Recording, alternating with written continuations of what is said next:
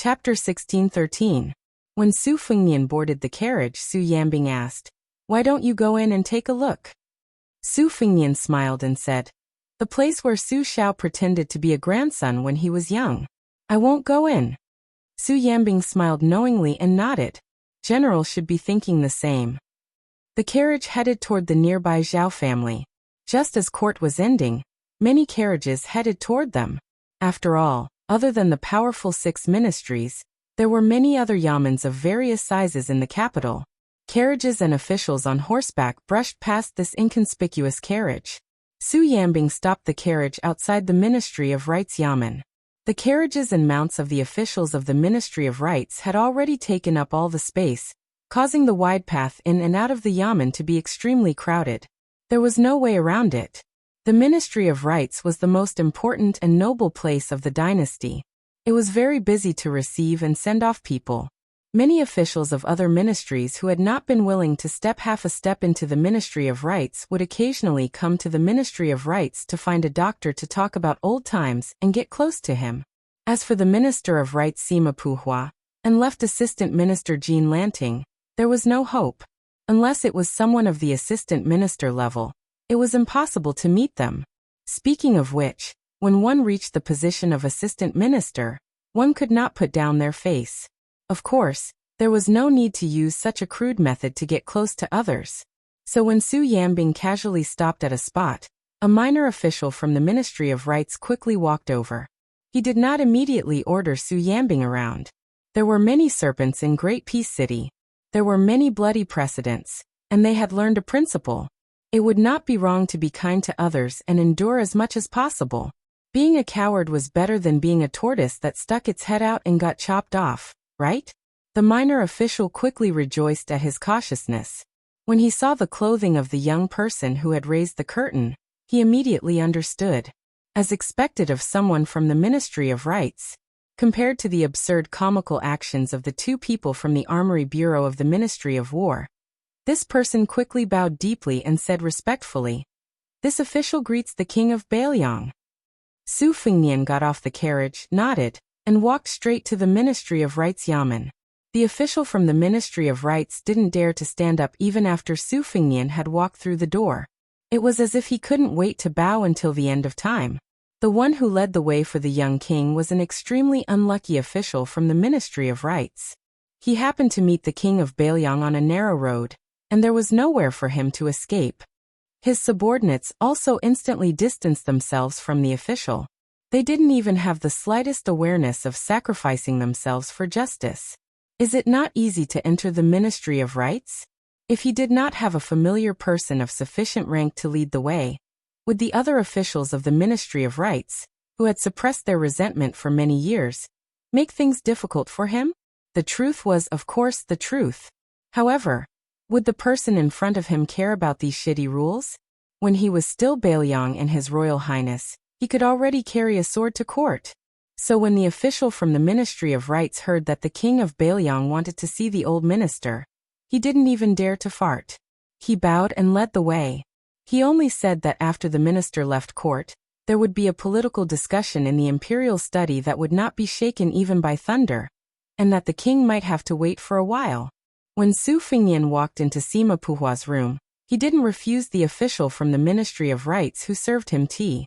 Seeing the young king standing in front of the minister's favorite painting, frogs croaking out of the mountain spring, and admiring it, the official from the Ministry of Rites carefully handed him a cup of hot tea. Only then did the official from the Ministry of Rites remember one thing. After Bailiang's hereditary title was abolished, this young man was scolded for recklessly wasting God's gift, wantonly inscribing on priceless authentic paintings, and even simply stamping the word fake. At first, it was unknown how many officials in the capital and scholars of the Central Plains, after receiving the paintings from the Bailiang Palace, all beat their chests and stamped their feet. They couldn't wait to catch the young man from Wutongin and beat him up. However, they didn't expect that in just a few years, they would immediately change their attitude and laugh from ear to ear. The reason was very simple. No matter how much the leaders of the scholarly circles resisted, these paintings from the young king's hands, as long as you were willing to sell them, the price of the next person would at least double. Even so, there was still a price but no market. Thinking of this, the official from the Ministry of Rights felt a little guilty. When Jean Lanting, who hated Baoyang the most, entered the Ministry of Rights and took the second position, he reluctantly parted with his treasures and publicly sold several paintings to show his loyalty. However, he still secretly kept a cool invitation, thinking that one day when he was old and left the officialdom to return to his hometown, he would take it out and show it off to others.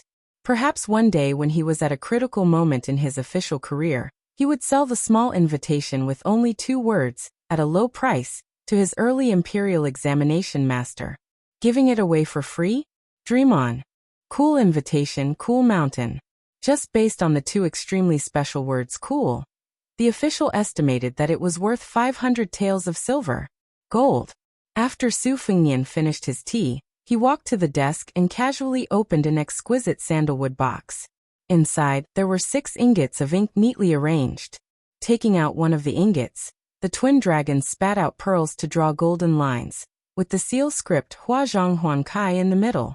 It was clearly a tribute ink from the court of the old Southern Tang ink master Chuji.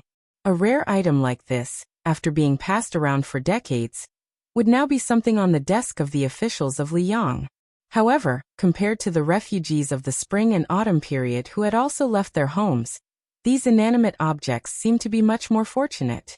They were able to survive until a knowledgeable scholar loved them so much that he couldn't put them down. Many refugees of a fallen country could only die in a foreign land. Minister Sima Puhua still hadn't returned to the Ministry of Rights Yamen. The official from the side, suffering, the official from the doctor's face grew paler and paler. There was a cough outside the door, and the official from the Department for Purging officials quietly walked out of the room. He saw a good relationship with the minister-counselor of the Department for Purging officials. He was a good person who had been a minister-counselor for over 10 years, and still hadn't been promoted. The latter quietly said with a sad face, "Sir Liu." When the minister reached the Yamen door, he turned around and left. He said he had to go to the Ministry of Door to take care of business. He also said that we must not let the prince know. He told us to only say that today's meeting will take a long time, and that he may not be able to leave the palace before noon. He also told us to take good care of the prince. Whoever makes a mistake will be punished. Hearing this grievous news, the official almost jumped up and cursed. He resisted the urge to run away on the spot, and took several deep breaths outside the room, as if his heart and liver were in pain. At this time, he suddenly had a flash of inspiration. The official whispered in the ear of the minister-counselor. The latter had a troubled expression. The official patted the latter's shoulder heavily and said in a resolute and decisive tone, "Hurry up and go." After explaining the matter, the official returned to the room, as if he was walking on thin ice. He tried his best to speak in a calm tone to the young prince. When he spoke, his face was full of sincerity and guilt. A few years ago, when he secretly gathered a servant girl from the manor to catch the fierce woman in bed, he didn't see the official from the doctor's side like this. Su Fengnian glanced at him and expressionlessly said, "Minister isn't here, but Assistant Minister Jiang and Jean Lanting should be here, right?" The official didn't have time to think about the meaning of the 2 different titles. He pecked at the rice and said, "Minister Jiang is here, he is here." Originally, Minister Jiang asked for leave and temporarily returned to the Yamen to take care of government affairs. After Minister Jean left the court, he directly returned to the Ministry of Rights. He is also here. Compared to the Shang study room, which was like a crane in a flock of chickens, the rooms of the 2 ministers of the Ministry of Rights were each occupied by one person. However, the rooms were connected to several other officials, so it didn't seem to be as unique. The Ministry of Rights was a place that taught people rules. Its own rules were complicated to the point of nitpicking. Chapter 1614. Su Fengnian and the doctor walked towards the room of Right Assistant Minister Jiang Yongla. As a result, the doctor found that Jiang Yongla was panting after running all the way back. He didn't care about maintaining his composure in front of this humble official. When the doctor saw the Right Assistant Minister, there was only one thought in his mind. "Lord Jiang, take care of yourself. It is not that this lowly official wants to drag you into the water, but the minister has already ruthlessly tricked this lowly official." If I don't get someone to trick and scare you back, this lowly official may not live to see the sun tomorrow. Actually, there's a Jianghu slang that the little bastard in this humble official's family used as his pet phrase. Now that I think about it, it's really reasonable. In Jianghu, one has to be a Taoist who doesn't die. To be honest, if Lord Jiang dies suddenly, this humble official will definitely try my best to shoulder the burden of the Ministry of Rites. After inviting the Prince of Northern Liang into the house, Jiang Yongla closed the door and didn't say anything. He just knelt on the ground and refused to get up. Even Su Fengnian didn't know whether to laugh or cry. Actually, it was completely opposite to what the outside world imagined. From Su Xiao to Li Yishan to Su Fengnian, Bailiang had long known about the posthumous title. Su Fengnian refused to accept the imperial edict after the hereditary posthumous title. Even the eunuch who announced the imperial edict was not allowed to enter Yuzhou province. This was Su Fengnian's responsibility as a son and the attitude that Bailiang had to show. However, it didn't mean that Su Fengnian bore a deep grudge against Jiang Yongla, a small figure in the Ministry of Rites. Additionally, among all the civil and military officials in the imperial court, only the left chancellor of the imperial college, Yao Baifeng, stood up for Su Xiao. The others, such as Grand Secretary Yan Jieshi, Jin Lanting and Lu Xingxiang, were much more vicious than Jiang Yongla in their suggestions on the posthumous title evaluation. In fact, at that time, Su Xiao and Li Yishan were laughing and discussing his posthumous affairs. They said that he would definitely be given a bad posthumous name. Coincidentally, Su Xiao, who rarely flipped through books, would often go to Wutangan to take out the books from the Ministry of Rites when he was bored to death. In the end, the two characters that Su Xiao chose for himself were precisely Wu Li. I, Su Xiao, am a military man. Why would I need a military official to have the word literary? The character Li was even better. It was a meritorious deed to the country. Too much slaughter was carried out, and the merits offset the demerits.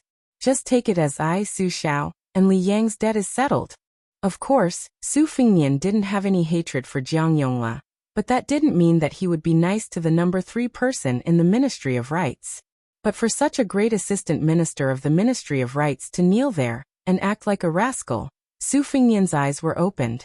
A short while later, when the young vassal king walked out of the room, the doctor of the department for purging officials heard sobbing from inside the room. The doctor felt as if a heavy burden had been lifted off his shoulders, but he also felt some regret deep in his heart. Su Fengnian walked to the outside of the room of the left assistant minister of the Ministry of Rites. The door was wide open, and the elegant Jin Lanting was sitting calmly behind the desk. He looked at the young vassal king who had once been high above. This third junior Jin, who had quickly risen through the bureaucracy of Great Peace City, showed no fear and looked coldly at him. Jin Lanting narrowed his eyes and didn't move. He didn't even rise to greet him. You have become the king of Bailiang through hereditary succession, and have taken another step forward. But I, Jin Lanting, am no longer a minor landowning household of that little county. Then the doctor of the department for purging officials heard the king of Bailiang say, "Move further away." This young man, who held the 300,000 cavalry of Bailiang, did not close the door after stepping over the threshold. But no one dared to raise their head to see what was happening inside. Soon, a loud sound came from inside the room. The department for purging officials jumped in fright and trembled all over. After an unknown amount of time, the young vassal king walked out of the room. He lightly patted his dust-free sleeves and left. The department for purging officials was hesitating about whether to enter the room when they heard the left assistant minister, who paid the most attention to his speech and actions, yell at the top of his lungs, "All of you scram!" The entire Ministry of Rites Yamen had the bone-chilling coldness of winter. Su Fengnian walked towards the carriage. Seeing Su Yambing's curious gaze, he said with a smile, "I didn't kill anyone, but there are people who feel worse than death."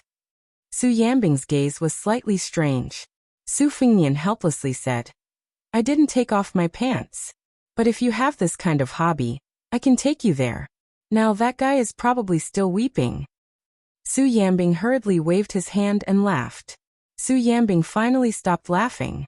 When Su Fengnian was about to get into the carriage, he asked, "Are we going to the Imperial Astronomer next?"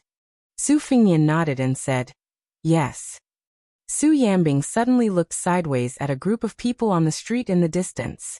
They were all riding horses. It had been some time since the court session ended, so the road was not congested. But the momentum of the 5 riders was very conspicuous. Su Fengnian lifted the side curtain when Su Yambing turned his head. Other than the leader of the 5 riders who did not look at them, the other 4 riders all had unfriendly expressions. One of the riders even stopped his horse in front of them. He held the reins with one hand and leaned back slightly, full of arrogance and conceit. Su Yambing said softly, "Look at that old man's official robe. It seems to be the second-rank military official's robe that only the great generals of the 4 campaigns and the Minister of War can wear." Su Fengnian said, "It should be Wu Zhongshuan, who was previously conferred the title of Great General of the Southern Expedition. It seems that he has come to the capital to receive his reward. Perhaps he has already become the Minister of War. No wonder his subordinates are so arrogant and despotic." Su Yambing frowned and said, "Do you want me to teach him a lesson?" Su Fengnian, who was separated by a curtain, shook his head and said, "Forget it. Wu Zhongshuan still has some ties with someone. If you want to teach him a lesson, let him do it himself in the future." Just as Su Fengnian was about to ignore the provocation in the other's eyes, the other stopped his horse and raised his hand to make a hand across his neck. Su Yambing said calmly, "Your Highness, you can't just let me go back and forth and be a cart driver, right?" Su Fengnian smiled and said, "Okay, remember not to hit too hard." Su Yambing asked, "Half dead?" Su Fengnian replied, "The other party is not a weak civil official. There is no glory in beating him.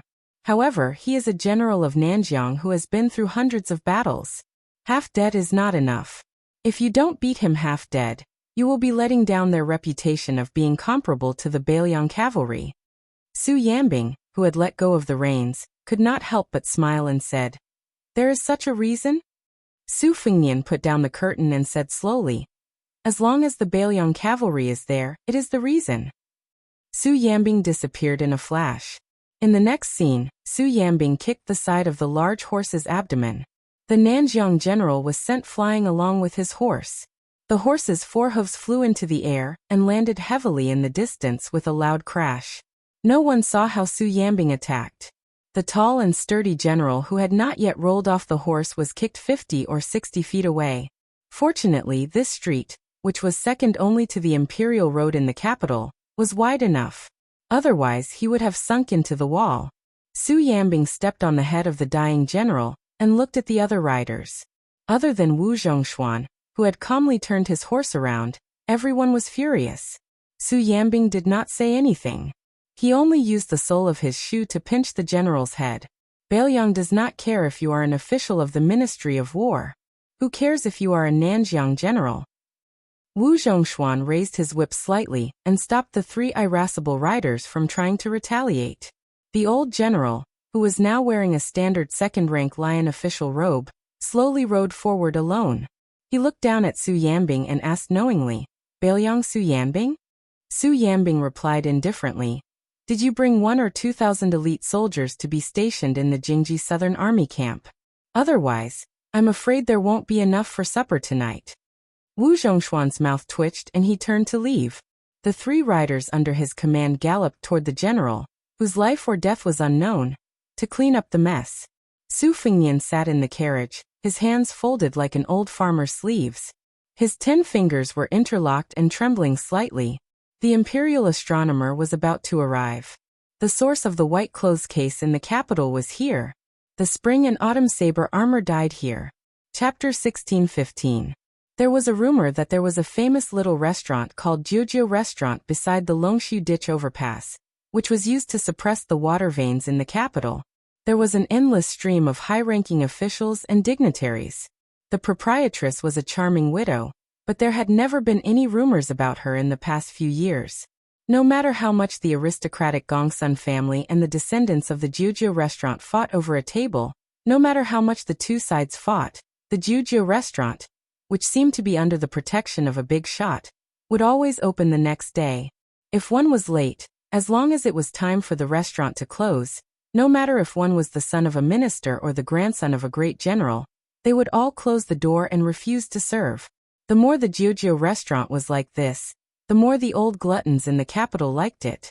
Although it was very likely that a big shot like the assistant minister would be scolded by an audacious waiter when they went to the restaurant, everyone enjoyed it and never got tired of it.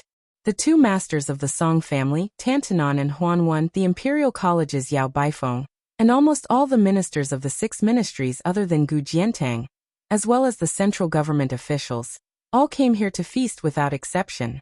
This year there was another big shot, Qi Yangwang. It was said that before the head of the secretariat officially became a minister of Liang, the first thing he did when he entered the capital was not to meet the emperor, but to go straight to the Jiujiu restaurant and get drunk. What was even more exaggerated was that this well-deserved leader of the literati was almost chased out of the Jiujiu restaurant by the proprietress. Today, the business of the Jiujiu restaurant was still booming.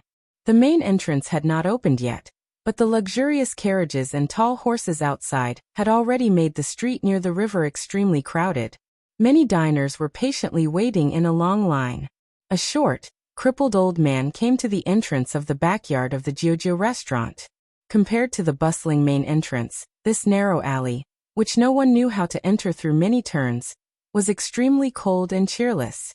Perhaps it was because there were few people here, but there were some dark green moss growing near the foot of the wall. The sunlight was blocked by the high wall, making it seem somewhat gloomy.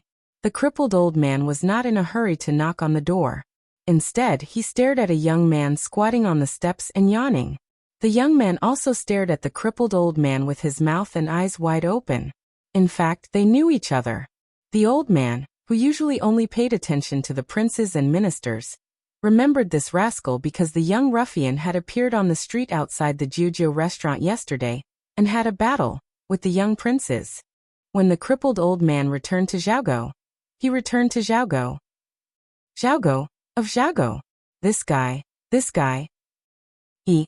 Originally, the old man had roughly confirmed that the so-called first young master of Jianzhou and second machete of Liaodong was not a spy who could not see the light of day, but a street scoundrel who did not know the immensity of heaven and earth and was unintentionally involved in the whirlpool in the capital.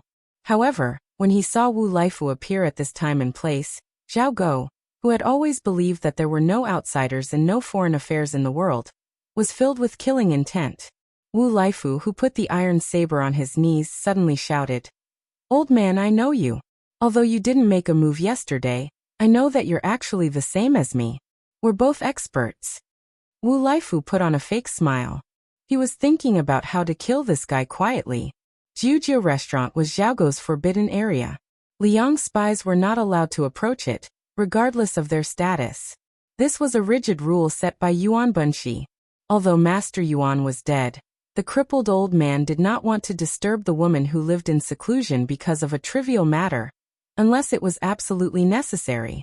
This time, the crippled old man broke Master Yuan's rule. He had no choice but to come here because the new head of Zhaogo had spoken. The crippled old man, who even the king of Bailiang and Fu Shuifang only knew his surname was Yao, looked at the young man who was carefully holding the saber and asked with a smile, "Young hero Wu, how do you have the leisure to squat here and look at the sun?" Wu Laifu's martial arts skills were mediocre, but he wasn't stupid at all. Otherwise, he wouldn't have been able to steal the limelight before Li Haoran. Now, the name Wu Laifu was quite famous in the capital. Yesterday, Wu Laifu had returned twice and witnessed the battle from beginning to end. Among them, the aging of the middle-aged man and the death of the youth with the saber made him gasp in amazement. Therefore, the lame old man who had not revealed his strength from beginning to end was naturally not someone that Wu Laifu could compete with. Therefore, Wu Laifu was very nervous. His palms were sweaty, but he still maintained his annoying smile and said, "Senior, isn't looking at the sun the same everywhere? I came to Jiujiu restaurant to ask for a job. I walked from Liaodong to the capital and used up all my traveling expenses. I'm not a martial artist who breaks the law. I'm a good citizen who abides by the law." The crippled old man smiled and said, "Looking for a job? The capital is so big. Can't you find a job anywhere?" The young man's smile became more and more stiff. He rolled his eyes and hesitated for a moment. Then he lowered his voice and said, "Senior, we're both open-minded people, so I might as well be frank with you. Everyone in the capital knows that Jiujiu restaurant is very deep. I'm thinking that a woman can support such a restaurant. Either she's a hidden peerless expert, or the waiter in the restaurant is a top-notch martial arts grandmaster. Or maybe a chef is a famous martial artist who has retired from the martial arts world for many years. I came to Jiujiu restaurant to find a job. Earning money is secondary. My main goal is to learn from an expert who can dominate the martial arts world. The crippled old man stared at this whimsical young man. He did not know if he should slap him to death or give him a thumbs up and praise him for being so king smart. The crippled old man looked at the guy who had an incomparably sincere gaze and a face full of innocence, and could not help but tease. If I remember correctly, young Hero Wu is an expert who only lost to the king of Bailiang by 1.5 moves. Why? Are you only satisfied after reaching a higher level in the martial arts world? Wu Laifu smiled foolishly and said, "There's no harm in having more skills. There are hidden dragons and crouching tigers in the martial arts world. It's not a bad thing for me to learn a few more trump cards. Look at the king of Bailiang. His fists, swords, and that last move, God summoning. He has endless tricks up his sleeves. Compared to him, I'm still a little lacking." The crippled old man smiled and said, "In my opinion, young Hero Wu is much stronger than the king of Bailiang if you have such skills." Wu Laifu asked softly, "Don't tell me I'm thick-skinned?" The crippled old man gave him a thumbs up and said, "Young Hero Wu, you're indeed a talented martial arts genius. Your future achievements in martial arts will definitely be limitless." The young man scratched his head.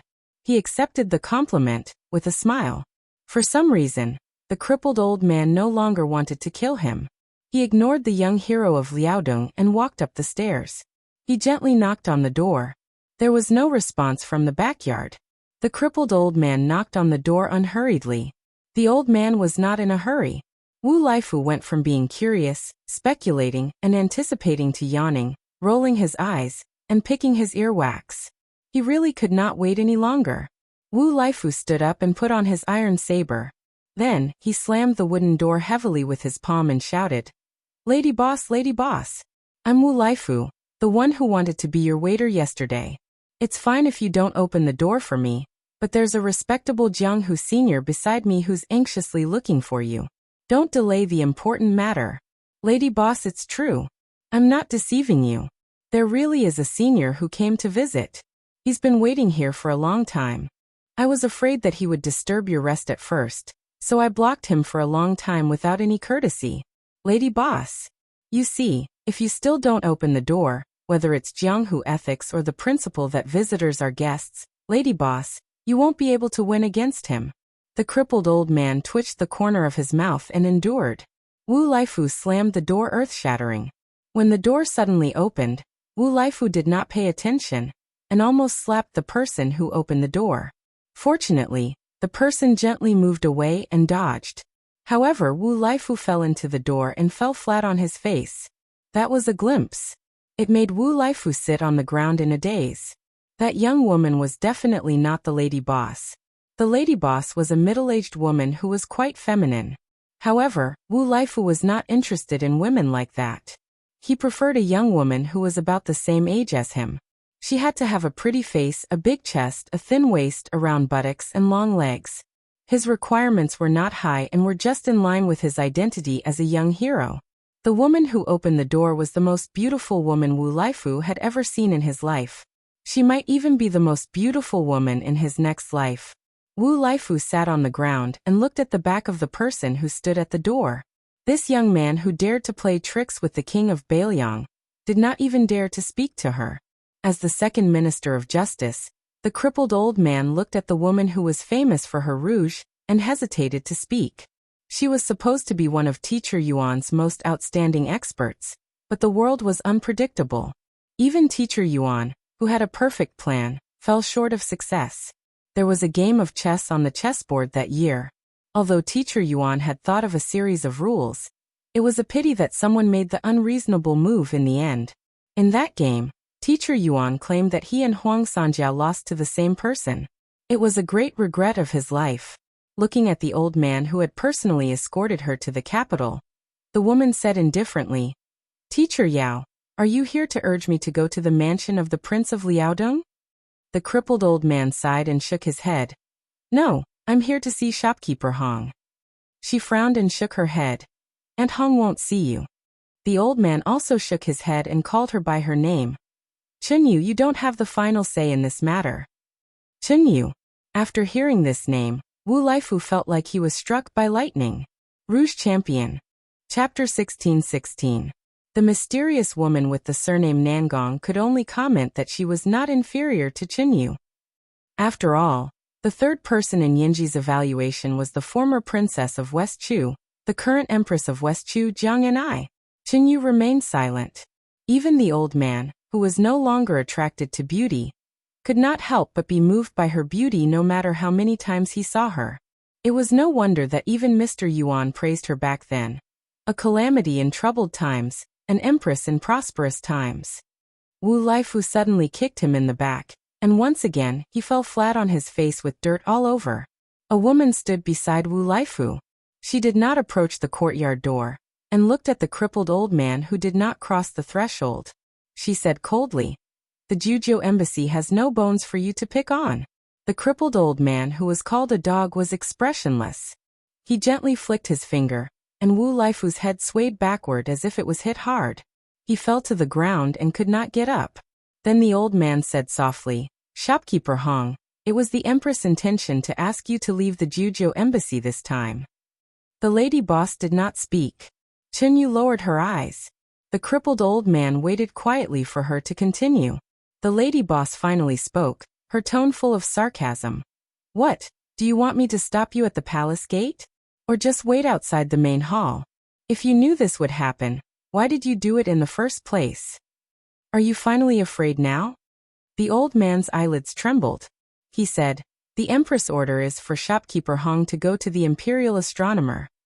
After saying this, the old man, who never hesitated whether he was talking or killing, emphasized the last three words for the first time. Imperial astronomer. The lady boss, who had been calm, suddenly became furious. Scram! She pointed at the crippled old man and said angrily, "Yao! Go back to the palace and tell that shameless woman. My relationship with Zhaoji isn't that good." The old man seemed to have expected the woman's attitude. He continued with a straight face, "The Empress asked me to pass two words to shopkeeper Hong. One is that if shopkeeper Hong is willing to go to the imperial astronomer, then Chunyu will not be the princess consort of the Liao Palace." The woman was so angry that she laughed. Zhaoji, the entire Liang knows that you favor Zhao Zhuan, far more than Zhao Wu. Not only did you force the eldest son to give the throne to his brother, but now you're even forsaken the pitiful compensation that the eldest son should have received. Chunyu turned a deaf ear as if she was an outsider. Baoyang His Royal Highness, Emperor Zhao Dun the first Zhao Wu, and Zhao Zhuan the fourth prince. Back then, as one of the 10 great clans of the spring and autumn period, they wanted her to enter the capital and become the imperial noble consort first before fighting for the position of empress. Huang of the emperor, the Jiao to the Jianghu, to the Jianghu Jiao. Later Mr. Yuan, who spoke vaguely, asked her to get close to the fourth prince, who had not yet married Yan Dongwu. Empress. Empresses, Liao Prince Zhao Shi to the Liao Prince of the Liao Emperor of the Emperor. Empress. Chun. Her grandfather, who was once famous for his strength of character in the Central Plains, only told her before his death that she was needed for the revival of the family. Her master, whose identity was hidden and whom she respected, only smiled and said that there was a book that should be written like this. Bunshi, who had a half-inch tongue, only dipped his finger in wine and wrote 6 words on the table in front of her. "You're the empress, and I'll live an ignoble life." In the end, she was summoned to the palace. Looking at the woman from afar, she only saw the woman nod, and let her out of the palace. She didn't resist even once. Chunyu never yearned for the Jianghu because she knew that the men in the Jianghu seemed to be glorious, but in fact, they were all helpless. She also never yearned for the imperial palace because she knew that the women there were all caged birds. Chunyu knew what she didn't want, but she never knew what she wanted. Therefore, she let nature take its course time and time again. Chunyu couldn't say that she was sad, nor did she have any self-pity. She was like duckweed drifting with the current. When Chen Yu heard Auntie Hong, who taught her paper cutting, tell the crippled old man to get lost again, Chen Yu didn't feel sad at all. Was it important whether she went to Liaodong or not? And whether she became a princess? The old man looked at the woman who had been a widow for many years. The old man wasn't angry. She was a legendary woman who could make the former emperor and Mr. Yuan look at her differently. Even if she punched his head, the old man wouldn't care. The old man said calmly, "Shopkeeper Hong, the empress' second sentence is that Xie Guanying is already in the imperial astronomer, and Prince of Shu, Chen Jibao, may also be there." The woman instantly quieted down and her lips turned pale. She closed her eyes in pain and murmured, "Zhaoji, you've always been like this. In the past, you could ignore everything for your man, but now for your son." The old man looked at the sky and reminded her, "If you don't go now, it'll be too late." She slowly opened her eyes and asked, "Is the carriage ready?" The old man nodded. The woman walked to the door. When she passed by Chen Yu, she suddenly held her hand and said softly, "Go with Auntie Hong. If we die there, it'll be good." Chen Yu thought about it and smiled. The imperial astronomer wasn't famous in the marketplace, but it was one of the most important places in Liang's capital. Many officials of the 3 provinces and 6 ministries never had the chance to set foot there.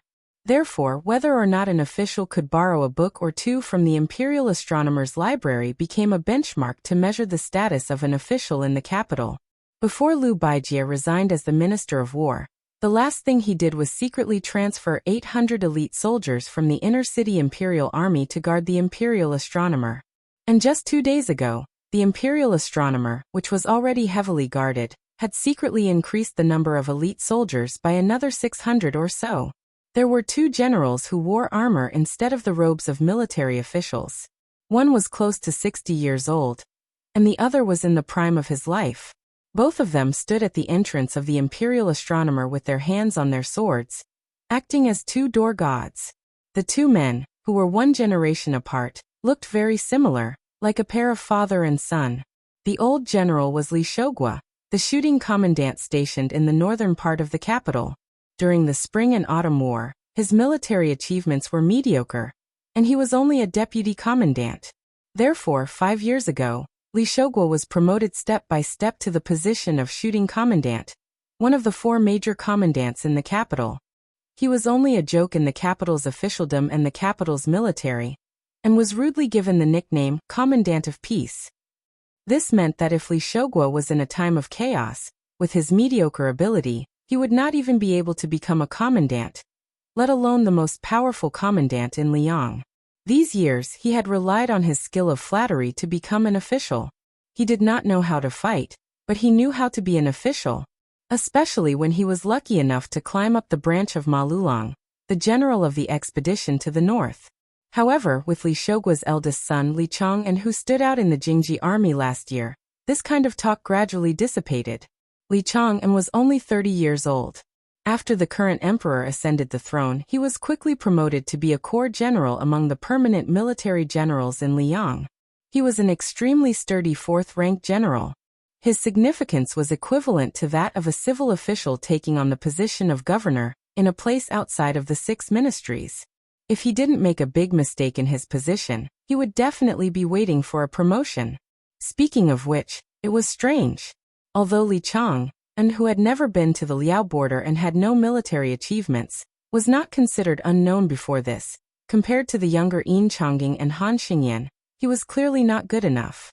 However, this person became one of the first generals promoted by the emperor, making the officials in the capital feel like they were looking at flowers in a fog. Good things came in pairs. Li Chong's younger brother, Li Chongliang, only followed Wang Yuanran and a few other hedonistic sons to Beiyang's Yuzhou for sightseeing. After returning to the capital, he quickly received a transfer order from the Ministry of War, and became a captain of the Liaodong Duoyan elite cavalry. The 3 of them, one was Captain Shuang, one was a corps general, and one was Captain Duoyan. This made the Li family, whose ancestral graves were emitting smoke, suddenly have a saying in the court, "Little Gu family." Although the father and son worked together to guard the gate of the imperial astronomer, Li Shogua and Li Chong, never looked sideways. Compared to Li Chong's calmness, while Li Shouguo's face was calm, his heart was beating like a drum. Not long ago, the eldest son Li Chang'an suddenly received an imperial edict to enter the palace to meet the emperor. He was quickly transferred out of the inner city and led 800 imperial guards to guard the imperial astronomer between the royal city and the palace. He himself also quickly entered the capital from the northern part of the capital. The transfer order to enter the capital did not come from the Ministry of War document. It came from the Li family's benefactor, General of the North Hufu. General Ma Lulong was an old man nearing 80 years old, and had been bedridden for many years. In the Liang army, in terms of seniority, only Zhao Cheng, Yang Shenxing, and Yan Jinchuan could compare. In addition, Yang Shenxing and Yan Jinchuan had both been demoted and killed. Even though Ma Lulong had not participated in ceremonies and court meetings for nearly a decade, the previous emperor and the current emperor had never lacked in rewards for the Ma family. Everyone knew that as long as Ma Lulong did not die, even if he was only hanging on by half a breath, as long as the old man did not completely die, then the Ma family, whose location was even better than the Duke of Yan's manor of the Marquis of Huaiyang, would still be the Ma family that coughed a few times in the capital and caused a huge commotion in the court. Li Shouguo originally could not figure out why the imperial astronomer, which had nothing to do with officialdom, needed to muster such a large force. 600 imperial guardsmen plus his own 800 elite soldiers in the northern Jingji army, a total of 1,400 people. Who were they guarding against? Who was worthy of such a grand treatment? Chapter 16-17. It was only when he heard that before the Prince of Northern Liang entered the capital, he had brought along 800 northwestern cavalry soldiers, and made the western army led by Huqi officer Qi Changgong become his bodyguards that Li Shouguo finally understood. Because Li Shouguo was a general with real power, and because he had saved the life of the old general's only son during the war in Dongyue, he had long since become an honored guest of the general of the north, Ma Lulong. In the early years, he had vaguely heard a secret rumor in the Ma family. It seemed that there had been a strange and treacherous conspiracy in Great Peace City. The spearhead was aimed at Lame Su, who had not yet been made a king. Nan Huaiyu of the imperial astronomer, who had now died of illness, had played a dishonorable role. The only son of Ma Lulong, the Anong general Ma Zhongxian, who now held the power of the Jingji East Army, spoke of this matter in a drunken stupor. His expression was one of pride and self-satisfaction. Li Shouguo knew that one shooting commandant was far from enough to touch the inside story of that conspiracy. Maybe only when his eldest son, Li Chang'an, became number one in the 4 campaigns and 4 towns would he have hope of understanding the shocking truth hidden under layers of curtains and dust. Of the 4 campaigns, Ma Lulong had struggled at death's door for many years, but his family's favor had not decreased. Zhao Jie ignored the disputes for many years and rose up in the face of danger, sharing power with the South Campaign commander Lu Xingxiang. Yang Shenxing had long left the capital for Ji province. He seemed free, but he was actually far away from the core of the dynasty, which affected the speed of Yang Huqin's rise. If Yang Huqin had not lost an arm on the Guangling Road battlefield, the price would have been too great, and the court would have felt bad about it. Otherwise, not to mention the deputy general of Ji province, he would probably have fallen into silence. Then, when Yang Shenxing died of old age, the Yang family would have quickly become a second or third class family in Liang. Yan Jinchuan, a famous cavalry commander with splendid military exploits, a true military general of the Zhao dynasty, actually died in battle at the border of Guangling Road. In the end, he was only brought to his coffin with an exceptional posthumous title. That was all. For great generals of the dynasty who were of the same rank, and second only to great General Gu Jiantang, had 4 completely different endings. After Li Shouguo figured out the hidden ins and outs of the matter, he was both horrified and chilled. Ma Lulong, the head of the old Ministry of War in Liang, was the first person to show strong enmity towards Su Xiao. Zhao Kuang was the general who firmly supported the Battle of the Western Fortress. However, as the spring and autumn war neared its end, Zhao Kuang, who had once fought side by side with Su Xiao, began to lean towards Gu Jiantang. After that, he did not follow the Su family's iron cavalry into Shu. Instead, he chose to assist Gu Jiantang in attacking southern Tang. During the reward event in the capital, during the grand banquet of the meritorious officials, Zhao Jie and Su Xiao became enemies. Before the previous emperor ascended the throne, Zhao Jie had been one of the previous emperor's lackeys in his struggle with the old prince of Jinggan, Zhao Heng. Yang Shunqing had a shallow relationship with Su Xiao, and there was almost no personal relationship between them. Yan Zhenchuan, when Su Xiao left the capital, this general who greatly respected Su Xiao personally saw Su Xiao off. Li Shogua did not know how the highly respected old general felt when he led the army out for the last time in his life. The eldest son, Li Chang'an, who had always been quiet and cautious, did not agree to his father's request for a banquet after he was promoted to a general without any warning. Instead, the father and son had a secret conversation that no one else should know about. In that conversation, it was Li Chang'an, the son, who taught Li Shogua how to be an official. They did not talk about the superficial ways of welcoming and sending people off, but about how to understand the emperor's heart. It was only then that Li Shogua found out that his son had long been the emperor's confidant. Unlike the other generals who were secretly appointed by the late emperor to be the ones supporting the emperor, Li Chang'an relied on his own luck to gain the trust of the fourth prince at that time. Li Chang'an bluntly told his father that His Majesty had hinted to him that he would be promoted to the next general of Anbei in 3 years at the cost of his father's retirement. In 3 years, whether he would go to Liaodong, Guangling, or the northwest, it would depend on his own ability whether he could become a border official with iron armor. At this moment, Li Shogua, who had mixed feelings, sighed softly. The Li family, from him to his 2 sons, had always been seeking riches from danger. When Li Shogua saw the carriage in the distance, he began to breathe heavily. Even if he died here today, as long as his son Li Chang'an lived, the Li family had the hope of becoming the second Su family, and not the little Gu family. Inside the Imperial Astronomer, behind the door with the plaque, Excellent Realm of Insight, there was a crop altar covered with 5-colored soil from the Guangling path. The east was green, the south was red, the west was white, the north was black, and the middle was yellow. A middle-aged Confucian scholar squatted in front of the red soil in the south. Beside him stood a young man whose lips were tightly pursed. He wore the uniform of the Imperial Astronomer. His position was similar to the Taoist master of Longhu Mountain, and he had become the second Taoist minister in the current dynasty.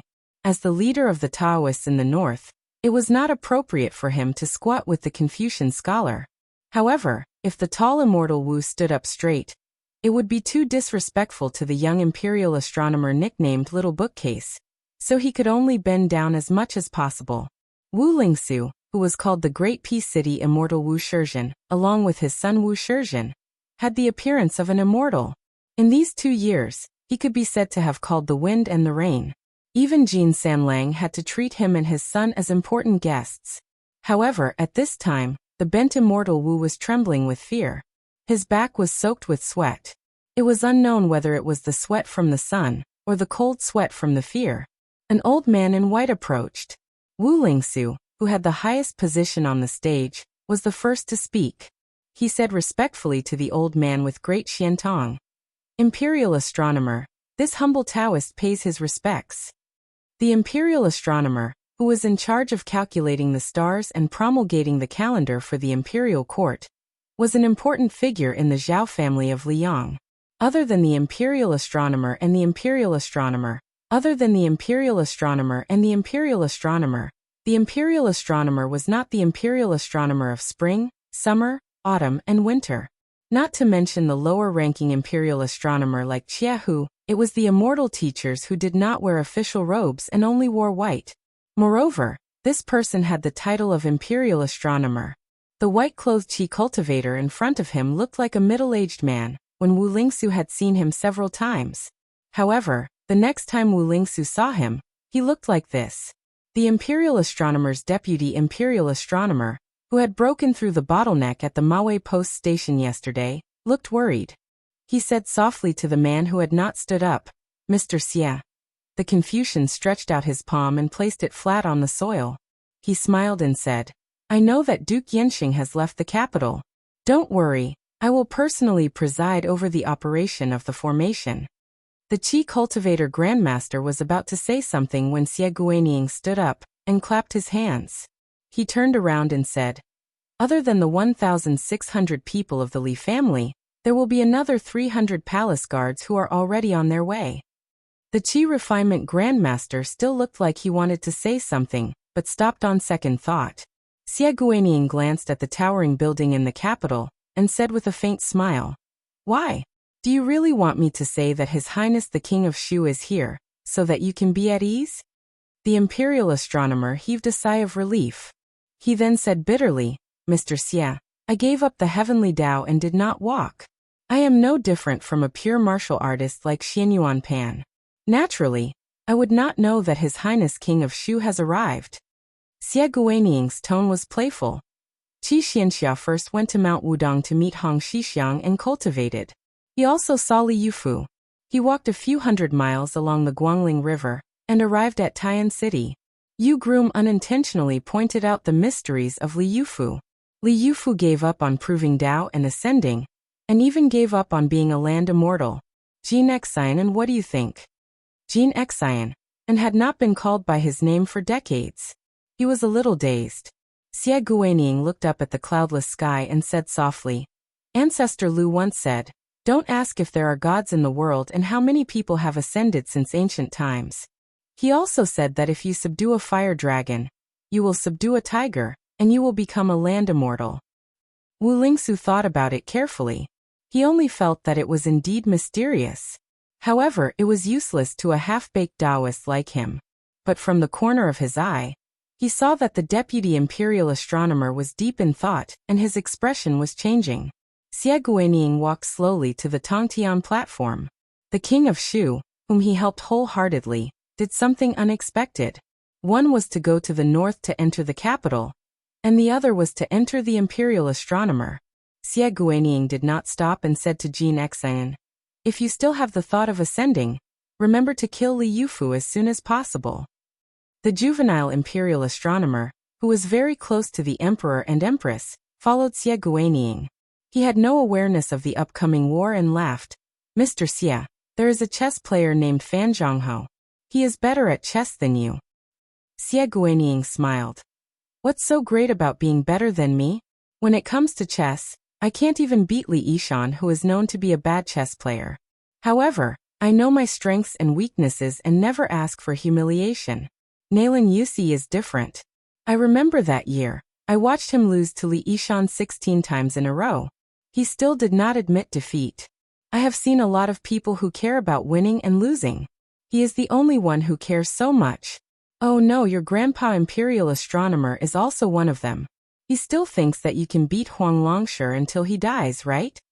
The teenager sighed and said helplessly, "Yes. In fact, I don't like chess very much. Grandpa imperial astronomer wants me to learn how to play chess. I can't help it." Xie Guaniying bent his finger and knocked on the teenager's head. "How many people want to die but can't get it? You don't like it." The teenager grinned and suddenly lowered his voice. "Mr. Xie, are you poaching from His Majesty the Emperor?" Chapter 1618.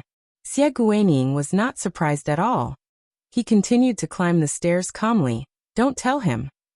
The youth blinked. "Why?" Xie Guaniying ascended step by step and chuckled. "If you agree, I'll tell you why your grandpa Jianzheng will always lose to Huang Longshi, and why he can't be the chess armor in the spring and autumn 13 armors."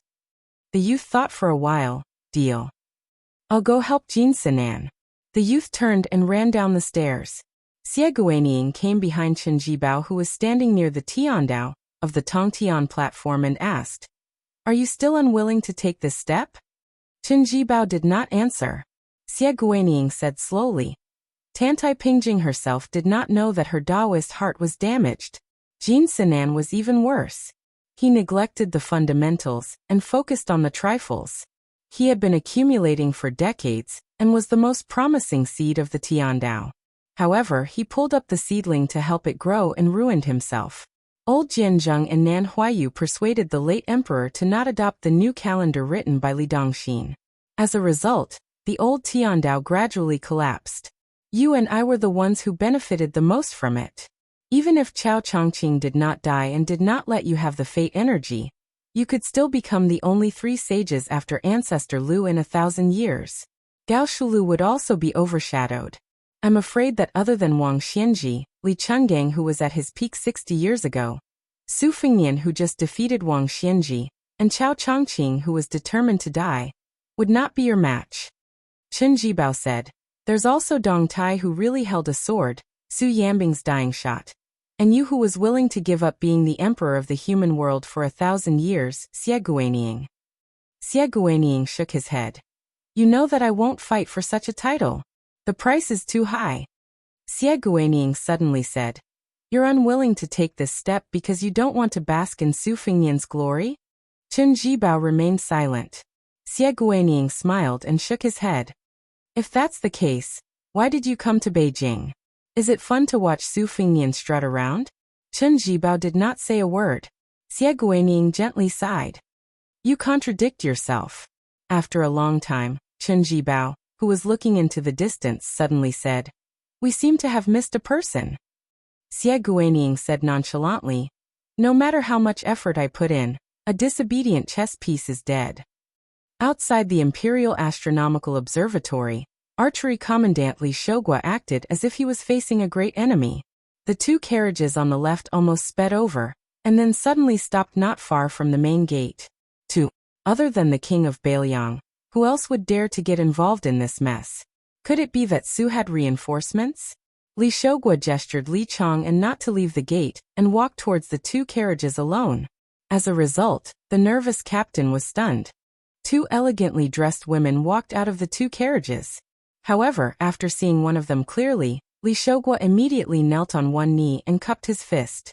Li Shogua greets the Empress Dowager. After Zhao Zhuan ascended the throne, Empress Dowager Zhaoji nodded slightly. Get up and guard the gate. No one is allowed to enter. Li Shogua quickly got up and returned to the main gate of the Imperial Astronomical Observatory. At this time Li Shogua, who was sweating profusely, saw his eldest son Li Chang'an with a relieved expression. He thought to himself, Good boy, if not for the Empress Dowager's arrival, I would have thought that you were not afraid at all. The two women, who were of similar age but had different auras, stood 5 or 6 steps apart and looked at the other end of the street side by side. Empress Dowager Zhaoji said with a hoarse voice, Today, even if you die, you must stop him. Otherwise he will die. Jiu Restaurant's proprietress smiled. Back then, he lied to his mother. This time, is it still a lie? Zhaoji suddenly turned to look at this woman. She bit her lip so hard that it was slightly bloodshot. This woman, who was once married to the scholar named Sun Ping, might have gone mad. She actually laughed heartily. I am a woman. Now I am a widow who runs a small business. Back then, even though I knew that my man wanted to die, I endured it and did not interfere. On the way here, I indeed wanted to stop that child at all costs. When I got down from the car just now, I don't know why, but even if I wanted to watch that child die, I felt that I should not stop him. Women, you, Zhaoji, are not the only one to fall out with others.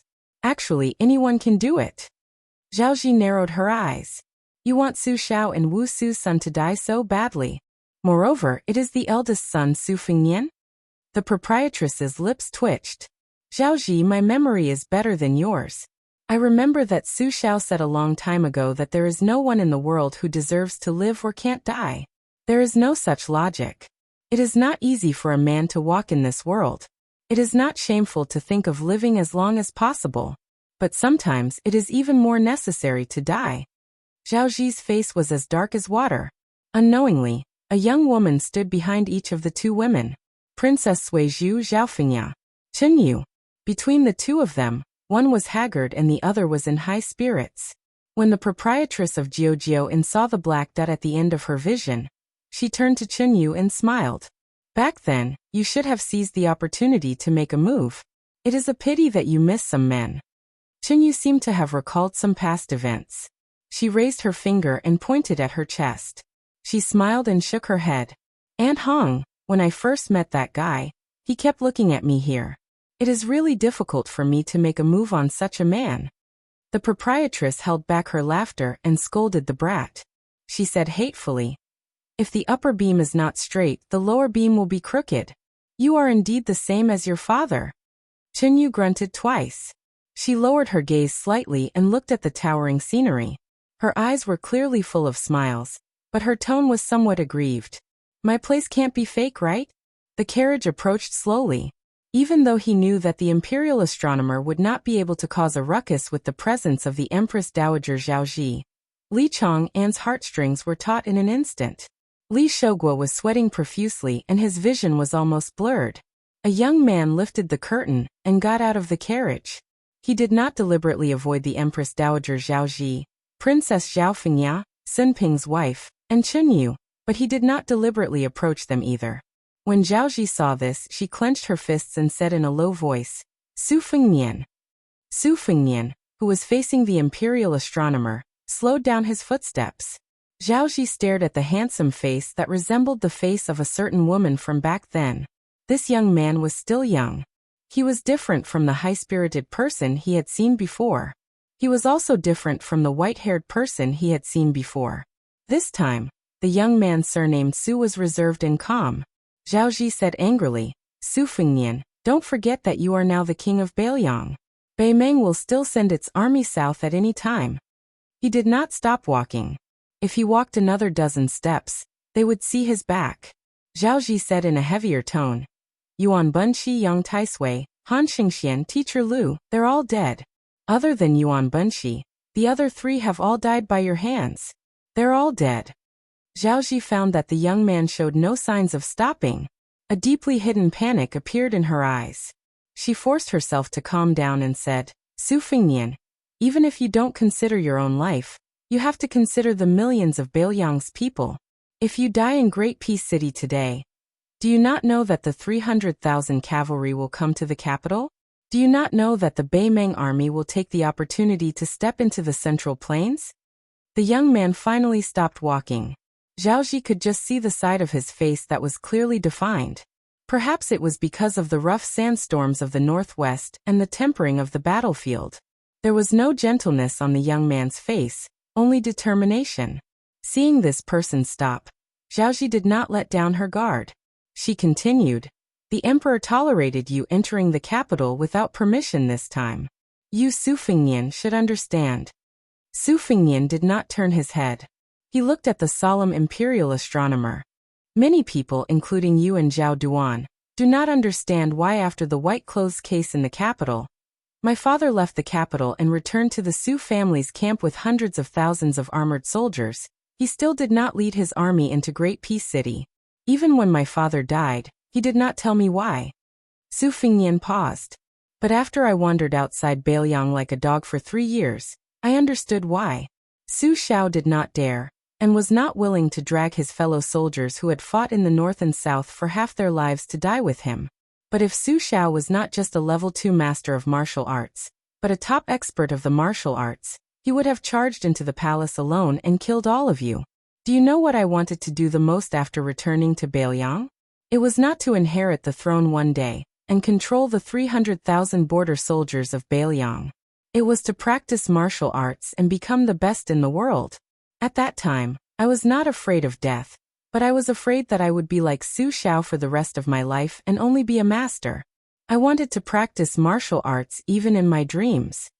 No one knew that on the border of Liangmang, there was a young man who did not want to sit under the awning and finally reached the first level of Vajra realm. How happy was that? Su Fengnian narrowed his eyes. The reason I said this is because you are women.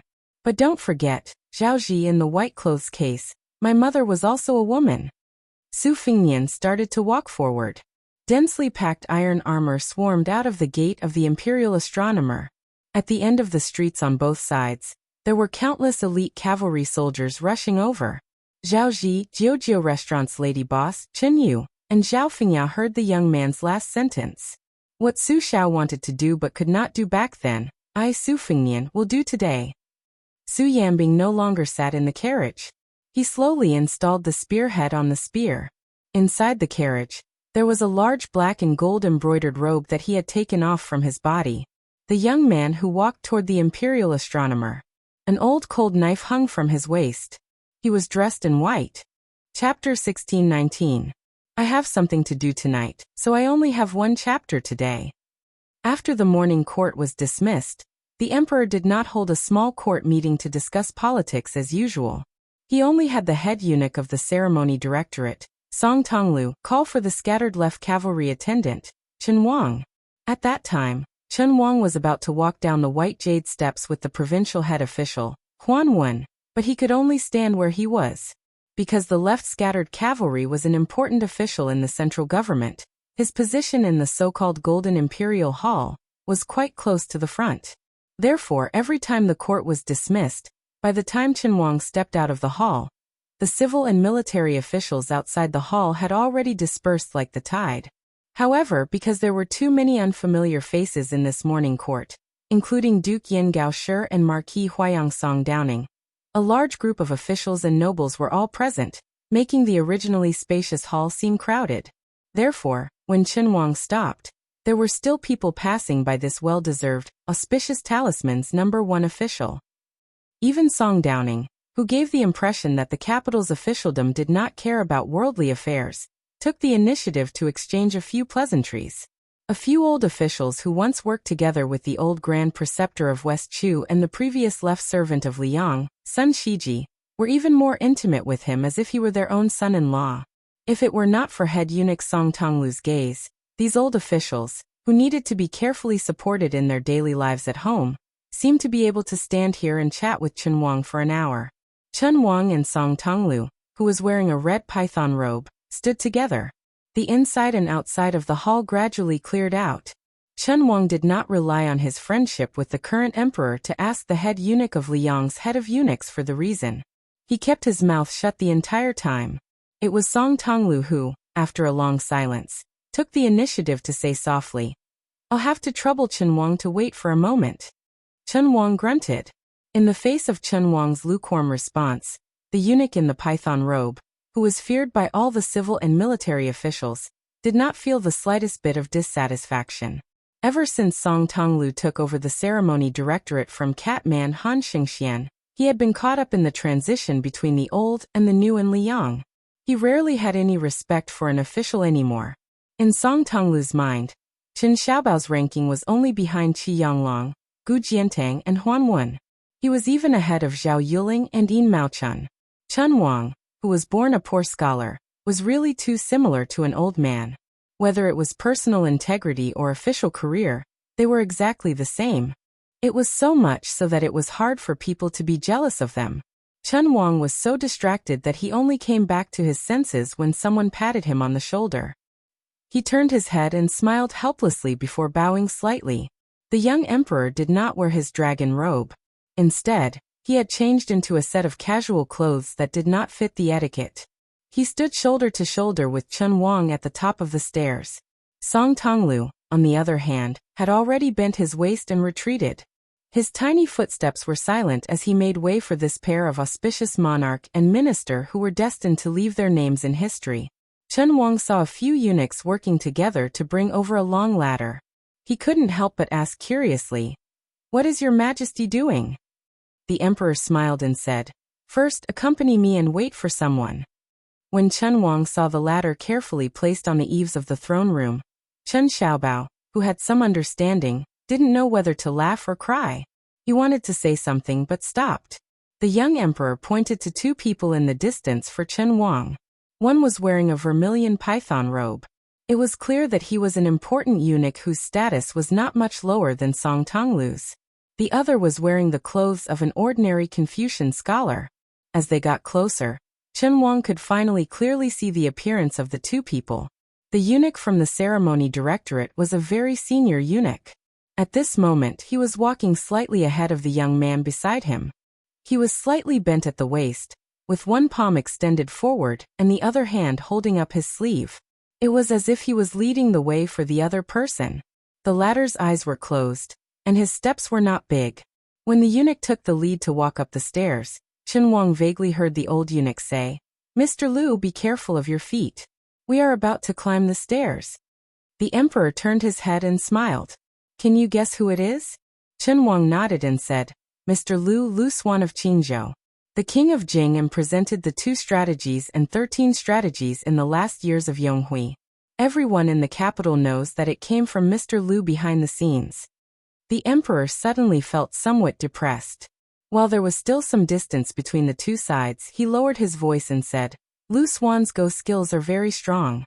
I think that even if the two of us worked together, we would still be chopped up like vegetables. He could easily take care of us. Chen Wang couldn't help but laugh. He quietly joked, why don't we get the 10th chess saint, Fan Zhonghe? If it doesn't work, doesn't your majesty still have the imperial astronomer and eunuch Zheng to support you?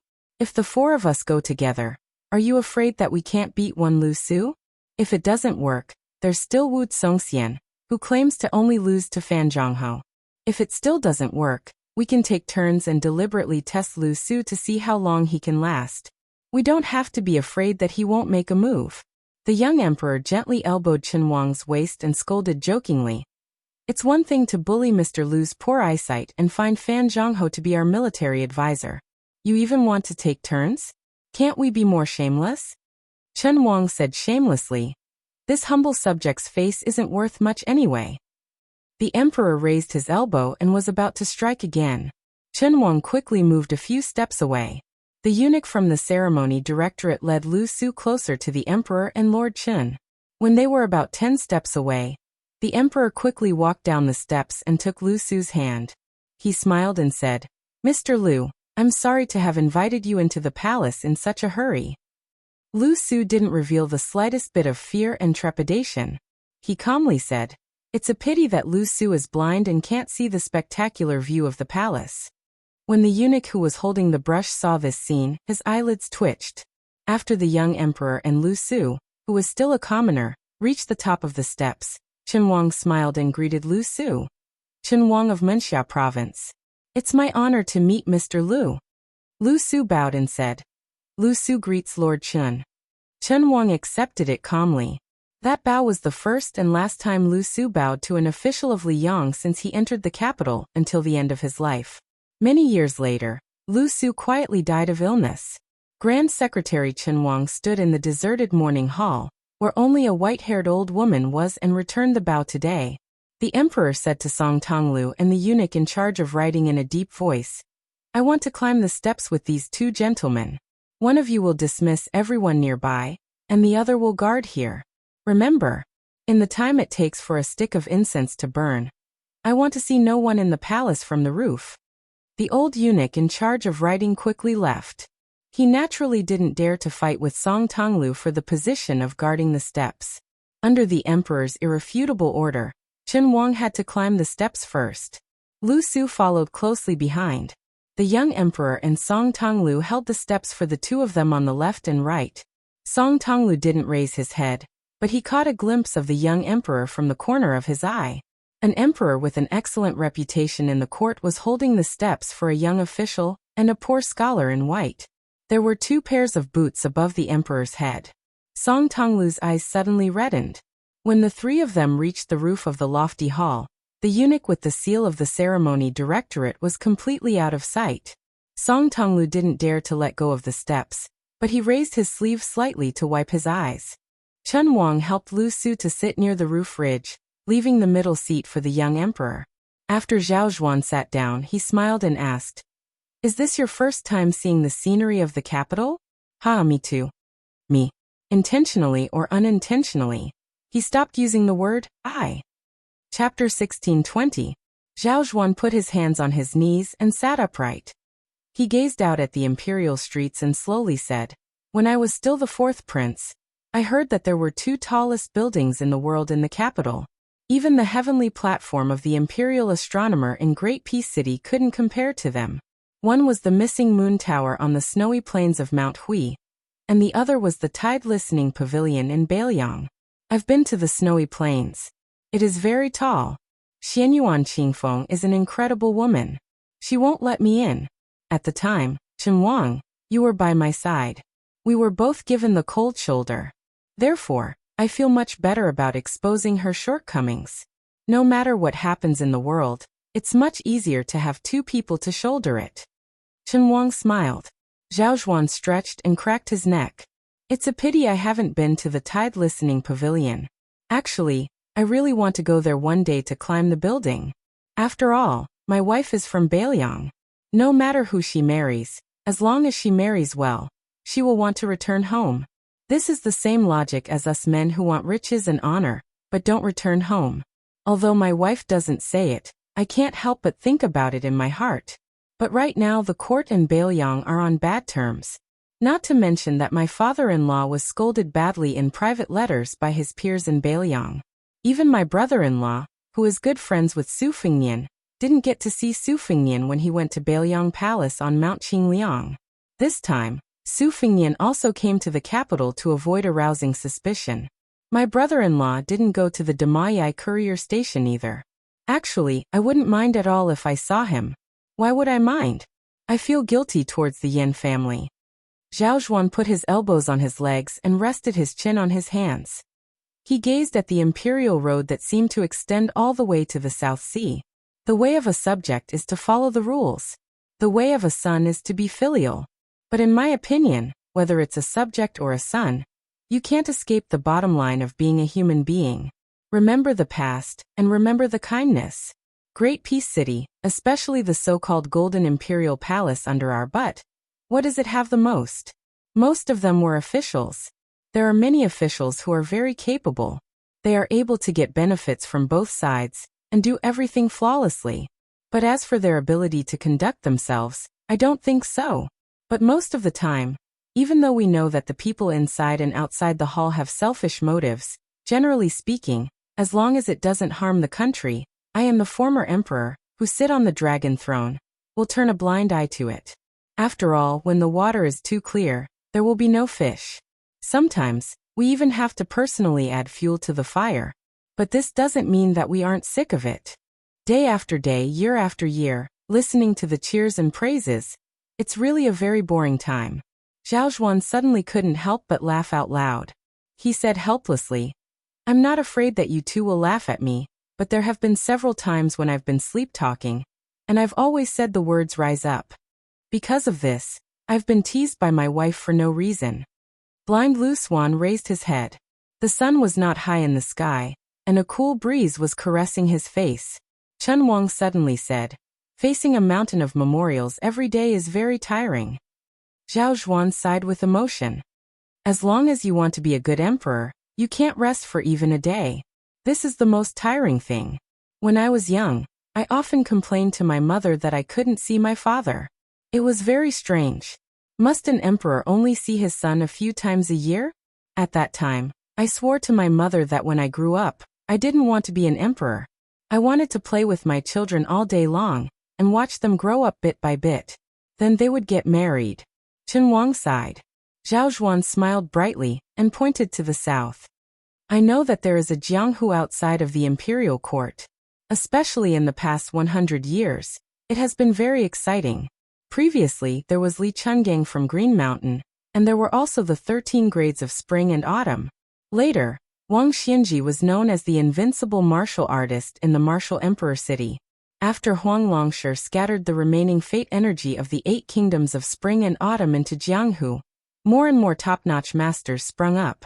A few years ago, I would occasionally think that if I wasn't a prince, but a young man from a Jianghu sect, would I be able to get into the martial arts review? Even if I wasn't a first pin master, it wouldn't be difficult to be a master who could command the wind and clouds in a county, right? Not to mention other things, just based on my extraordinary ability to read memorials every day without frowning, I should be able to make a name for myself, right? Lu Su smiled and said, ordinary masters want to make a name for themselves in the Jianghu world. It's not as easy as climbing up the ranks in the imperial court. Zhao Zhuan nodded and said, therefore if I were only Zhao Zhuan, then I would actually be very envious of Su Fengnian. The young emperor paused for a long time. I also admire Su Fengnian. Lu Su said gently. In a small place called Yongzi Alley in Qingzhou, I once gambled chess with the king of Bailiang and won a lot of money from him. Therefore, I roughly know that it's very difficult to catch the eye of the king of Bailiang. Out of all the civil and military officials in the imperial court, there are only a handful who can do it. But at the same time it's also very simple. Perhaps the peddlers like him, and are willing to treat him as a friend. Chen Wang smiled and said, if it wasn't for the money the king of Bailiang used to buy poetry and literature, allowing me to gather the money to go to the capital for the imperial examinations. I would most likely be a private teacher in Beiliang. Zhao Zhuan said calmly, therefore if it wasn't for Su Fengnian, the three of us wouldn't be sitting here today. Maybe it would take me 5 years, 10 years, or even 20 or 30 years to be able to sit here and chat with someone else. I want to thank Su Fengnian, and I also want to thank all of you. Lu Su said calmly. If it was someone else who became the emperor, I, Lu Su, and Sir Chen wouldn't be able to sit here for the rest of our lives. Therefore, there's no need to thank the two of us. The meaning behind the blind scholar's words was self-evident. Zhao Zhuan wasn't angry and said softly, the Su family's 800 cavalry rode from Beiliang straight to the capital. I had people carry an imperial edict and respectfully escort him into the capital. I had the minister of the Ministry of Rights stand guard at the city gate, because this is the treatment the 300,000 Beiliang cavalry, who guard the gate of the Central Plains, deserve. Su Fengnian massacred everyone at the Maui post station, attracting countless masters to join forces. He fought great battles one after another, and could be said to be the masterpiece of Jianghu. I didn't pay attention to it because this is the treatment Su Fengnian deserves as the martial arts grandmaster of Liang. Before coming here, I heard that he went to the Ministry of Rights Yamen wearing a vassal king's robe. Not only did he beat up left assistant minister Jean Lanting, he even pulled out Jean Sanlang's beard. I still wasn't angry because he is one of the most powerful vassals in Liang. I, Zhao Zhuan, can take a step back for him. Even if he took care of the old minister, Sima Puhua, I can still endure. To the extent that the previous emperor could tolerate Su Xiao, I can tolerate Su Fengnian to the extent that I can tolerate him. It doesn't matter even if it's more. Because I am sitting on the dragon throne, he is guarding the country for me. Zhao Zhuan clenched his fists and placed them on his knees. He narrowed his eyes and said, but he wants to go to the imperial astronomer, to the place where the Zhao family of Liang rose. He wants to destroy the painstaking efforts of countless people. I can't stand it. I'd rather he come to the imperial palace and point at my, Zhao Zhuan's, nose and curse when there is no one around. Zhao Zhuan stood up and turned to look at the imperial astronomer. He said in a low voice, Liang's annual transport of grain to the capital is more than 8 million sure. Excluding the amount that cannot be ignored in the capital, I originally planned to give 1 million sure to Beiliang every year. Under this premise, for every 150,000 Beimang killed by Beiliang, or every 50,000 frontier soldiers killed in battle, I will give him another 500,000 sure each. Since Gu Jiantang of Liao can't kill people, as long as you Beiliang can kill people who are still in Liang's territory, then I am willing to give you provisions and provisions for the soldiers. Following this, Zhao Zhuan said expressionlessly, Imperial astronomer Li Shogua and Li Chong and father and son, 1,400 armored soldiers, 100 experts from the Ministry of Justice, 300 imperial guards, plus the 1,200 cavalry that has already left for the imperial astronomer, a total of 3,000 people. According to what was said before, the annual 1 million sure, plus the contributions from killing the enemy and the compensation for those who died in battle, Beiliang now has more than 3 million sure of grain. When he leaves the capital, he will send it along the Guangling River to Beiliang. However, today at the imperial astronomer, for every person he kills from Graydon City, I will leave behind 1,000 sure of grain for the imperial court. The grain of the Central Plains was used to buy Beimang's head, and also to buy Beiliang's life.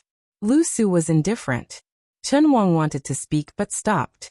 Was the young man rushing to the imperial astronomer Su Zhao's son or Wu Su's son? They looked the same but were very different. Was it the king of Beiliang, the leader of 300,000 cavalry? Or was it the Jianghu Grandmaster Su Fengnian who had mastered martial arts?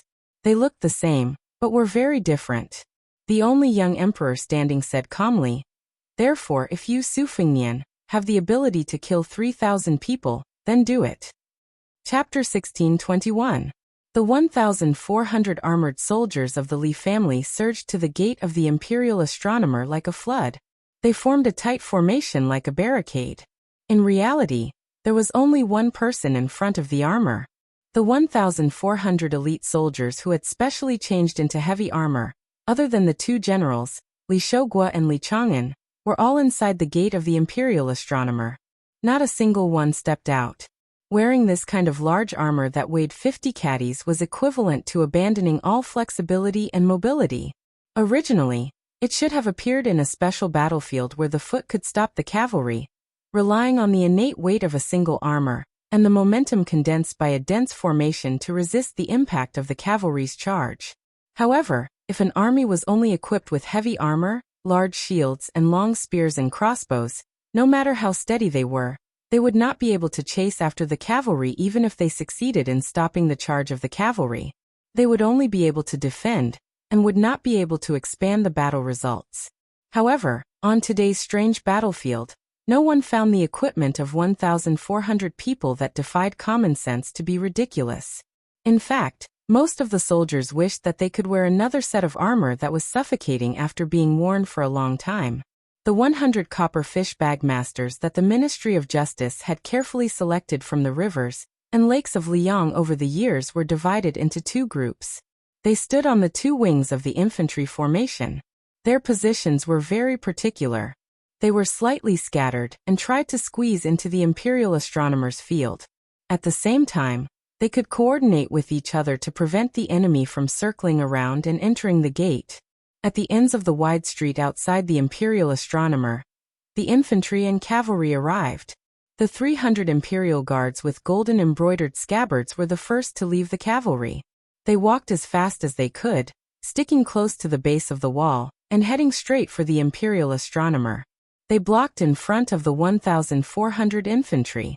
The 1,200 cavalry that had been urgently transferred from the northern Jingji army had a majestic aura. They were far more in line with the title of a Tiger Wolf army than the Western Jingji armies who Qi officer Qi Changgong's Western Wall camp. They were in no hurry to charge. They stopped their horses at the two ends of the street and watched covetously. When they did not show up earlier, the sound of the horses' iron hooves hitting the street was like thunder. This already showed that part of the cavalry was terrifying enough to tear apart the enemy formation. This mysterious cavalry that had never appeared before the eyes of the capital was an elite cavalry that the General of the North, Ma Lulang, had spent most of his life and a huge amount of money to build. The location and number of soldiers were not recorded in the Ministry of War's files. The Ministry of Revenue of Liang did not have to bear the expenses of this cavalry. For the past 20 years, it had always been directly transferred from the treasury of the Kingdom of Zhao to support the shocking expenses of maintaining the operation of the cavalry. Historically, only the old Minister of War, Gu Jiantang, had the qualifications to know the inside story. When Chen Jibao and Liu Baijie temporarily took over the Ministry of War, they were already unable to know too many details. They could only roughly know the growth of the cavalry, from the initial 300 to 500, 800, before Chen Jibao stepped down as Minister of War and became a vassal. When Liu Baijie was demoted to Guangling Road as Jidushi, they could only speculate that this cavalry had shown signs of a sudden increase in numbers from other sources. This was because after the ascension of the emperor, especially after Bailiang's victory over Beimang, the Ministry of War and the Ministry of Revenue began to secretly deploy troops that were not legal. The Ministry of War selected soldiers, horses and armor, while the Ministry of Revenue had to pay a huge sum of money even if they had to tighten their belts. They didn't even dare to complain that they were poor. Moreover, the accounts had to be clean, so that even the doctors of the Ministry of Revenue who were not involved in the specific affairs of the Ministry of Revenue would not be able to see any clues. However, even Liu Baijie, who had once been the Minister of War, did not know that this cavalry had an extremely special significance to the three Zhao emperors of Liang other than its unstoppable and shocking combat ability. In the past 25 years, the cavalry had only secretly entered the capital 3 times. The first time was when Emperor Gaozu, who had established Liang's legitimate status, personally issued a secret order. Yang Taisui and Liu Haosher personally led the cavalry into the city. The second time was when Emperor Gaozu won the title of Meritorious Minister. The last time was when the previous Emperor Zhao Dun successfully wore the dragon robe that night. Led by half-inch tongue-bearing Ben Shi, they marched straight into Great Peace City and surrounded the mansion of Zhao Heng, who was still a prince at that time. Therefore, this was basically an army supporting the dragon of the Liang dynasty. The proprietress of Jiujiu restaurant looked around and for some reason, her smile was somewhat bleak. She muttered, Xin Ping, is this the military might of Liang that you wanted to create back then? She shook her head and collected her thoughts. She turned to Zhao Ji and mocked. What, you're still not leaving? Are you staying here to use your status as the Empress Dowager to tie down Su Fengnian, so that he won't dare to go on a killing spree? Zhao Ji's expression was complicated. It was bleak, bitter, hateful, and fearful. In the end, he sighed and said self-deprecatingly, a long time ago, you were only Wu Su's friend, even though we knew each other earlier. Now you only treat Wu Su's son as a junior. As for my two sons, be it Zhao Zhuan or Zhao Wu, you're not even willing to look at them. The proprietress seemed to have heard the biggest joke in the world. She said sternly, Fight, you've been fighting your whole life. Even today, you're still like this, wanting to fight for everything. Su Xiao overshadowed Zhao Dun, you're resentful. Wu Su's name shook the capital, you're not convinced. Now, Su Fengnian and Zhao Zhuan, these two youngsters, are upright, relying on their family's resources and abilities to wrestle with each other. What are you getting involved for? What can you do? Chapter 1622. Zhao Ji's face was devoid of any rich expression. There was a rare sadness and decadence. He turned to look at the imperial astronomer and said softly, Wu Su and Su Xiao are dead. My man is dead too. My son has become the emperor. What do I have to fight for? But you don't know what the imperial astronomer means to the Zhao family. The saber armor Qi Lianhua has killed all the Qi cultivators from the imperial astronomer. It has already affected the fate of the Zhao family in Liang. If Su Fengnian insists on killing people today, he will destroy the formation built by the previous Taoist masters of Mount Longhu. As a result, the item sent to the capital by the previous saint of the Zhang family, Yan Xinggong, will be destroyed.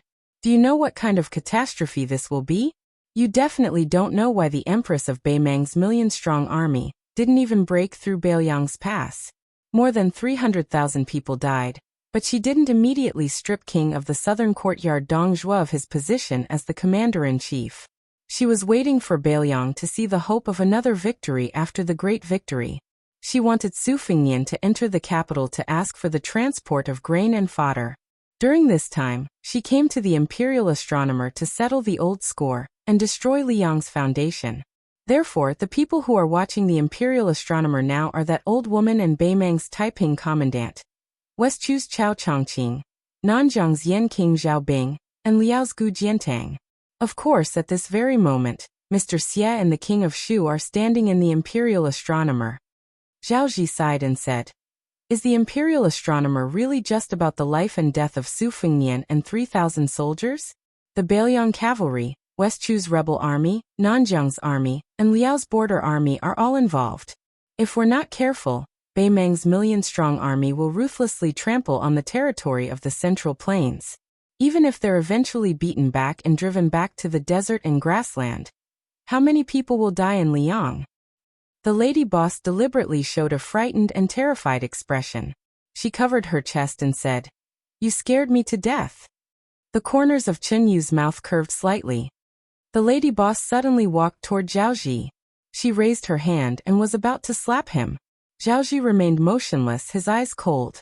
The lady boss smiled and retracted her hand. Forget it, I'm afraid of dirtying my hands.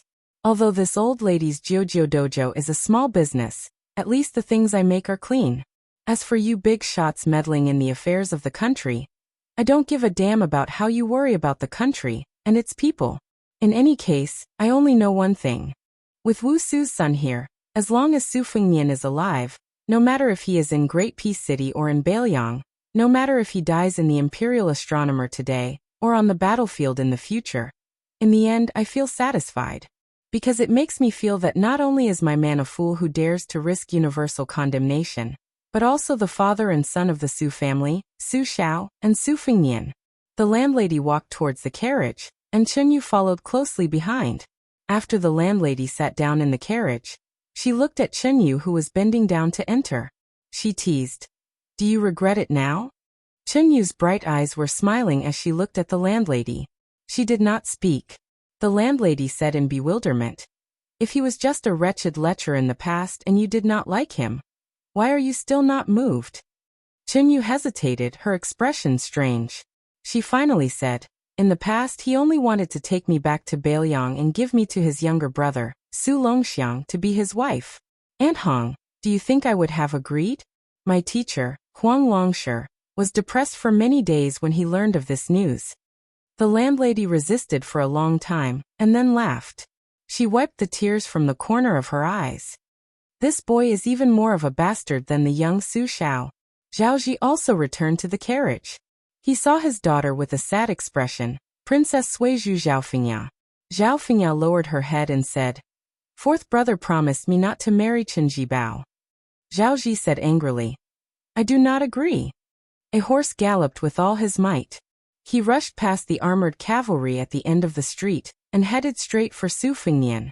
Su Fengnian was only 20 steps away from the gate of the imperial astronomer. He sighed when he saw the young man who had fallen off his horse. Yan Qiji, the Huangmin of the Hanlin Academy and the younger brother of the current empress, stood in front of Su Fengnian with a face full of sweat and tears. He choked with sobs and said, "Brother Nian, don't go any further. His Majesty said that Bailiang can lift the ban on the transport of 3 million dan. However, for every one of the 3,000 armored soldiers who dies today, 1,000 dan will be deducted." Su Fengnian said softly, "Go back and tell Marshal Addict Kong that we are still brothers." Yan Qiji suddenly grabbed Su Fengnian's sleeve and said with tears streaming down his face, "Brother Nian, don't go. I beg you." Su Fengnian said softly, "Don't worry, I won't die. No matter how many people I kill, Liang will not dare to take a single dan less from the transport of 3 million dan." Then Su Fengnian shook his sleeve and broke free from Yan Qiji's grip. He scolded jokingly, "Get out of here. If you stay here, I will be distracted." Yan Qiji was conflicted. He gritted his teeth and did not say anything else. He suddenly turned around and mounted his horse again. Without turning his head, the young man raised his hand and gave him a thumbs up. Su Fengnian looked at the imperial astronomer. He held the old cold blade hanging from the left side of his waist. His left hand pressed lightly on the hilt. A pale-faced leader with a copper fish bag took 5 or 6 steps out of the formation and shouted, "Halt! Immediately retreat 50 steps from the gate of the imperial astronomer." The next moment, this Ministry of Justice official flew high into the air like a kite with a broken string. He fell heavily into the infantry formation behind the gate. Unknowingly, Su Fengnian was standing where he was standing just now. "Bailiang, you can fight or die, but you cannot retreat." Even facing 1,000,000 troops of Beimeng was like this, let alone 3,000 soldiers of the Zhao family. Chapter 1623.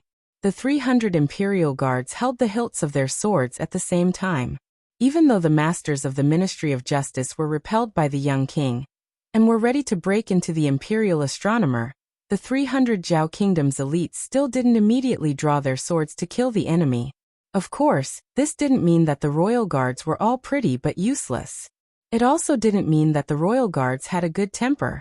If it had been anyone else standing at the door, the 300 royal guards with the secret edict would have already rushed up and killed them. However, for some reason, the young man in front of them didn't wear the king's robe. After all, he was the son of General Su Xiao, who had 300,000 Northwest Iron Cavalry. He was also a martial arts grandmaster who was as famous as Chao Changqing and Dong Tai. In terms of Jianghu, he was probably more famous than the other 2 Earth Immortals. Whoever drew their swords first would die first. The reason was that simple. The consecrator of the Ministry of Justice was sent flying. The deputy commander of the Imperial Guards could only brace himself and take his place. This tall and sturdy peerless master of the Imperial Guards had an imperial saber with the name, Eternal Hui Tian, hanging from his waist. During the reign of the late emperor, it took the palace master 5 years to forge 18 swords. The first 3 swords were kept in the palace guards. Only when the late emperor wore the golden dragon armor and participated in the hunt, he would wear one of them. Until the end of the Yonghui dynasty, in addition to the 3 palace guards, the Yonghui Tian 16, 17, and 18 were given 3 swords. According to the rules, the position of the palace guards commander was not hereditary, but the golden swords were hereditary. In other words, Only those who sat in these 3 positions were qualified to wear the 3 swords. Gu Jiantang of the Great Pillar State, Qin Jibao of Shu, Lu Baijie of the Tongxi Sword Ferry, and Wu Zhongshuan, who had just arrived at the capital to attend the imperial court. Each of the 4 ministers of the Ministry of War of the Liang dynasty was bestowed with a sword and kept it for generations. Among the 8 generals of the 4 campaigns in 4 towns, other than Wu Zhongshuan, only the general of the northern campaign, Ma Lulong, received this honor. However, no one knew the exact number of the 5 insignia sabers. After the current emperor ascended to the throne, he ordered nearly 500 new imperial swords to be replicated according to the eternal Hui Heaven sword. He personally named them the auspicious talisman day swords, or day swords for short.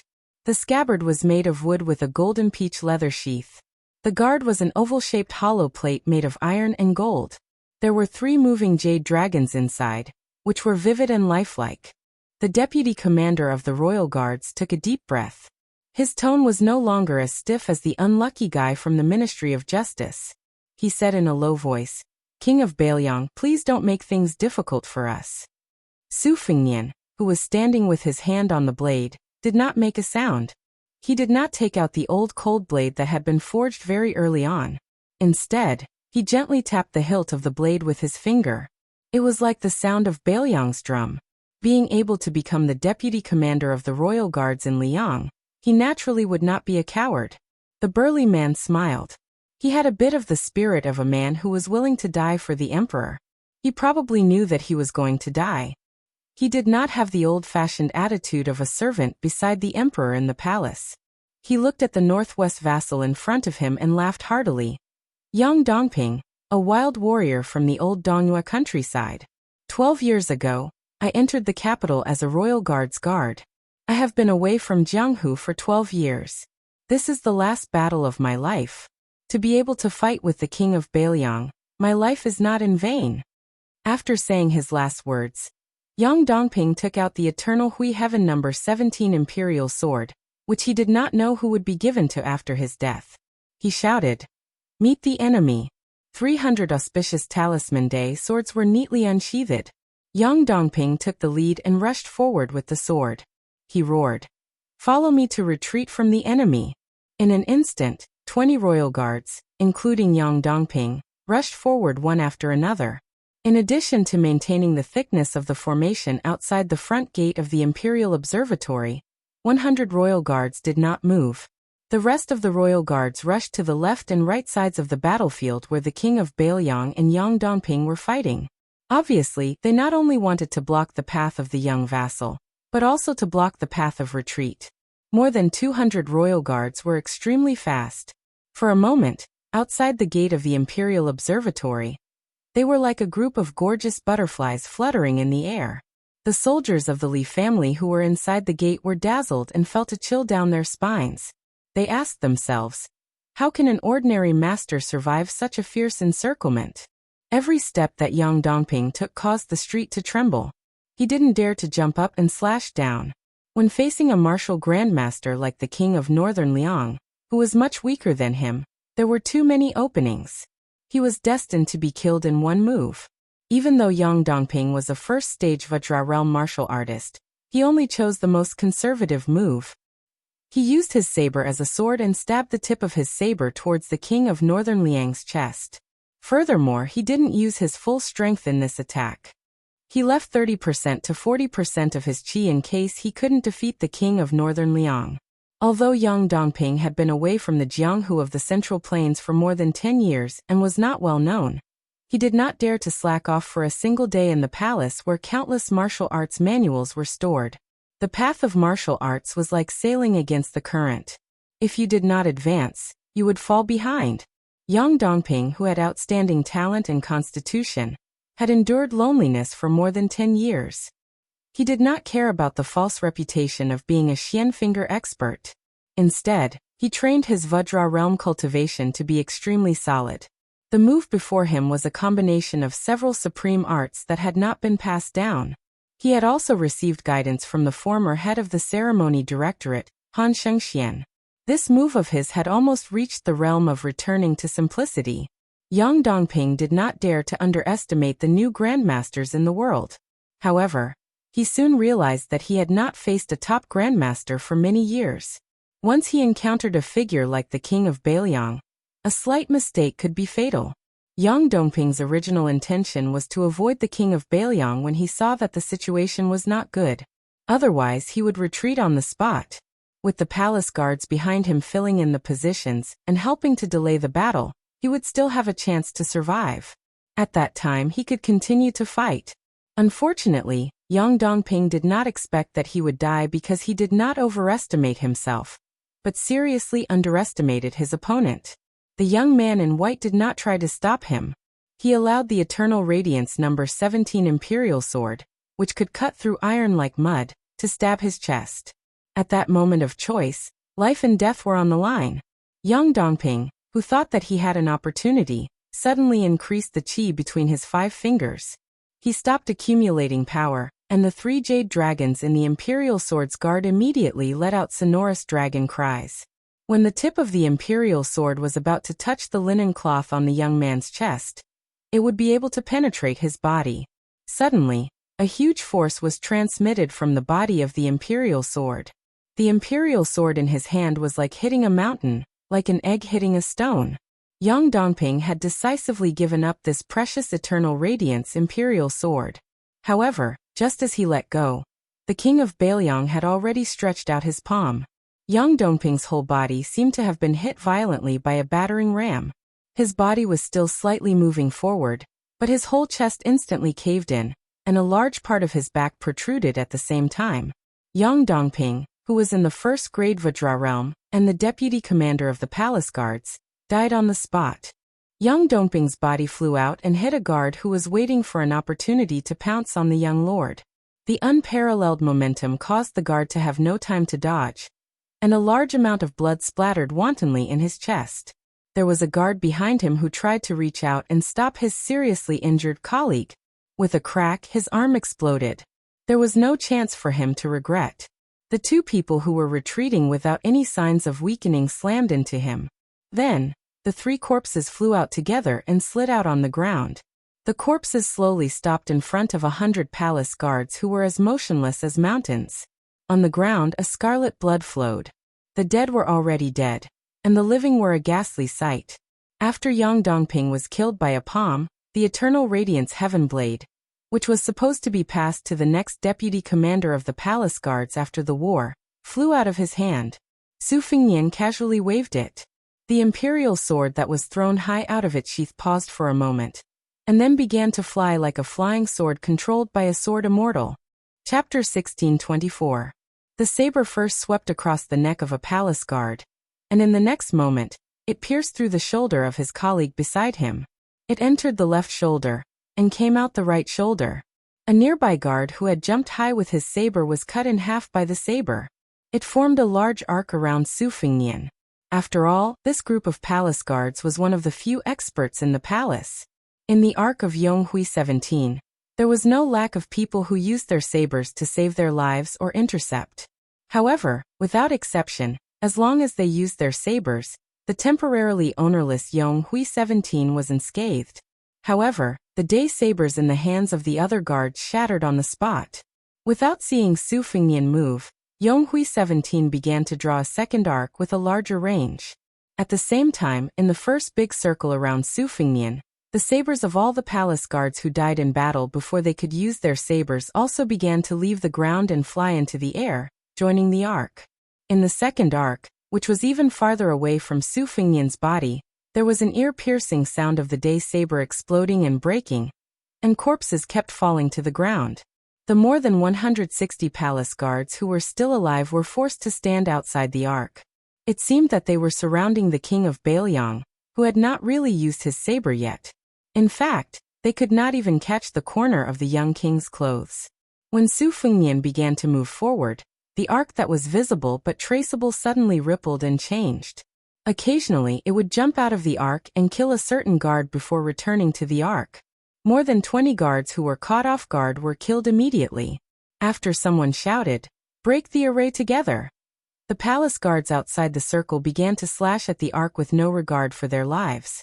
Ordinary people would not be able to detect a breath.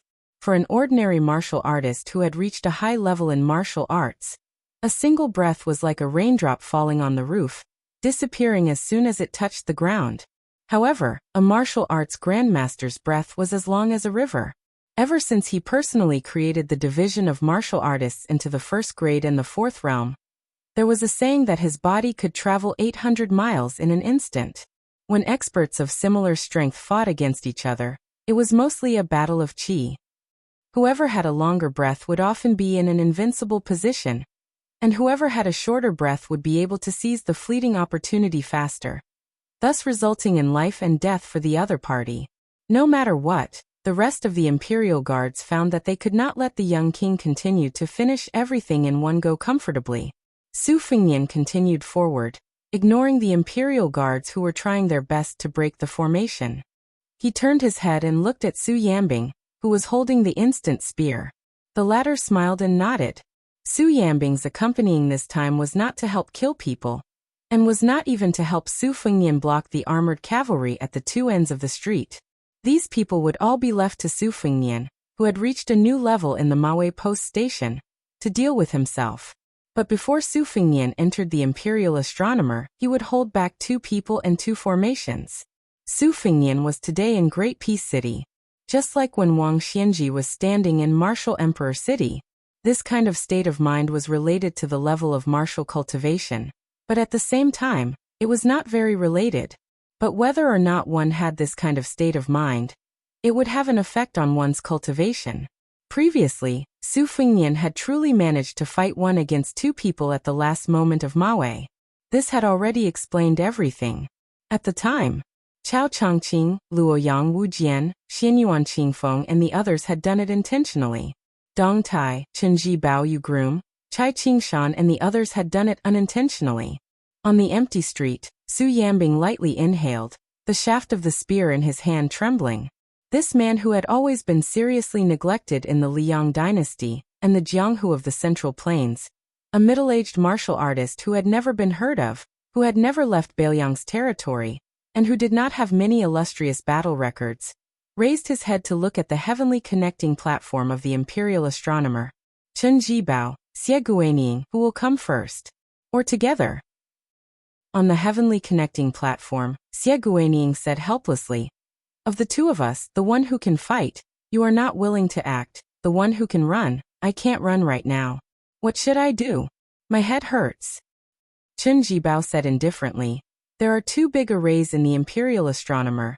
The one on Dragon Tiger Mountain can be used to imprison Su Yambing." Xie Guaniying sighed. Although there are more than 60 Imperial Jade Seals in the spring and autumn period, and the influence of Duke Yenshing's presence is not big, but without the big array on Dragon Tiger Mountain to reduce Su Fengnian's strength, the effect will be very different. The most important thing is that you are not willing to act. Chen Jibao interrupted the words of the ambitious scholar. "You should know that Su Fengnian came here to do something that I would have done in the future. I'm just standing here, and that's already giving you a lot of face. If you want to take the opportunity to destroy Beiliang's fate, then do it with your own ability." Xie Guaniying said self-mockingly, I know. Our cooperation is like asking a tiger for its skin. I, Xie Guaniying, know it in my heart." At this time Jin Sinan, who had been the leader of the Qi cultivators in the north for 20 years, suddenly ran into the Tongtian platform, looking anxious.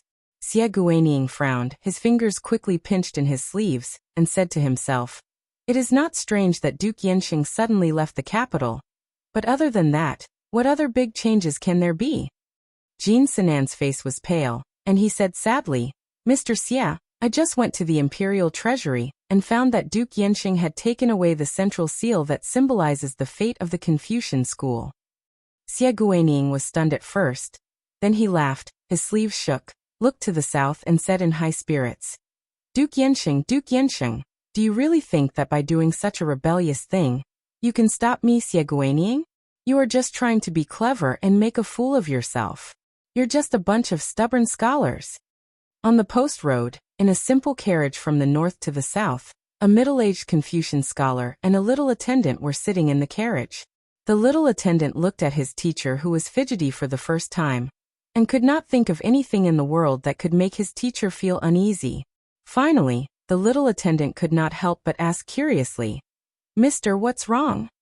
Before the teacher could give an answer, the little attendant thought that he had found the answer, and he grinned. "Could it be that you are not acclimatized to the capital and have a stomachache?" The middle-aged Confucian scholar had a small wooden box with simple carvings on his knees. After hearing the little attendant's teasing, he remained calm. The little attendant was worried, and he asked with a bitter face, "Mister, are you worried about the world's affairs? Can I share your worries?" Soon, the little attendant sighed heavily and said, "Of course not, I don't even have scholarly honors now." The middle-aged Confucian scholar smiled and said, "Everyone is responsible for the rise and fall of the world. Whether or not one has the ability is secondary, whether or not one has morals in one's heart. It comes before one's ability." The little attendant's face still did not look better. "I have read so many sages with you, of course I know these principles." The Confucian scholar smiled and said, "This time you have to accompany me to the capital. In the end, you want to slack off on your homework and study for me." The little attendant said, "Oh," and began to read aloud the 10 family precepts that the teacher had summed up with his life's efforts. The teacher's family precepts were the family precepts of all the scholars in the world. Inside and outside the carriage, the sound of reading was loud. The middle-aged Confucian scholar began to close his eyes and concentrate. A scholar listened to the sound of reading. When you see a virtuous person, you should follow him. When you see a virtuous person, you should reflect on yourself. Do not do to others what you do not want to be done to yourself. I reflect on myself 3 times a day. When the little attendant read the last sentence of the 10 precepts, "A scholar must be resolute. The burden is heavy, and the road is long." The middle-aged Confucian scholar followed and said, "A scholar must be resolute. The burden is heavy, and the road is long." Then he suddenly opened his eyes and patted the little attendant's shoulder. His eyes were firm, and he slowly said, "Because the burden is heavy and the road is long, we scholars should remember one thing more. A scholar must be resolute." The little attendant did not know the inside story, but he nodded hard. It was the middle-aged Confucian scholar of the current Duke Yensheng. He smiled and opened the box. It was empty. The Duke Yensheng said softly, "Su Fengnian with you Bailiang fighting to the death in front. The central plains will be resolute behind." Chapter 1625. The Topchi cultivator in the north, Jin Xinen, stood beside Xie Guanying and Chen Jibao. He looked down at the scene outside the gate of the imperial astronomer. Looking at the young vassal king who was still suppressing his aura despite being trapped in the battle, he suddenly felt generous. Why bother? Since you have already killed your way to the imperial astronomer, why don't you give it your all? Jin Xinen, as the head of the imperial astronomer and the head of the imperial astronomer, knew a lot of inside information that even the officials in the capital did not know. For example, the existence of the 2 big formations was the cornerstone of the battle against top martial artists like Wang Xianji and Chao Chongqing. Beimeng's west capital once had a huge vet that hid a flood dragon, which could be used to search for all kinds of strange phenomena in the human world. The imperial astronomer's methods were not bad or even better. Jin Xian, and also knew that this time, in order to target the young man surnamed Su, he could be said to be unscrupulous. In Mr. Xie's plan, the 300 palace guards were not chosen purely because of the combat power of these guards, but because they were closely related to the fate of the Zhao family in Liang. In particular, he persuaded the current emperor to allow the 1,200 heavy cavalry trained by Ma Lulong to rush into the capital in hopes of wearing down Su Fengnian's own fate. As the Topchi diviner, Jin Xian knew about fate and fate. It seemed illusory, but in short, it was the will of the people. It was the power of heaven and earth. On the contrary, it was no longer the fate of heaven. It was the fate that heroes were not free, and everything came to an end. Therefore, Mr. Xie was really cruel and merciless. Not only did he ignore the life and death of the 3,000 soldiers, but he also wanted to destroy the fate that Bailiang had painstakingly gathered by Su Fengnian. At that time, Qi Jiajia's one sword of going Liang did not make Su Fengnian use Bailiang's fate. The young vassal king risked his life to prevent the one sword of 1,000 miles from entering Yuzhou. This time, Mr. Xie was forcing Su Fengnian to make a difficult choice. Would he let his emotions affect his decision, barge into the imperial astronomer, and resist the two big formations regardless of the consequences? Or would he leave some suspense for Beimang, which was in the middle of Beiliang's struggle for power in the Central Plains? Now it seemed that compared to the time when Qi Jiajia, one man and one sword, died one after another, Su Fengnian's state of mind had changed. He no longer had his hands and feet tied, nor did he have any misgivings. Although he was on the opposing side of the young vassal king, when Jin Xianan saw the scene at the door, he couldn't help but feel sincere admiration. With this young man leading the new Jianghu of Liyang, Liyufu, Qi Xianxia, and Xianyuan Qingfeng, all of them were truly impressive. Outside the Imperial Observatory, Dong Tai had just shown his magnificent skill of killing 1,000 people and 1,000 swords in an instant in Tai and City yesterday. Today, Su Fengnian was using what he had learned. A young vassal king who had forcefully borrowed the day sword appeared in front of each of the 100 palace guards standing outside the door. Almost all of the palace guards were repelled by one move, and they all crashed into the outer wall. The entire thick wall rumbled and was on the verge of collapsing. If there were some valiant guards who didn't want to retreat and tried to take back their swords to continue blocking the road, they were quickly stabbed by a sword and nailed into the wall along with their swords. Of the 300 palace guards that Yang Dongping had brought, less than 100 were still alive. Yang Dongping was the first to die in battle. The two carriages had just turned the corner at the end of the street and had just brushed shoulders with the charging cavalry. On one of the carriages, Chunyu lifted the curtain and saw through the gap that at the very back of the cavalry, there were many tall and large cavalry who were donning armor and getting on their horses with the help of the supporting troops. Other than that, there were also hundreds of idle war horses that no one had ridden.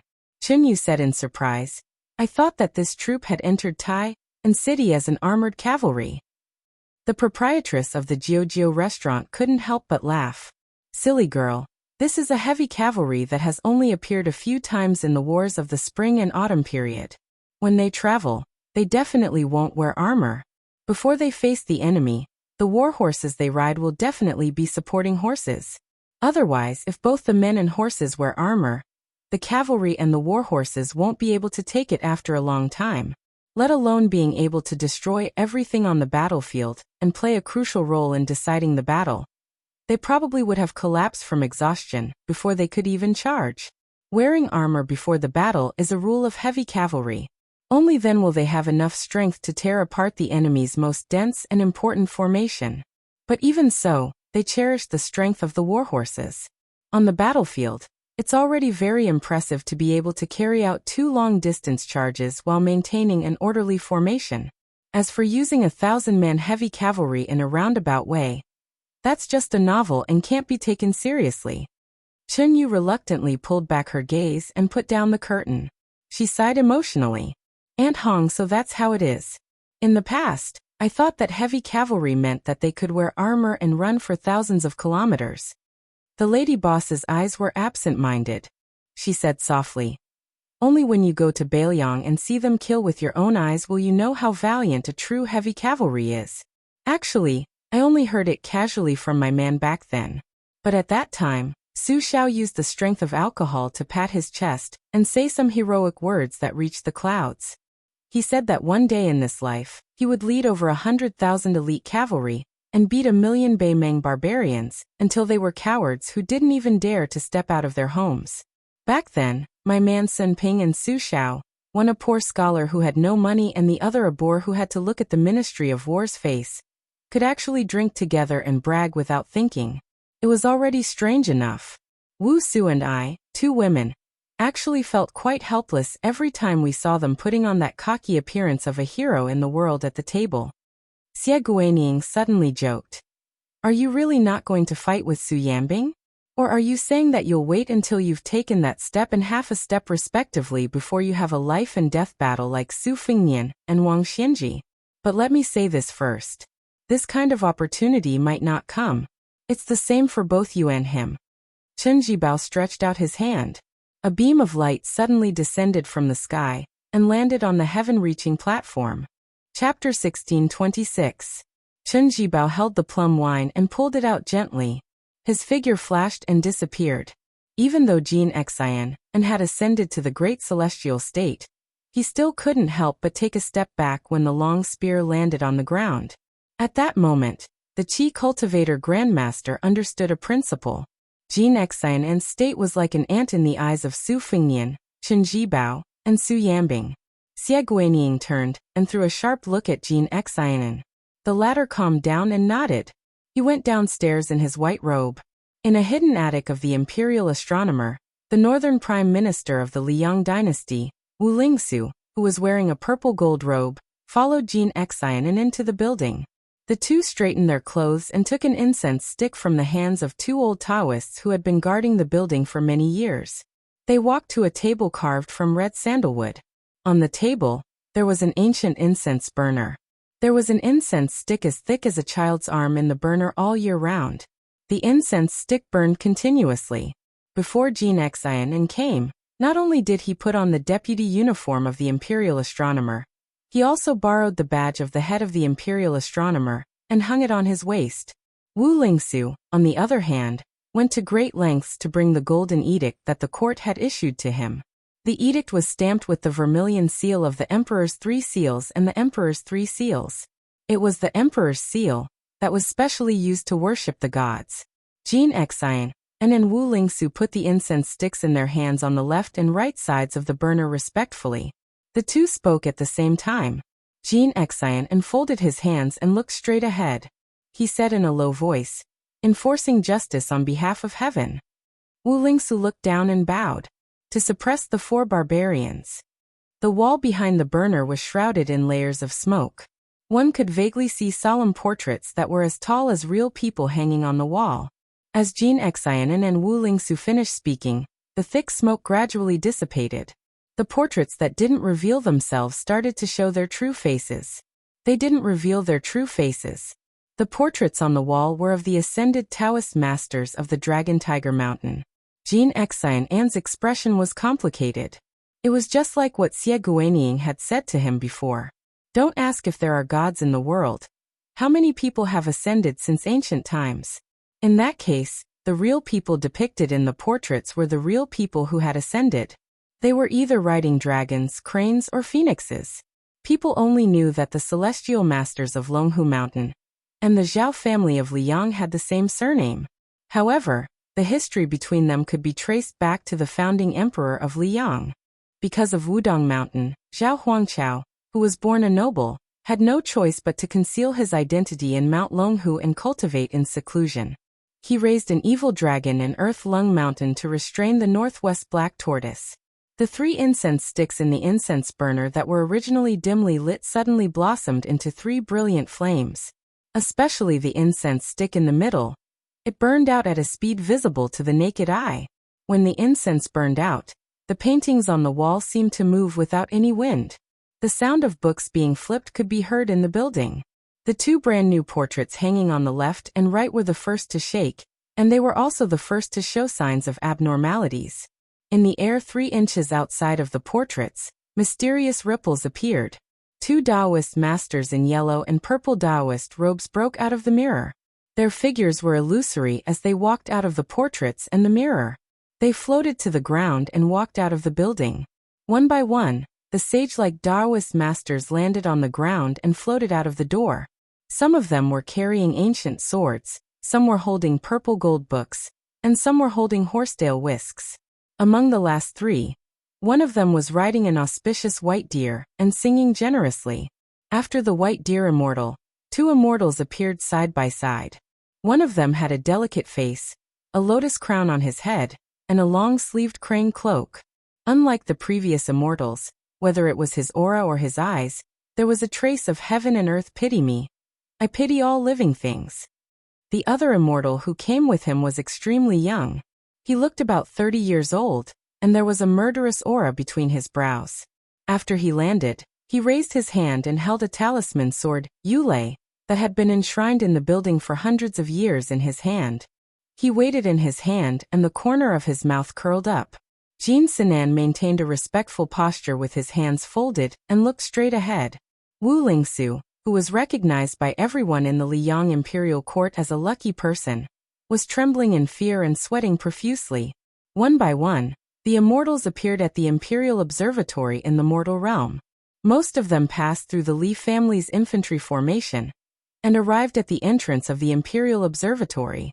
Apart from two of the armored soldiers, whose eyes suddenly became unfocused, and then their bodies suddenly emitted a purple-gold light, turning their eyes golden and imposing, the rest of the immortals lined up at the entrance.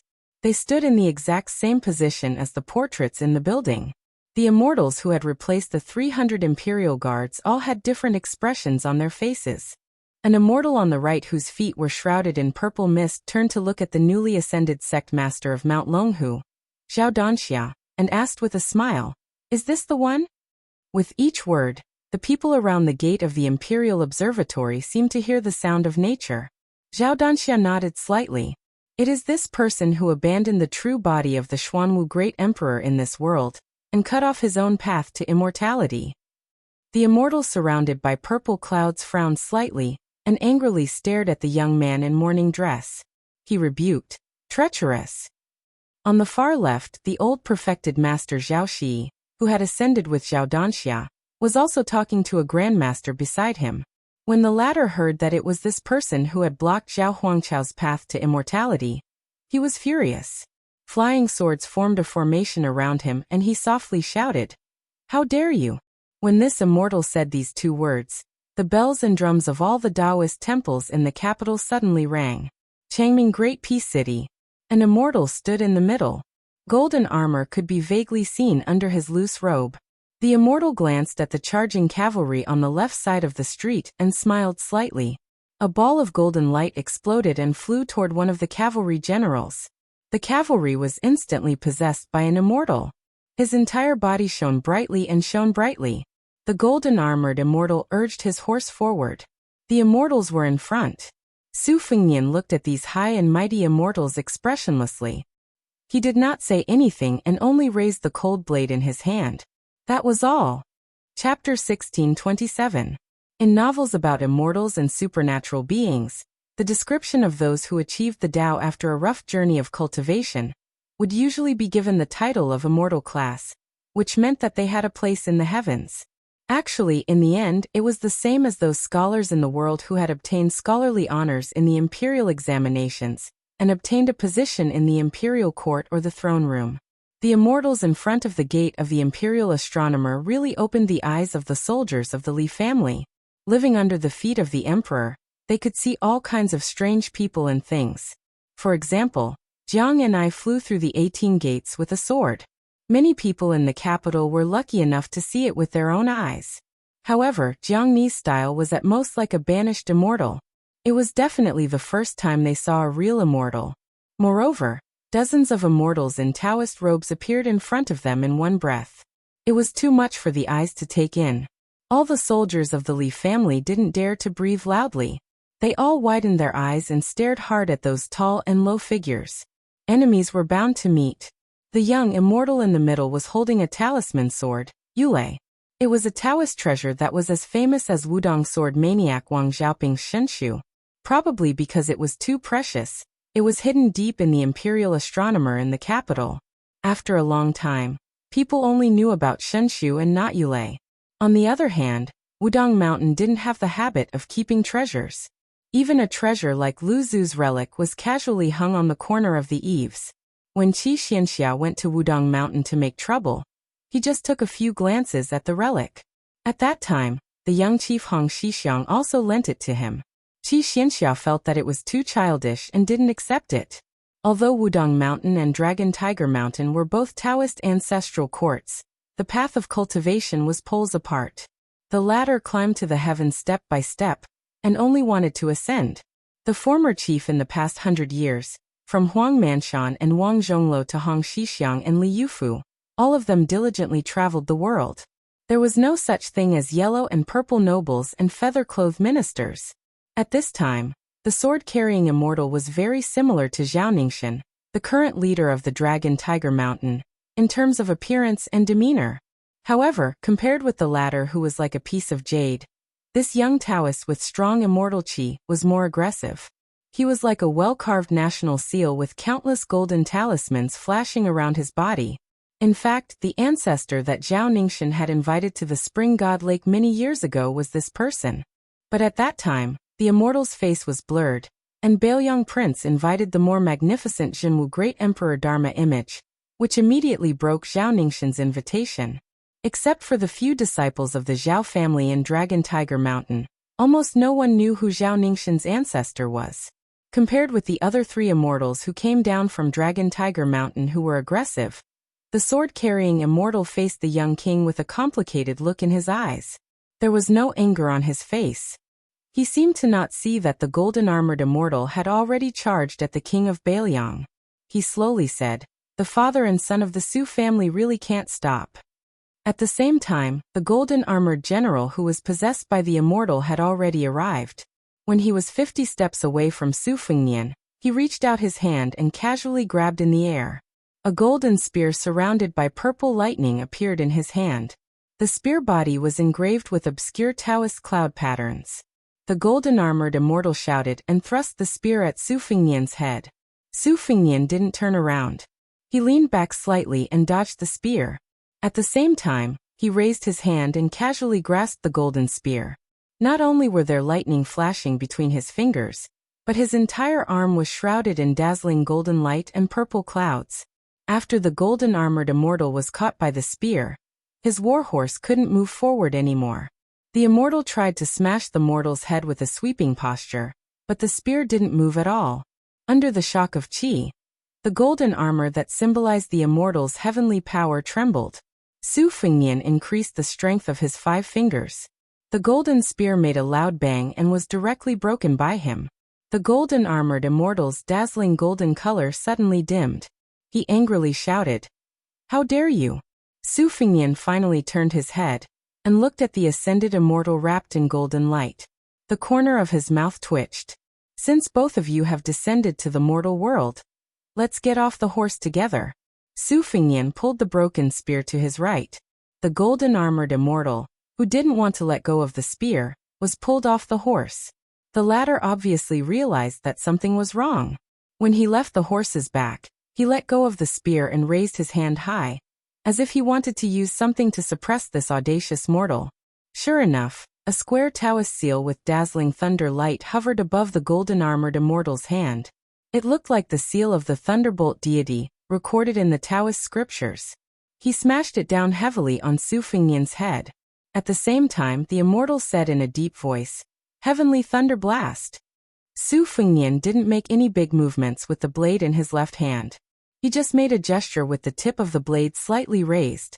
The 3 immortals with the Yulei sword, the lotus crown on their heads, and the white deer at the gate of the Imperial Observatory seemed to want to say something at the same time. Among them, the lotus crown immortal sighed slightly. The immortal riding the white deer almost couldn't help but attack. Su Fengnian's move was Gu Jiantang's famous move, the Thunder Heart. In the last decade, Gu Jiantang, who rarely acted, only used this move to return about to the official when Chao Changqing entered the Great Peace Imperial Palace with Jiang and I. Later, Jiang Fuding, who had a special status, provoked Su Fengnian and used it once against Su Fengnian. At this moment, Su Fengnian used the Thunder Heart with a force far more shocking than Jiang Fuding's. Even Jiang Fuding, who had always been proud of his talent, would feel ashamed of his inferiority if he saw this. The immortal in golden armor was just about to smash down with the Thunder Heart seal when his entire body seemed to be struck by lightning. He flew into the sky. The seal that had just formed and hadn't shown the majesty of the heavenly Tao also disappeared. Su Fengnian's sleeves moved slightly.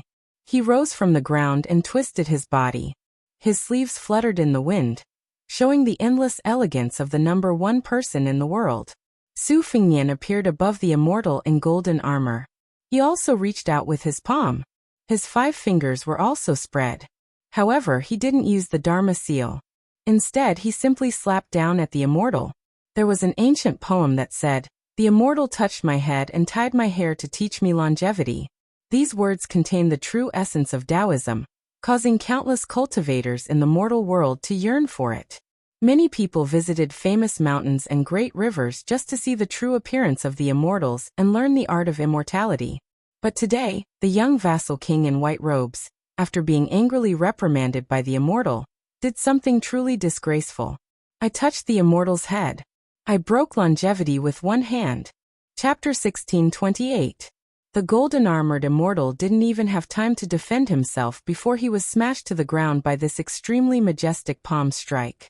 In the blink of an eye, the golden light around the immortal's body dissipated at an extremely fast speed. When the immortal's possessed body smashed a large hole in the ground, the golden armor he wore before was gone except for the remaining golden light in his eyes. The immortal's body was mostly restored to a mortal's body. He was bleeding from his 7 orifices and dying. Su Fengnian stood expressionlessly at the edge of the large hole, looking down at the general of the heavy cavalry, who could not escape death no matter what. Unless one had reached the Vajra or heavenly image realm, one would not be able to bear the burden and die when carrying the body of a banished immortal. The people of Confucianism, Buddhism, and Taoism were different from the ordinary martial artists of Jianghu. Just like the eminent monks of Buddhism who reached the first pin realm of the Vajra realm, the Taoist grandmasters often reached the finger mystery realm as soon as they reached the first pin realm. This was also a unique opportunity that ordinary people could not envy. However, when facing an enemy of the same realm, it was natural to advance step by step. Pure martial artists were better at fighting.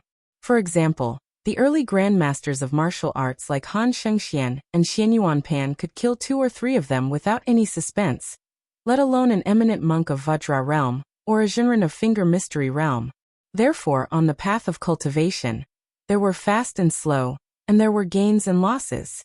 It all depended on how one chose. But generally speaking, everyone had their own opportunities. Jiang Ni's swordsmanship improved by leaps and bounds. Xianyuan Qingfeng had a series of fortuitous encounters and achieved great success in martial arts. Zhao Ningxin's failure to invite the deity was a blessing in disguise. Jiang Fuding, whose state of mind was damaged, opened a new path after hitting the tide. Chen Jibao even reaped the benefits of the fishermen several times. Xie Guanying and Xianyuan Jingcheng could achieve great realms just by reading books. The burly cavalry general was completely dead. Then, a bright white rainbow rose from the large hole and swiftly swept toward the sky. I came from the sky, I will go to the sky. What can mortals do to me? It was a pity that he met Su Fengnian, who had killed celestial beings and sky dragons. In the past, the Taoist great immortal Zhao Xuansu, who had returned to simplicity, appeared in the world with a young face. He almost escaped Li Chenggang and successfully killed Su Fengnian. However, even though he was killed by the flying sword of the peach blossom sword god Dong Tai, he still viciously attacked Su Fengnian before his death. The Taoist great immortal Zhao Xuansu. He met the Dong Tai who had traveled thousands of miles to borrow a sword and set sail to visit immortals. Even Zhao Xuansu, who was only a hair's breadth away from becoming an immortal, couldn't escape. Now this immortal of Mount Longhu who had ascended to immortality at some unknown time, and who himself was restricted by the rules of celestial being descending to the mortal world, had encountered Su Fengnian, who was at the peak of his spirit, as if he was in martial emperor city, facing all the heroes of the world. Before Su Fengnian had made his move, many of the immortals gathered at the gate of the Imperial Observatory were simultaneously furious. The flying sword immortal standing next to Zhao Shi was even more furious. When his thunderous voice rang out, "How dare this brat!" the immortal had already disappeared without a trace. In the next moment, many of the immortals near the left and right raised their heads to see this scene. They were somewhat shocked. Then, they looked at each other in dismay and began to whisper to each other. It turned out that after the flying sword immortal blocked Su Fengnian's attack, the streak of white light was still cut in half by a bolt of thunder square that appeared out of nowhere. From then on, it dissipated between heaven and earth. Not far away, the 2 cavalry troops that had already begun their charge had no choice but to stop their war horses. Then they unwillingly turned around and retreated from the battlefield. Even though they were the greatest killing machines on the battlefield, they didn't dare to act rashly when 2 groups of immortals were fighting in front of them. In front of Su Fengnian, thousands of purple gold flying swords poured down like a torrential downpour. Following closely behind was the immortal who was riding on a huge flying sword. He put 2 fingers together in front of his chest and uttered a mantra. Su Fengnian took a step forward and a step back. His knees were slightly bent. He held the blade in his left hand and pointed the tip of the blade slightly upward. He pointed the blade at the immortal who was riding on the sword. His right hand also put 2 fingers on the side of the blade and said softly, "Break the formation." Without the majestic flying sword sprinkling down like rain, without the majestic Taoist mantra, Su Fengnian simply raised his blade and said 2 simple words. A green upstanding chi, like a swimming dragon, directly broke through the dense sword formation that was falling from the sky and crashed into the immortal, who was riding on the high ground. The immortal's expression changed dramatically as he made a gesture with his fingers. A crystal-clear tablet floated in front of his chest. The tablet was the most popular item in the imperial court of Dafeng dynasty. Now that the Liang dynasty had unified the spring and autumn period, it was gradually abandoned. According to the laws of Dafeng dynasty, the emperor used jade tablets, the vassals used ivory tablets, and the scholar officials used bamboo tablets. Because Dafeng dynasty worshipped Elder Huang, they specially granted the Taoist who was conferred the title of immortal to use jade tablets. However, in the Dafeng dynasty, there were only a handful of Taoist priests who were conferred the title of immortal. According to historical records, there were a total of 8 immortals in Dafeng.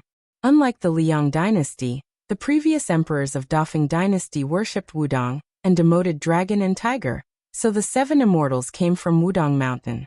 Only one Taoist priest of Dragon and Tiger Mountain, Zhao Jingzhen, was conferred the title of immortal Dong Su.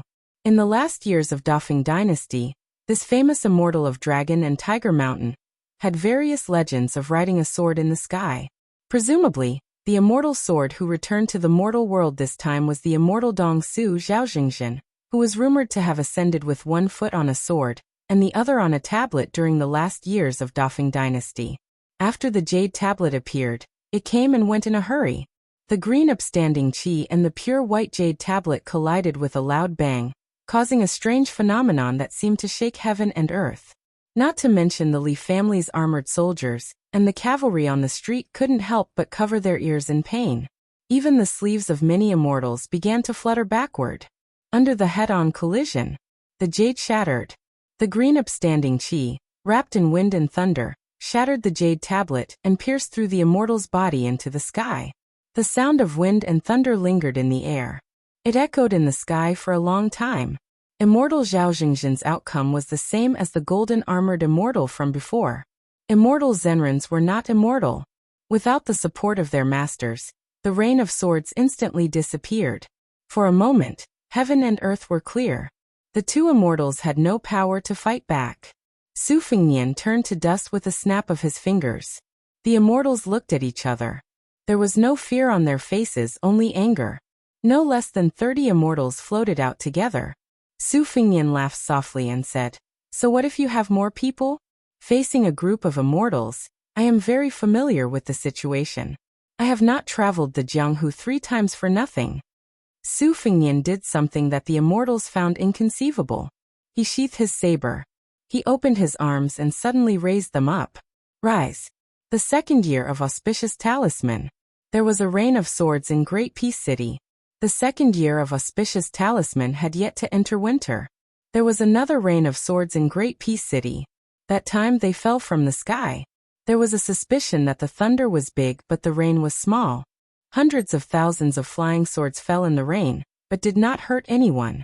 Earlier, when they landed and seemed to dissipate, they had quietly gathered near the imperial astronomer. This time, from the ground to the sky. If they wanted to kill, they would kill immortals. More than 30 immortals that rushed forward. In an instant, it was as if they had stepped into a pool of lightning, all disappeared in the rain. And the young king still had the leisure to talk to himself. Technical work can't reward. Chapter 1629.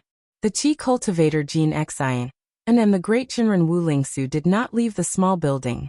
Although Wu Lingsu used unorthodox methods to obtain the identity of a living immortal, Wu Lingsu had always been clear about his own abilities.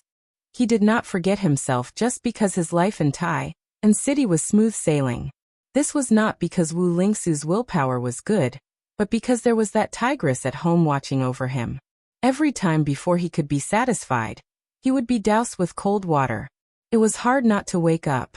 It must be known that the red talismans on the doors of the palace to welcome the new and greet the old all came from that woman's hand. Wu Lingsu was just pretending to take out his sleeve and stick it on. At this time, when Wu Lingsu thought of the request she had made not long ago, his body couldn't help but tremble and sweat poured down his back. Did he really have to be a servant of two surnames? Accurately speaking, he wasn't a servant of two surnames, he actually had the same surname. But the struggle of the same surname in the family of the emperor, the quarrel between brothers, the degree of bloodshed was even more terrifying than the internal strife in the imperial court.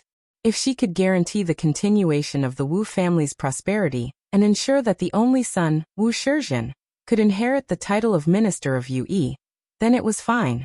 But if he did as she said, the wealth in his hands was not small, but the risk was also greater. Wu Lingsu was trembling with fear. If it was before today, he still felt that the Zhao family of Liang could stick a protective talisman on his head. The heavens were high and the emperor was far away, not to mention a vassal king far away in the northwest. But when that young man killed his way to Taiyan City, and even directly to the imperial astronomer, great Jinren Wu had to think carefully. Jin Xian, and did not look into Jinren Wu's loss of composure. He only treated it as a fake immortal meeting a real immortal, and was worried that the Wu family's position in the Liang imperial court would not be maintained. Besides, Jin Xian, and was too busy to pay attention to a puppet of two generations of emperors. Jin Xian, and raised his head and looked at the portraits on the wall. The portraits were still intact, but many of the people in the portraits had disappeared. This was a huge blow to the Qi cultivator grandmaster, who wanted to become an immortal on land, and then ascend before the gate of heaven closed. Since ancient times, the people who cultivated Tao believed that those who ascend would have eternal life. But if even immortals could die, then if he helped Xie Guanyin do evil, even if he ascended, could he really escape the cycle of heaven? It was easier to become an official if one had connections in the imperial court. Wasn't it the same if one wanted to become an immortal? Why did the celestial master mansion of Longhu Mountain have people ascending from generation to generation after Dafeng, while the Wudong Mountain, which was also the ancestral court, was dying? If Ancestor Lu had not entered the gate of heaven, would things have been completely different with Ancestor Lu Dongshuan's ancestral shadow? With Huang Manshan and Wang Chongluo's profound cultivation, wouldn't ascension be within reach? How could there be no immortals in the blessed land for 400 years? Compared to Wu Lingsu's fear and Jin Xian's absent-mindedness, the two elderly Taoist priests who were responsible for offering incense all year round looked haggard. One of them leaned against a pillar, his eyes unfocused. One of them knelt on the futon devoutly, silently chanting mantras. Xie Guanyin sat lazily on the edge of the heavenly platform, his feet hanging in the air, as if he wasn't worried at all about being caught in the crossfire. In fact, whether it was hiding or escaping, if Xie Guanyin claimed to be the second in the world, no one would dare to claim to be the first in the world. Within the borders of Western Shu, he had evaded Deng Tai's thousandly flying sword, which was brimming with killing intent. However, earlier in the year of Hongjia, he had evaded two soul-stirring pursuits. Back then, Xie Guanyin and Li Yishan were both young and vigorous God's favored sons. They hit it off immediately, especially Xie Guanyin, who was proficient in divination. He even revealed the secrets of heaven, which led to a monstrous disaster. Li Yishan was a bachelor. He only had talent but no background. Logically speaking, he should have died long ago. However, he unintentionally got close to a tree like Su Xiao and managed to escape that storm. On the other hand, Xie Feiyu, who was born in a wealthy family, was deserted by everyone and treated as an abandoned child. He was even considered a must-kill by East Sea Marshal Emperor City. Even the old lady who ascended the throne later bore a grudge against him. She didn't hesitate to let Tuoba Bodhisattva sneak into Liang to assassinate him. Because of this, he had to change his name and hide in the imperial court. Even his own flesh and blood didn't know if he was alive or dead. Therefore, there was no more Xie Feiyu in the world who hoped to leap over the Dragon Gate. There was only Mr. Xie of Great Peace City, who should be hiding behind the scenes.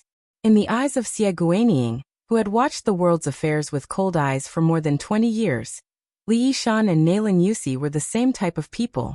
Sun Ping, Zhang Jiulu, and Yuan Bunchi were the same type of people. Huang Longshi, who had a loose tongue, was another type of person. However, in the end, Xie Guaniying felt that they were the same type of people. They worked for others, a land, a country, and the world. The only thing they weren't good at was working for themselves. If they couldn't even take care of themselves, how could they help the world? Among them, Yuan Bunchi wanted to work for himself, but he couldn't. Huang Sanjia could do it, but he disdained to do it. Xie Guaniying's plan was to amaze the world with a single brilliant feat. He wanted the Central Plains to sink again. Then, he would personally obtain 1,000 years of peace. If one said that Xie Guaniying was seeking the status of Grand Secretary or Imperial Preceptor, or a few decades of peace and prosperity, or even ascending to become an immortal, then they were underestimating him too much. Since Huang Longshi said that there was no 100-year emperor or 1,000-year dynasty in the world, then he, Xie Guaniying, would have to wrestle with this outsider, who claimed to know about the future of 1,000 years. Xie Guaniying suddenly felt a little lonely. The old faces and acquaintances had almost all left these years. Except for Nalin Yusi, it seemed that everyone else had died. Although there were many newcomers, in fact, except for Chen Wang, who was successful in his official career, the others still needed various polishing and scrutiny even if their futures were promising. In comparison, Su Beiji and Chen Shiliang of Beiliang stood out faster. Jean Lanting, who was not inferior to Chen Wang, and was already the left assistant minister of the Ministry of Rights. Xie Guaniying had never put this kind of clown in his eyes. Adding oil to the fire was never a long-term solution. It was just a flash in the pan. Between the replacement of the old and the new, Xie Guaniying was not optimistic about Zhao Yuling and Yin Maochun.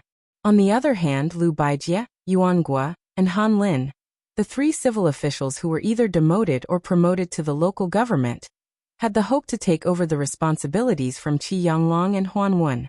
They were the top officials for a short time, but they were still paving the way and building bridges for Chen Wang, Yin Qi, Li Jifu, and the others. During the reign of Yonghui, there were only two real mainstays of the Liang dynasty. There was the blue-eyed Zhang Jiulu and the warrior Su Shao. It was the existence of these two people that deterred all the dragons, snakes, fish, and shrimps in the imperial court. With Zhang Jiulu, the literati who wanted to make achievements honestly ruled the country, and the literati who advocated quiet talk continued to talk about the wind and the moon. With Su Shao, Qin Jibao could not leave Western Shu, Chao Chongqing could not restore the country, Yan King Zhaobing did not dare to march north with great fanfare, Gu Jiantang could only be the governor of Liao province, and Beimeng's army did not dare to march south. However, it was precisely because of the two of them. One was at the center of the imperial court, deciding the promotion of all the officials, and the other was at the northwest border, commanding 300,000 cavalrymen, that the late Emperor Zhao Dun did not dare to give the dragon throne to his son Zhao Zhuan, because there were too many thorns on the throne. The biggest knot was that as long as Su Shao was alive, Beimeng would not dare to stake everything on a single throw to invade the Central Plains. Beiliang could substitute defense for war, allowing Liang to prosper day by day, and its national strength to gradually increase, restraining and dragging Beimeng to death. However, if they took the initiative to march north into the desert, firstly, Beiliang's chances of victory were not high, and secondly, Zhao Dun would not dare to do so.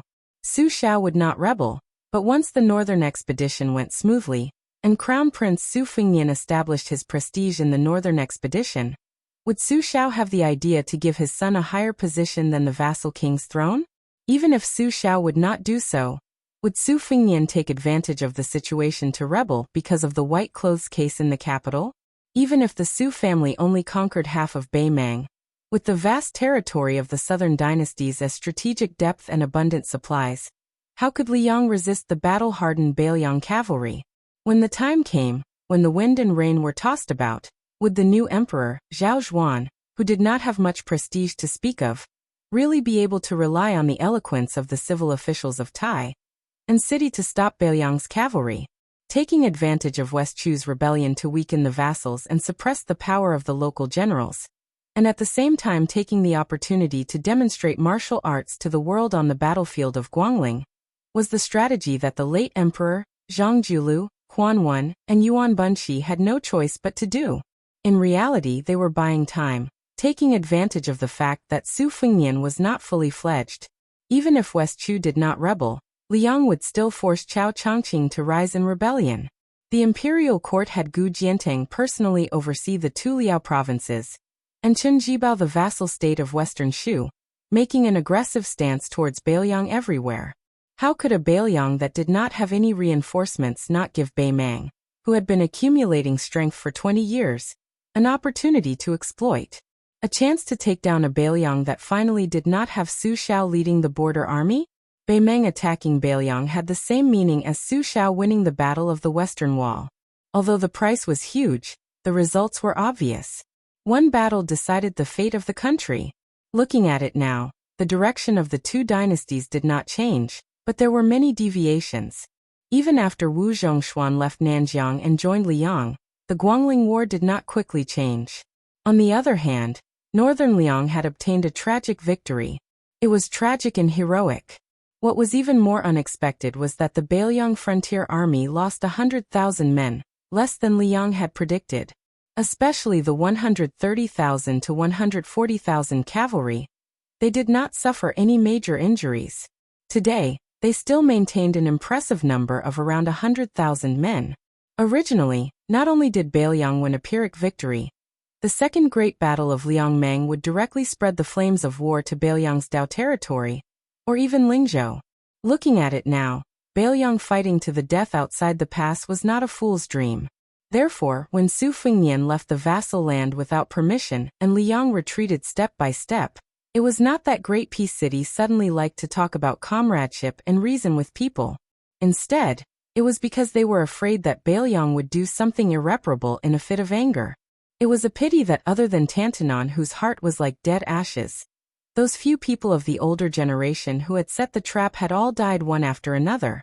Now the crucial point was how Grand Chancellor Qi, whom Zhao Dun had high hopes for, would react. Chapter 1630.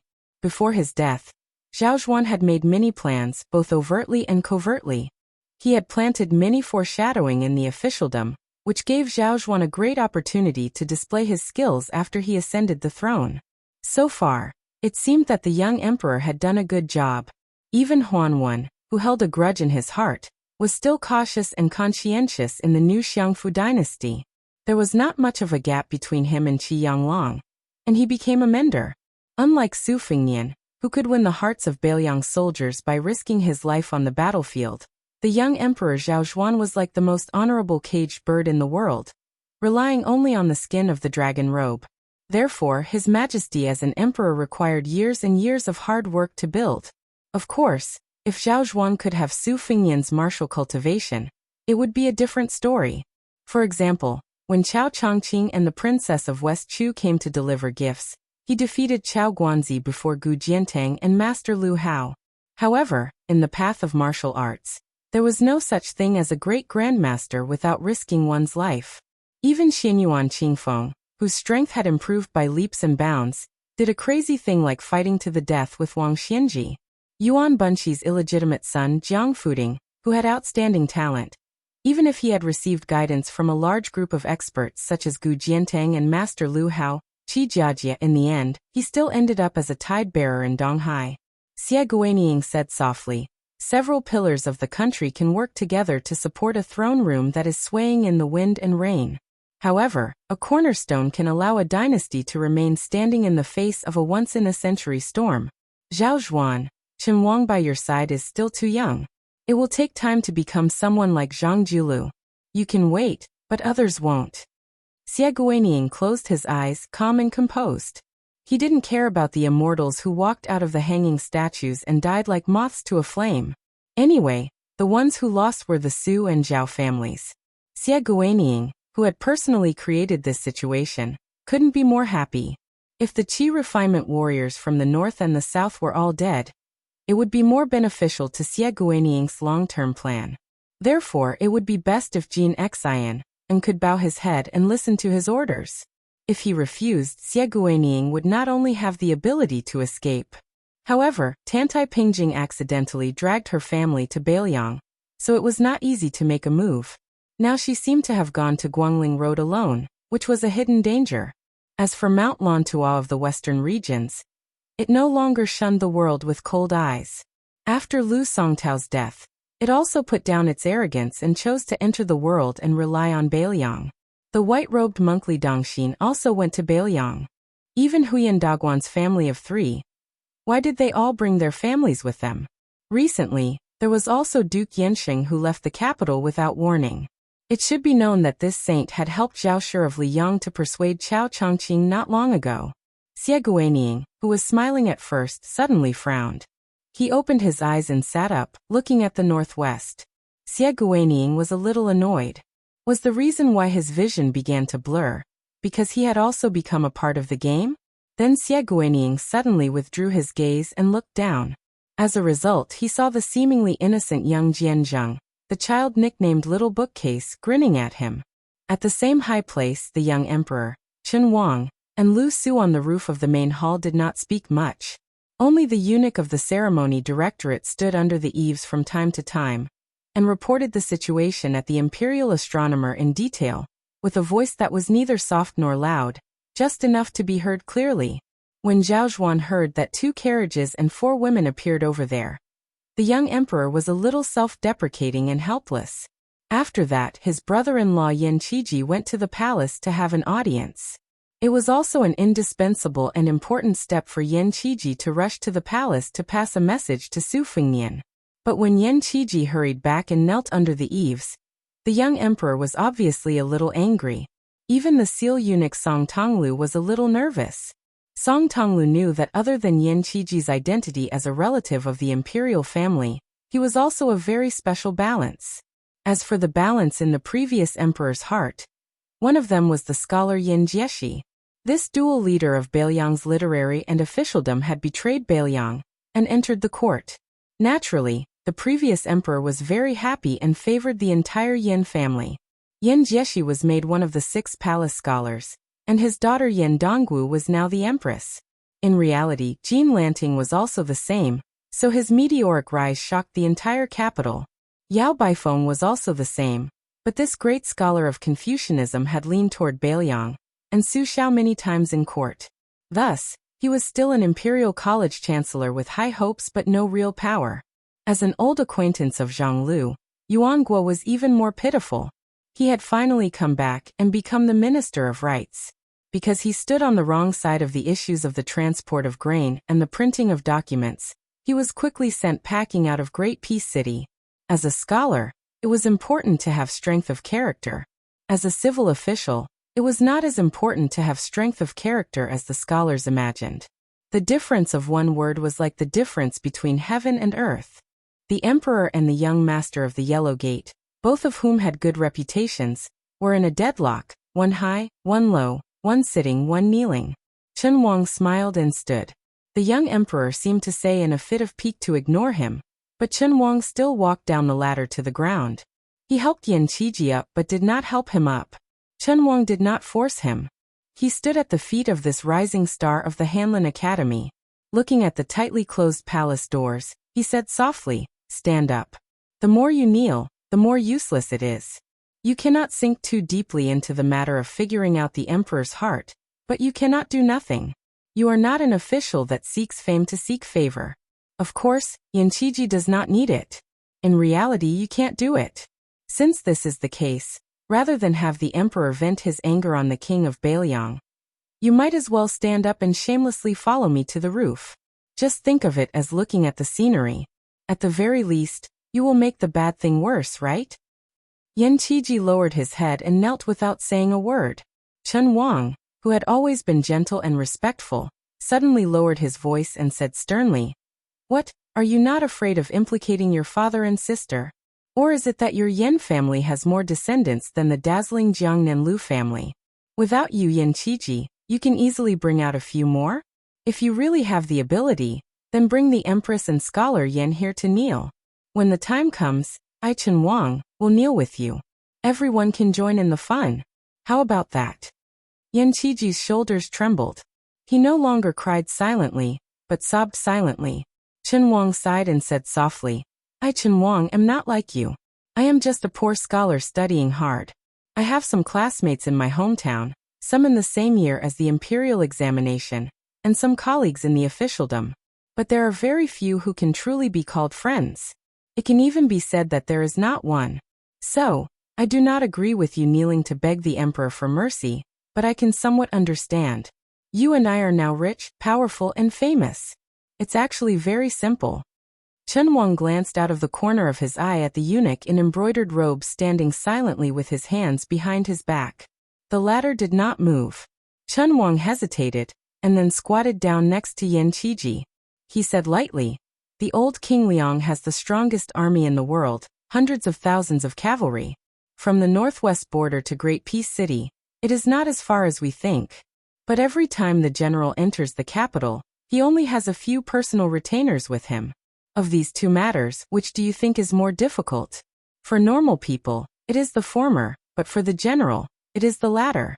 When a general has a large army, and a civil official has the power of the court, what is difficult is not to be spirited like normal people think, but to not act recklessly. Instead, to weigh each of the 5 words loyalty, filial piety, benevolence, righteousness, and affection." Chen Wang smiled. "The new King Liang, Su Fengnian, your good brother, has also weighed these 5 words these years. As an official, speak of loyalty. As a son, speak of filial piety. As a general, speak of benevolence. As a brother, speak of righteousness. As a husband, speak of affection. In my view, his entry into the capital this time was unexpected but reasonable. He put aside the word of loyalty and picked up the word of filial piety. In reality, I am slightly disappointed. Disappointed that he would abandon the country for his own selfish interests. But I also know that this is my inhumane request. It is my wishful thinking to place Su Fengnian in the position of a saint. In reality, it is the exact opposite.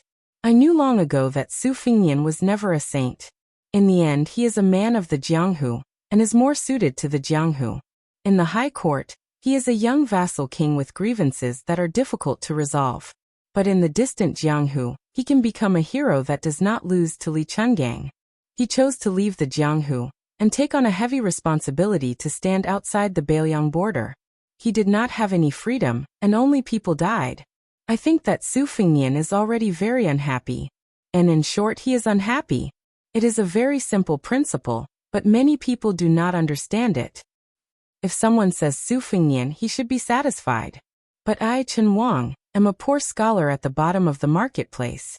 Step by step, I have reached my current position. But there are some things that I am also very unhappy about.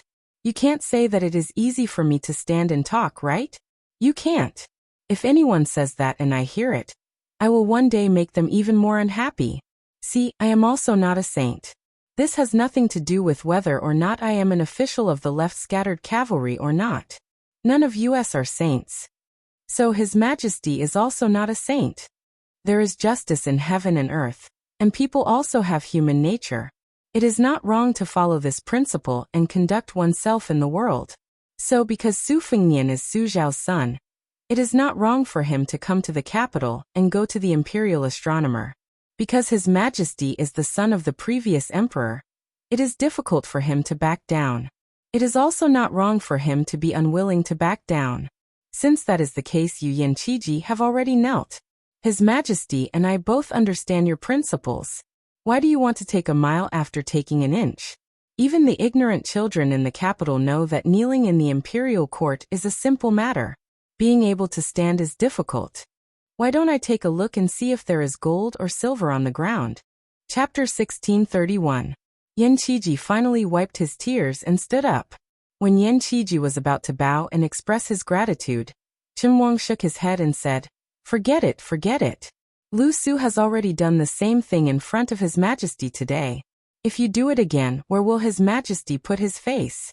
Once the label of forming a clique for personal gain is put on me, I can forget about continuing to be promoted. Yan Qiji said calmly, Gentlemen are a group, not a clique. Chen Wang was stunned for a moment. Then he turned around and began to climb the ladder. He muttered softly, What a waste of my effort. That's good. I don't have to waste money to treat you to a drink. Yan Qiji, who had flattered the wrong person, was immediately embarrassed. Song Tonglu, who had been ignoring their conversation, secretly raised the corner of his mouth. On the roof of the main hall, Chen Wang, who was originally sitting next to the young emperor, moved his seat. Yan Qiji could only bite the bullet and sit between the emperor and Chen Wang. Zhao Zhuan said coldly, "Aren't you going to learn from those famous officials who remonstrated with the emperor?" Yan Qiji lowered his head and his expression couldn't be seen clearly. He said softly, "Sir Chen is right. As an official, one has to think about being promoted. This is human nature." Chen Wang, who was immediately retorted, didn't know whether to laugh or cry. Scholars were not good people. On the other side, blind Lu Su smiled playfully. Zhao Zhuan was a little self-deprecating. He sighed and said, "You're right. You and Su Fengnian are good brothers who grew up together. That's why you're kneeling and pleading for him today. If you, Yan Qiji, were only an official of Liang, I, as the emperor, might be angry on the surface and even throw you into the cold bench for a few years. However, deep down I'm not angry. If I say that I'm not angry at all, I'd be lying. However, you're not only Su Fengnian's friend. I'm also not only the emperor of Liang. You and I are not only monarch and minister, but also family. In the future, I might choose more concubines and there will be more than one. At that time, there will be more imperial fathers-in-law and imperial uncles. However, I'm not lying to you. You're first the fourth prince's brother-in-law, then the imperial uncle of the current emperor." Yan Qiji was stunned. Zhao Zhuan put his arm around Yan Qiji's shoulder and laughed. He pointed into the distance. "Look, the wind and clouds were surging. I hope that one day, the four of us will be able to sit here together and enjoy the scenery." Chen Wang's expression was solemn as he sat upright. Blind Lu Su raised his eyes and looked into the distance, his hands casually supporting himself on the roof. Great Peace City was the most virtuous city. There were many people, and naturally there were many rules. Even the residences of the officials were divided into 3, 6, and 9 levels. They were mostly divided into the rich and powerful. For example, the group of residences where the Duke of Yan and the Marquis of Huaiyang resided were mostly of great birth. Dukes, marquises, and counts were piled together. For a new face like Chen Wang, if he had not relied on his relationship with the Jun Wang to become a son-in-law, even if Chen Wang had become a regular attendant of the scattered cavalry of the province, he would not have been able to get a residence there. Most of the people in Jing came from the Hanlin Academy, the Imperial College, and the Imperial Censorate. They were officials of Liang, and also scholars that were renowned in the scholarly circles. Living next to each other saved them the effort of calling for friends. In Great Peace City, there were also poor officials. For example, the earliest Ministry of Rights was a typical government office. Many of the officials of the Ministry of Rights who did not have a high rank and were not the top officials even had to rely on money to survive. They passed their days in poverty. They were called clean sleeves, and their bitterness was not known to outsiders. The rich people like Song Tianbao, who was brothers with the son of the former Minister of Revenue, Wang Yuanran, and the grandson of the old General Yan Jinchuan, Yan Tongshu, even though he had a rich father, it was still very awkward for him to buy a residence in Great Peace City. The residences of the dukes, marquises, and counts were people that he could not get in. There was no point in going to the residences of the poor officials. The feeling of being looked down upon all day was not good. Fortunately, there was another choice. That was to buy a large residence in the middle of the residences of the officials with power and the rich. During the day, he would go to the residences of the officials in Jing and pretend to be their sons and grandsons. At night, he would make up for it from people who had money, but had less money than him. Some busybodies had studied the group of officials in Jing who had made a name for themselves at the end of Yonghui. They had probably made a name for themselves in the poor area to the south of Great Peace City where scholars gathered. Then they quickly rose to the ranks of the nobility in the northeast of the city. In the end, they went to the east to buy a grand residence. If one day they could move to the west of Jing like Chen Wang and Chen Xiaobao, then their lives would be complete. Not only would they not have any regrets, they would also be able to answer to their ancestors and descendants. With the Peng family at the head, the large and small landowning clans in the north suddenly flooded into the northeast of Great Peace City in the second year of the auspicious talisman. As a result, the residences in this area, which were already worth an inch of gold, became even more in demand. This caused many mid-level officials who had saved up some silver with great difficulty and wanted to finally be able to no longer rent houses to live their days, to the point that they couldn't help but curse the Liaodong barbarians in private, saying that other than being rich, they weren't anything good at all. As the most important old power in the northeast of the capital, the officials of the 6 ministries of the Shangshu province didn't have a good attitude toward this either. Their relationship with the new landowning households that moved in was rather estranged. This was also very normal. In the past 20 years, especially after the old Grand Secretary Bai Yan personally presided over the imperial examinations, Liang no longer deliberately supported the scholars of the northern lands in the imperial examinations.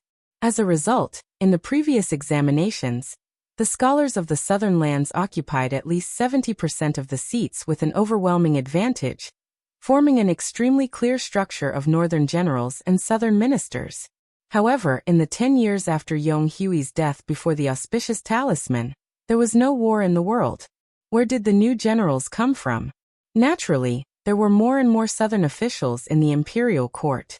The Green Party, which was known for its unity, was one of the most striking examples. As the great generals of the 4 campaigns for equalities and 4 towns, who were mostly from the north, died of old age, the northeast of Great Peace City became less and less a place for the northern scholars to speak with their backs straight. If it wasn't for the fact that there was still General of the North, Ma Lulong, left to hold up the facade, and the officials from the south didn't kill him to the last one, the northern officials would have been pushed aside to the point of wanting to die. Thus, the first thing the Prung family did after buying a new residence was to grandly pay a visit to the manor of General of the North. Although it was said that they didn't even see the sickly Ma Lulong, after all, they were personally received by the eldest son of the Ma family, General of Anong Ma Zhongxian. With the Peng family leading the way, the collective migration of the 2 wealthy families of Liao was quite smooth. The Minister of War Liu Baijie had left the capital, and the backbone of the Green Party, Hong Lingshu, had entered the capital. It looked like the Jiangnan powers had entered and left the imperial court without any losses, but in reality, it was clear that they had greatly damaged their vitality. Thus, the large-scale movement of the northern scholars into the capital was very interesting. The doors of the official mansions were higher than the street level. This was a rule that had been followed for hundreds of years. The so-called steps in the officialdom were actually the steps in front of the door. The number of steps was very particular. According to the laws of Liang, first, one had to be of the flowing class. Only then could the number of steps be determined by the rank of an official. A 6th-level official could only build 3 steps, and a 4th-level official could build 4 steps. This meant that this was the case for local governors and ordinary generals with real power. Next, most of the assistant ministers of the 6 ministries, if not specially bestowed, could only build 5 steps. The ministers of the 6 ministries had 6 steps, and very few could build 7 steps. For example, the former Minister of Personnel, Zhao Yuling, and the current Minister of Rights, Sima Puhua, had also received this honor. It was said that on the day the Sima family mobilized a large number of people to build more steps for their mansions, the old minister cried on the spot. What was interesting was that the rare 7 steps in the northeast were rare in the area where Chen Xiaobao and Chen Wang lived. If you didn't have 6 steps, you wouldn't have the face to greet people when you left the house. 7 steps were also very common. Chen Wang's father-in-law was at the 7th step. Even someone like Duke Yan Gao Shizhi, who was at the 8th step, was not rare. However, all of the officials in the capital knew that the steps in the west of the city were all fake. They relied on the ancestral shadow and the surname of the Zhao family to decorate the face of the court. However, the steps in the northeast were truly exchanged for by the official hats of the 2 recent generations. The saying, West 7 is not as rare as North 5, was precisely the reason. In the northeast of the capital, there was another saying, Ma 8 Yin 7 Minister 6. It said that most of the official mansions here were only at the 6th step, but the Yen Manor was at the 7th step. The Ma Manor had the same standard of 8 steps as the vassal states and dukes. Recently, not only did the eldest son of the Ma family, Ma Zhongxian, often rush back to the manor in the inner city from the Jingji East Army, even the eldest grandson, who often didn't return home at night and smelled of cosmetics, stayed at home obediently and declined visitors. It was probably because they had heard too many rumors of the Ma family's old master finally dying. In the end, he was still able to do it every time. As for the strange behavior of Ma Zhongxian and his son, not many people took it seriously. However, whether it was the son, Ma Zhongxian, or the grandson, Ma Wenhou, they all knew that the old master might not be able to make it this time. This was because the old master, who had been bedridden for many years, was not only no longer muddle-headed, but also had a sense of vitality. He could even sit up and eat a few mouthfuls of plain porridge. His eyes were much clearer.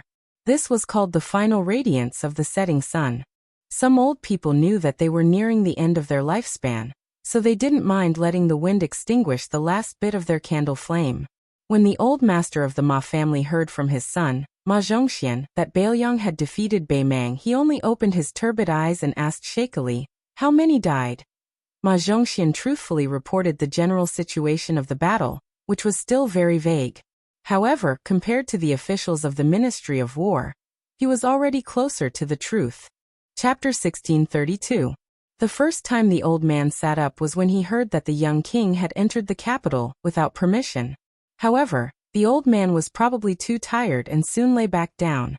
Only when he heard that the 800 Bailiang light cavalry scared the Jingji Western Army out of their wits did the old man call for his grandson, who was widely acknowledged to be useless, to return to the mansion. Ma Wenhou was a strange person in Great Peace City. He was said to be a playboy and did not play well with people like Wang Yuanran and Yin Tongshu since childhood. However, he was said to be ambitious, but he never got along well with people like Yin Chongying and Han Xingyan. Therefore, Ma Wenhou and the old Grand Secretary Zhang Julu's youngest son, Zhang Bianguan, who lived in a shabby alley and liked to wander around the city, were called the strange people in the capital. However, compared to the eccentric Zhang Bianguan, Ma Wenhou was actually quite popular. When he was young, he traveled and studied and left home for more than 2 years. He went to Donghai Martial Emperor City, Nanjiang Mountains, Shishu Nanjiao, Qingzhou Xiangfan, and the north of Jizhou.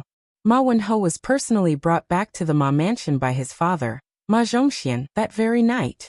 The old general of the north, Ma Lulong, sat up for the second time with the help of his grandson, Ma Wenhou. After that, whether it was eating or listening to Ma Wenhou's reading, the old man sat up more than he lay down. After that, whether it was when he heard that the Bei Mang general, Yang Yuanzan, died at the mouth of Gourd in Yuzhou, or when he heard that the 2 Liao cavalry under Gu Jiantang finally could not hold back and showed signs of restlessness, the old man, who had been in the officialdom for more than 60 years, appeared to be calm. However, when the old man personally handed over the tiger tally, he sighed with emotion, seeking death. It was unknown whether he was talking about the young king, or someone else. Today, the old man seemed to want to go to the morning court, but until his body could no longer bear the bumpy ride, he did not make it difficult for his children and grandchildren. Under Ma Zhongxian's secret instructions, several hidden Ma family consecrators spread out like a net. They only had one thing to do, which was to keep an eye on the young man surnamed Su from afar. Soon, news came back to the Ma mansion one after another. The young vassal king left the Damayai post house, but he didn't attend the court meeting. Instead, he went to the old Ministry of War Yamen in Liang without entering. Entering the Ministry of Rights Yamen, Minister Sima Puhua slipped away. Finally, he arrived at the Imperial Observatory and met with the Empress Dowager. Zhao Ji and Jiujiu Restaurant's lady boss. The old man would comment on each piece of news he heard. The old man was full of energy and became very talkative. His mind was very meticulous, as if he wanted to say all the words that he had accumulated in his stomach for the past 10 years in one go. The old yamen of the Ministry of War is actually a place with good feng shui. It's a pity that it's been abandoned. Wenhou, my Ma family has been a force in Liang for a long time. It's just that we changed our sails quickly back then. In fact, when I was first thrown into the Ministry of War by your great-grandfather, I was only 18 years old. Many people thought that your great-grandfather was muddle-headed, leaving the only son of his family in the capital. Did he really not want the foundation of his ancestors? Then, after more than 20 years, I finally became the right assistant minister of the Ministry of War. Everyone shut up. Some people were dead and couldn't open their mouths. Some people lost their power and didn't have the face to complain in front of me. I've been in the Ministry of War and the military all my life, but people of the blue-eyed Tantanon's generation all know that I've never been on the battlefield in my life, let alone killed anyone. Isn't it funny? Such a person ended up as the great general of the North? When I became the big boss of the Ministry of War, I saw many young generals. There were ambitious, capable, and murderous. At that time, there was a Jinzhou barbarian surnamed Su who struggled to climb up the ranks of the bureaucracy. He was always defeated. There were several times when he lost all his troops and horses, and almost became a lone army. No one was optimistic about him. I wasn't optimistic either. Without a foundation, he could only rely on his life. You have to understand that the Liang of that time wasn't as peaceful as it is now. There were endless battles. Now, killing 100 Beimeng barbarians was enough to make you a commandant. At that time, it was possible for you to kill over 1,000 Dongyue or Northern Han soldiers, and still not be able to become a commandant. Otherwise, if you managed to become a commandant with great difficulty, it would become someone else's military achievement the next day. As a result, there was one time when that young man ran to the yamen with his head covered in dirt and face covered in dirt, asking for troops, horses, and provisions from us old fellows of the Ministry of War. No one was willing to pay him any attention, as they felt that he wouldn't be able to make back his capital. In reality, the Ministry of War only had a dozen or so tiger tally that could be used.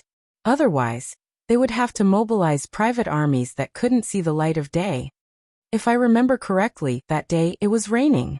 That young man from Jinzhou, who only had the empty title of commandant, was standing in the courtyard with a chest of silver at his feet. His back was straight, and one could tell at a glance that he wasn't someone who would ask for help. Just that bit of silver? Did he think that the Ministry of War would transfer 700 to 800 men to him? Although everyone knew that this person wasn't greedy for money, and that as long as he won a battle, no matter how many of his men died, the first thing he would do would be to give the money to the officials of the Ministry of War. But of all things, this fellow shouldn't have killed a junior sent to his army by the Ministry of War when he lost a battle. That's why no one was willing to pay him any attention. I've seen people who don't care about their lives in battle, but none of them are as reckless as him. He's always at the forefront of every battle. Who would dare to fully support such a person? If he only knows how to fight and doesn't know how to be an official, he might have died that day. How could that be? But I was in a good mood that day, because that Ministry of War senior doctor always liked to go against me. My idea was very simple: to discuss that Ministry of War senior doctor. So I walked up to that young man who I had never dealt with directly before, and agreed to give him a troop of soldiers. Hearing this, Ma Wenho curiously asked, "Did you win a huge victory very quickly?" The old man smiled and shook his head. "We did win, and 3 times in a row at that. But the troops were all wiped out by that young man. Of course, I definitely earned back my capital. At that time, human life was the most worthless thing in the world, but once a strong young man put on armor and picked up a sword or spear, he could still be counted by the head. The Ma family's current foundation was accumulated bit by bit at that time. Many of the generals who originally ruled over a region also spent all their resources bit by bit at that time." Ma Wenho was speechless. Most of the young people of his generation didn't like to listen to the older generations nagging about the wars of the spring and autumn period. They had heard so much since they were young that their ears had grown calluses. Ma Wenho was no exception. The old man sighed emotionally. "You must have guessed that the Jinzhou commandant who needed to listen to your grandfather's mood and expression was Su Shao. Later on he was the butcher of Liang and finally, the king of Beiliang." Ma Wenho nodded lightly. The old man had never mentioned this matter to anyone before. Chapter 1633. As the old saying goes, those who are unjust are doomed to destruction. That's not entirely true. No matter what, Su Shao being able to die of old age in bed with a body full of injuries is probably God's reward for his righteousness. But those who are unjust will bring disaster to their descendants, I believe very much. The Su family is a good example. Su Xiao killed so many people. Look at his children, which one of them is blessed? The eldest daughter died a long time ago. The second daughter is paralyzed in a wheelchair, and the youngest is an idiot. As for the eldest son, this young man, I think he hasn't had a good time these years.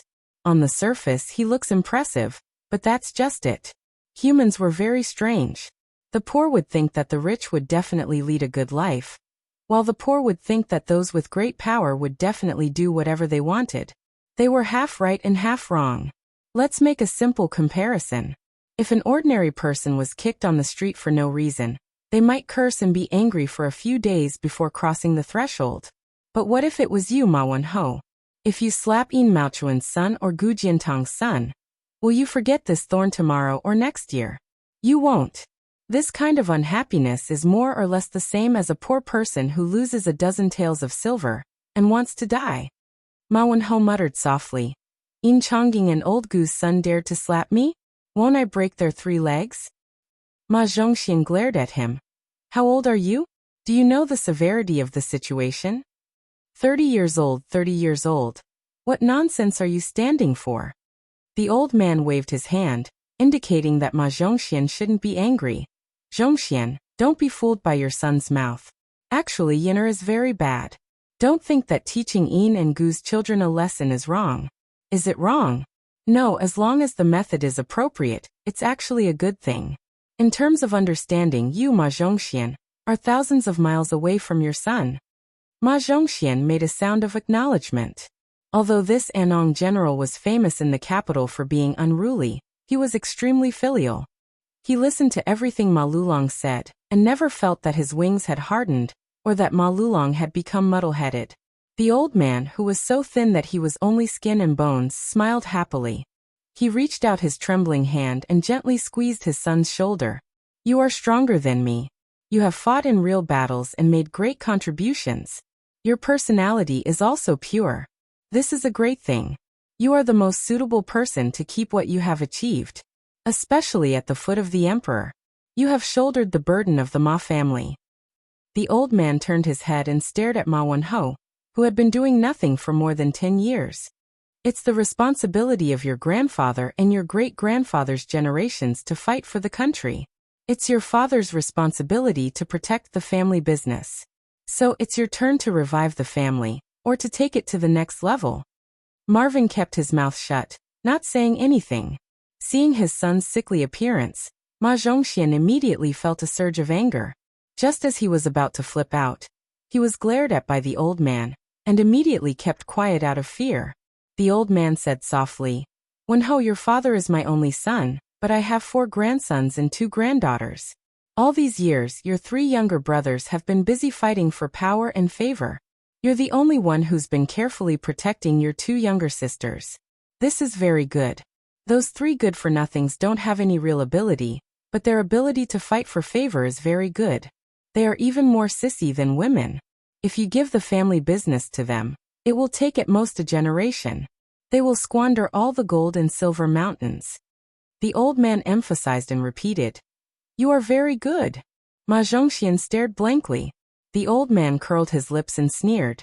There are 2 kinds of people in this world that you can't deal with. One is a perfect person who is close to being a sage. For example, Blue Eyes. No matter what you do, it is very difficult to have a personal relationship with them. The other kind is people who have no bottom line. They are not afraid of people's bottom line. After all, you know what kind of person they are. Be careful. In the end, those who could avoid disaster and seek benefits were the only ones who did not have a bottom line. You never knew when they would bring you a surprise. Such people were like the previous heavenly official Zhao Yuling, and the current left assistant minister of rights Jean Lanting. If you have a deep relationship with them, sooner or later, they will sell you out. You will feel wronged, but they will be smug. If the Ma family is a small family that needs to climb up the social ladder, it is a different matter. It is good enough to enter their eyes. But while the Ma family is not one of the wealthiest families in Great Peace City, they are barely in the top 10. Then you can ignore these people. Don't get close to either kind of people. Speaking to here, the old man gave a piece of advice to his son and grandson. Zhongxian, don't think about making great achievements all day, especially don't think about going to Guangling Path to join in the fun. Remember, as the ruler of a country, he doesn't necessarily want someone to die. Did the previous emperor really not want to go down in history with Zhang Jiulu, Yan Zhenchuan, and the others? At that time, if the emperor wants you dead as a subject, who can you reason with? So do not make great achievements for the country, but you must make small contributions to the ruler. Remember. Wenhou, I'll give you some words. Tantanon told me a long time ago. The water flows slowly when the water is deep, and the people speak slowly when they are important. You don't say those grand words. I don't hate that I didn't see the ancients, I only hate that the ancients didn't see me. In life, I will be made a marquis, and when I die, I will go to the temple to accompany the sacrifice. It sounds very satisfying, but compared to Tantanon's words, it is a dozen streets away. Some words should be kept in the stomach, and should not be said. A man's ambition is not as obvious as a woman's after a few months of pregnancy. Ma Wenhou chuckled. I don't like to talk about these things now. In the past, I was thinking that if one day I really made a name for myself, I would be able to write history books and use it directly. The old man laughed and scolded. Brat!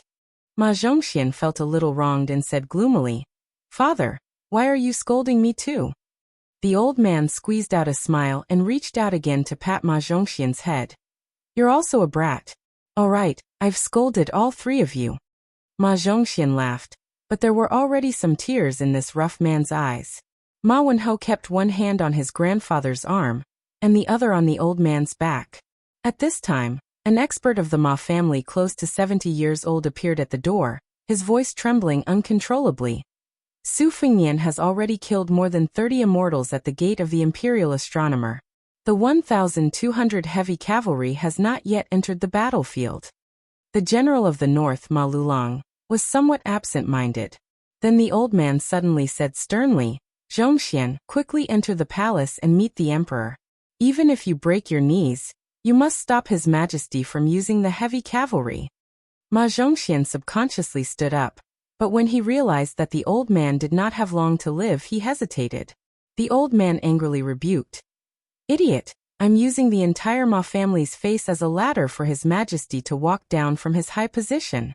His Majesty can appoint anyone to be the commander of the heavy cavalry, but only you, Ma Zhongxian, cannot. Only in this way can Wenhou hope to enter the center of power as quickly as possible. Ma Zhongxian wiped his eyes and left with large strides. Ma Lulong was panting heavily while Ma Wenhou gently patted the old man's back. The old man smiled wryly. Let me lie down. If I can't hold on, there's no need to hold on. Ma Wenhou carefully let the old man lie down. The old man held his grandson's hand and laughed softly. It's rare to live in the 70s. Grandpa is already in his 80s. What do you have to be sad about? Ma Wenhou squeezed out a smile and said in a choked voice, It's not that I despise my father for being stupid. Even if he curses, he won't hit the point. Grandpa has great wisdom. Even if he doesn't curse, I can still listen. The old man lay there quietly, already in a bleak state of breathing less than he breathed out. The old man calmly said, Wenhou, you're 70 and do as you please, not overstepping the rules. This saying is very interesting. Grandpa really believed it after 70. If you don't believe it, then you must live to this age. Your heart isn't calm enough. You need to study more. In the dead of night, you can go sit on those 8 steps more often. Ma Wenhou grabbed the old man's hand and nodded vigorously. Ma Lulong slowly closed his eyes. I was born earlier than you, Su Xiao, and I died later than you, Su Xiao. I've finally won a round against you. When the old man finished speaking, he finally passed away. Now, it's time for me to die. Chapter 1634. In the blink of an eye, this rain of swords from the bottom to the top had killed more than 30 immortals who had been invited by Li Yang to step down from the altar. However, the sword formation near the Imperial Astronomer was still rapidly rising into the sky. Each sword was like a raindrop. The densely packed tips of the swords pointed at the Imperial Astronomer at the same time. The Imperial Astronomer had unknowingly turned into a cage to trap beasts. The civil officials of the Imperial Court who were condemned by thousands of people would probably die without any illness. The generals on the battlefield would most likely become hedgehogs when faced with thousands of arrows. In short, they would not have a good ending.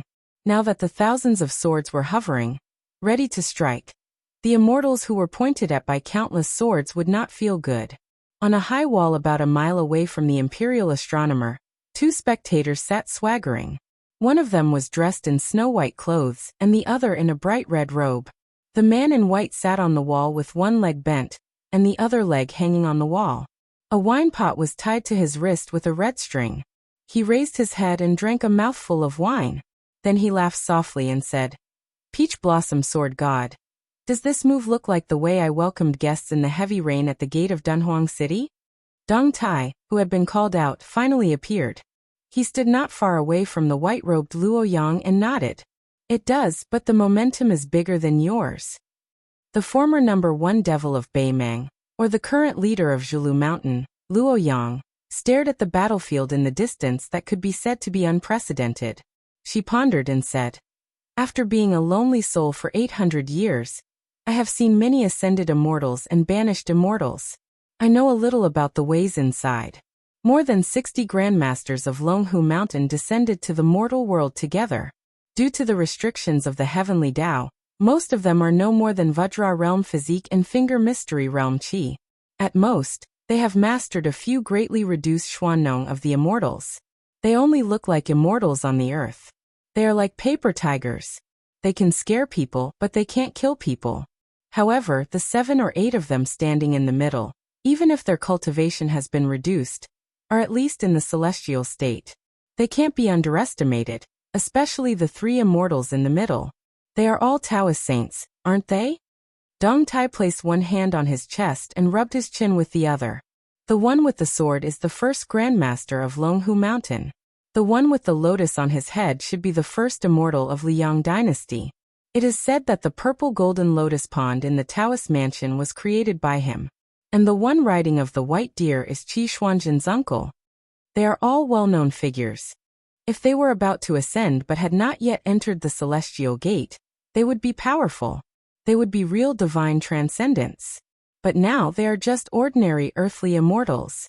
They lose because their bodies are not strong enough, but they win because they understand the way of heaven. Well, since they are in the human world now, especially when they are facing that guy, this is not an advantage." Suddenly, a man in a green robe appeared leisurely. In terms of bearing and demeanor, the Peach Blossom Sword God was thousands of miles away from this one. Even if the latter had white hair on his temples, when he stood next to Dong Tai, one looked like a country bumpkin while the other was a famous scholar. Comparisons were odious. It was no wonder that Dong Tai's disciple wanted his master, who was not good at appearance, to recite poems every time he rode a donkey. The green-robed Confucian paid attention to the movements at the imperial astronomer's side. He sighed and said, "Dong Tai Luo Yang, facing more than 60 first-grade realm cultivators, including 3 saints, how would you feel if you were in their shoes?" Dong Tai thought for a moment, then said seriously, "If we kill until our hands are tired, we might need to switch swords a few times, and we won't be able to kill them all." Luo Yang smiled and said, "It's not easy to kill, and it's not easy to escape." For some reason, Chao Chongqing, who still had not left the capital to return to Guangling, looked a little helpless. Luo Yang seemed to ask casually, "Dong Tai, after Li Chungang borrowed your sword, will there be a day when you can truly wield a sword?" Dong Tai said indifferently, "Even if there is a day, it won't be today. My friendship with that guy is long gone. Don't expect me to interfere this time." Chao Chongqing said in a low voice, "It's starting." A giant semicircle enveloped the imperial astronomer's sword formation. Tens of thousands of swords shot out simultaneously. The deer-riding immortal lightly pulled on the reins, and the white deer beneath him took a light step forward. The white deer's hoof stomped down, and like a boulder thrown into a small lake, a vast ripple instantly spread out. It was like hearing the sounds of nature. The flying sword's momentum instantly froze, but the flying swords were too fast and fierce. They only paused for a moment before continuing to charge forward. The white deer's second hoof stomped heavily on the ground, and the majestic chi once again spread out. The flying swords were once again slightly slowed. Using the earth as a bell, Each time the white deer stepped forward, the immortal's voice would violently strike the bell. When the white deer was 30 steps away from the gates of the imperial astronomer, the flying swords that covered the sky like a swarm of locusts had already begun to slow down from their rapid flight. The 1,000-odd heavy cavalry on both sides of the street raised their blades to meet the enemy. The dense mass of flying swords pressed down, suffocating. Although their speed had greatly decreased, they still continued to descend with a momentum that could be slowed down but could not be stopped. As the saying goes, gods are 3 feet above one's head. Now there were flying swords 3 feet above. Several cavalry did not believe this, and were even more unwilling to wait for death. They jumped high from their horses and slashed at the flying swords.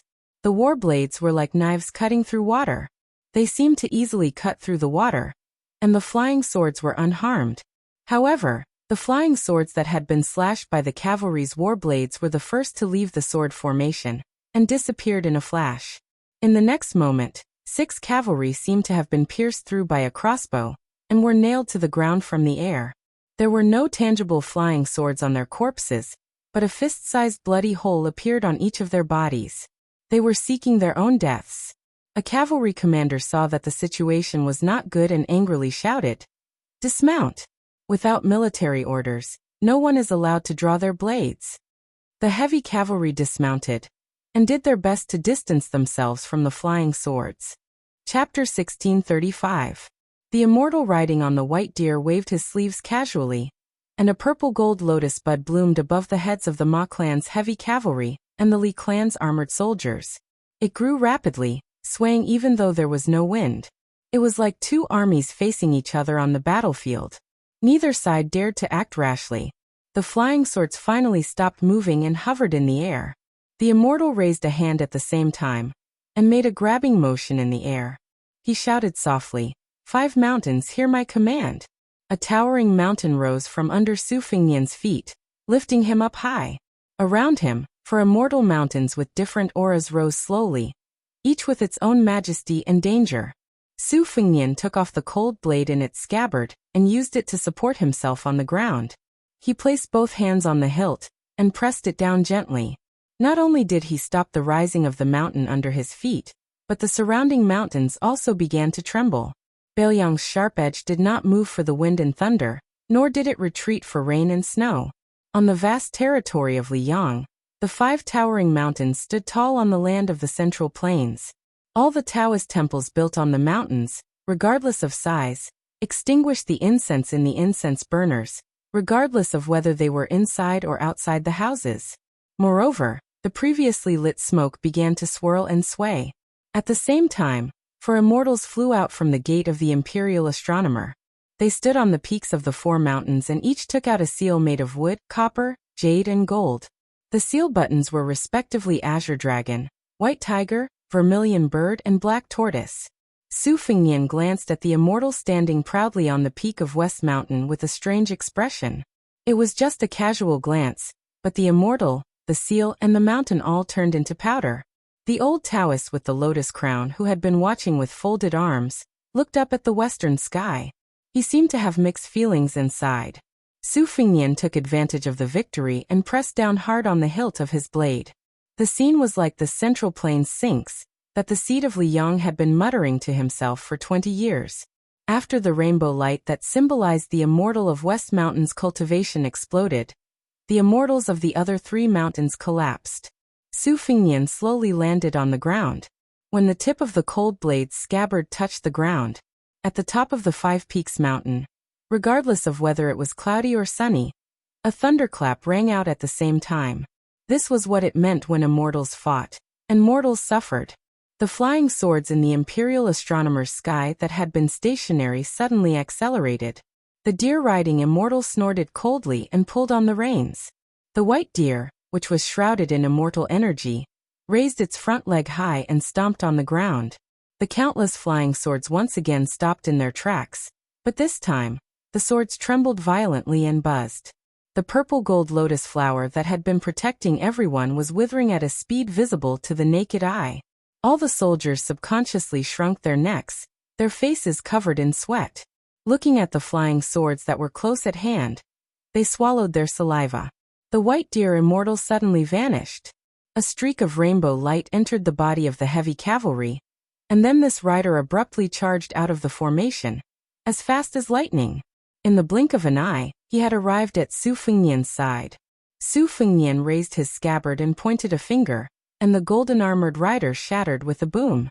The colorful afterimage dissipated a few steps away from Su Fengnian. Su Fengnian did not move at all, his sleeves slightly fluttering. The streak of rainbow light suddenly transformed into 2 dots of golden light. With the golden-armored rider as the center, they drew 2 arcs in the air and crashed into the 2 riders on the opposite street. The 2 riders began to charge. Su Fengnian sheathed his scabbard.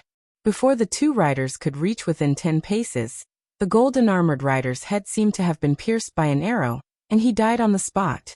The 2 dots of golden light split into 2, and the 4 heavy cavalry soldiers began to charge toward their deaths. The flying swords that Su Fengnian used to block Qi Jiajia's sword had already appeared. The flying sword that destroyed the enemy was the box of miniature flying swords that Dong Tai had given him at the Eastern Sea. After the battle of life and death with Han Shengxian, Su Fengnian had secretly replenished the 12 flying swords that had a perfect sword embryo. Wherever his mind willed, the sword would be there. Black armor, childhood sweetheart, morning dew, spring water, peach blossom, moth vermilion bird, yellow tree, mayfly gold-threaded tie. On the platform of the general, the brave soldiers were summoned. The 4 golden-armored riders were like eggs striking a stone. The 8 golden riders arrived again. After the death of the 8 riders, there were 16 riders surging forward. Su Fengnian's 12 swords were like a lightning pool. The golden-armored cavalry swore not to stop until they broke through the lightning pool. From afar, Dong Tai had an undisguised smile on his face. He clicked his tongue and said, "This time you've learned from me." Luo Yang said unhappily, "Just for show." Dong Tai raised his eyebrows and said, "It's just for show and practical use. Don't speak against your will, right?" Chao Chongqing listened to the quarrel between the 2 great grandmasters who were both ranked in the top 14 of the martial arts evaluation. He found it rather funny and said, "What's there to argue about?" At the 2 ends of the street, no less than 200 golden-armored riders began to charge together with their spears. The large expanse of golden light reflected in their eyes made them feel as if they were in the majestic heavens. Even from a mile away, Chao Chongqing's face was illuminated with golden light. He squinted his eyes and said softly, "Resisting the heavenly might of an immortal with the strength of a single person is not inferior to the Bailiang cavalry resisting the imperial edict of a mortal emperor. It's a pity that apart from the few of us, there aren't many people who are fortunate enough to see this scene." Dong Tai nodded in agreement and said, "Thinking back to the few times when I was in the martial emperor city when others challenged Wang Xianji, or when others saw me, Dong Tai, climb the tower, they all paled in comparison." The 12 flying swords were like an impenetrable wall that could not be shaken by thousands of soldiers and horses. Outside the wall, more than 200 golden-armored celestial soldiers and generals crashed into the wall one by one without fear of death. The dense sound of thunder was incessant and gathered together, giving people the illusion that they were hearing thunder from the heavens. Many martial arts masters who were closely watching the movements of the imperial astronomer had no choice but to retreat. It was not that no one wanted to stay, but these masters were horrified to find that they were bleeding from their 7 orifices. When they wiped their hands, they were covered in blood. Only Wu Jian, the ancestor of the Wu family's sword tomb, Chai Qingshan of the Dongyue sword pool, and a few other grandmasters were able to continue. The following scene stirred people's hearts. More than 400 golden-armored celestial soldiers charged towards the young lord outside the imperial astronomer from the left and right. The light was so dazzling that it was as if the sun had risen from the Eastern Sea on the same day. A red sun rose from the imperial astronomer. Chapter 1636. The sun rose in the east. Even the citizens of Great Peace City were attracted by this soul-stirring scene, and looked up. Mount Hui purple-robed Xianyuan Qingfeng had arrived at the Jiujiu restaurant at some point. She ordered the signature mutton hot pot from a young waiter, who recognized her at a glance. She expressionlessly picked up her chopsticks. There was someone who was closer to the imperial astronomer than Wu Jian and Chai Qingshan, and even closer than Luo Yang, Dong Tai, and Chao Chongqing. The young girl stood at the foot of a high wall. She reached out her hand to adjust the slanted sable hat that covered her eyes. No one knew when she had arrived. Not only did the immortals at the entrance of the imperial astronomer not notice, even Su Fengnian, who was focused on fighting the enemy, did not notice. And she was only one wall away from the heavy cavalry that had been reduced to pawns. As an assassin, she had not killed many people. More accurately, the number of people she had killed could be counted on one hand. For example, the world's 11th ranked Wang Mingyin, and the gatekeeper of the capital Lu Haosher, had clearly escaped the pursuit of Su Fengnian, who had been possessed by the Qin emperor. In the end, he had been killed by her and his head kicked around like a ball. Other than killing Su Fengnian, she had only made one mistake, and that was stopping Wang Xianji from entering Beiliang. This time, she would not allow herself to make a mistake. On the main street, the 400 cavalry began to charge at each other. If they were blocked by Su Fengnian's 12 flying swords again, then the next time, the remaining 1,000 or so cavalry would come out in full force. But Su Fengnian's flying swords had clearly been used up.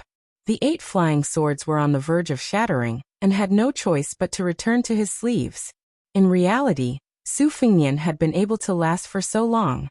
If he had faced the elite cavalry of the mortal world, he would have been able to break armor 1600. The white deer immortal, who had transformed into a rainbow, did not give Su Fengnian a chance to catch his breath. The 400 cavalry had already arrived. The date mark on Su Fengnian's forehead glowed brightly. A trickle of blood seeped out of the corner of his mouth. He raised his hands and began to form a sword. In his life, he had only used the 3-foot sword to kill dragons. Azure dragon sleeves. Back in the day, the old man with the sheepskin fur coat threatened to teach him this sword move that was as famous as the sword opens the gate of heaven. When he was young, His Royal Highness was still puzzled about how the one-armed old man had 2 sleeves. 60 years ago, there was only one person in the vast Jianghu. After 60 years, the Sword of Great Snow Plateau came. The unveiling of the young swordsman was to ride his sword and laugh loudly over Guangling. The old man's curtain call was at the riverside of Guangling, where he broke 2,600 pieces of armor with a single sword strike. When he entered the Jianghu, he was stunning. When he left the Jianghu, he was carefree. This was Li Chungang. For 1,000 years, there was only one person whose sword Dao could stand shoulder to shoulder with ancestor Lu. It was Li Chungang. Chao Chongqing and Dong Tai widened their eyes almost at the same time.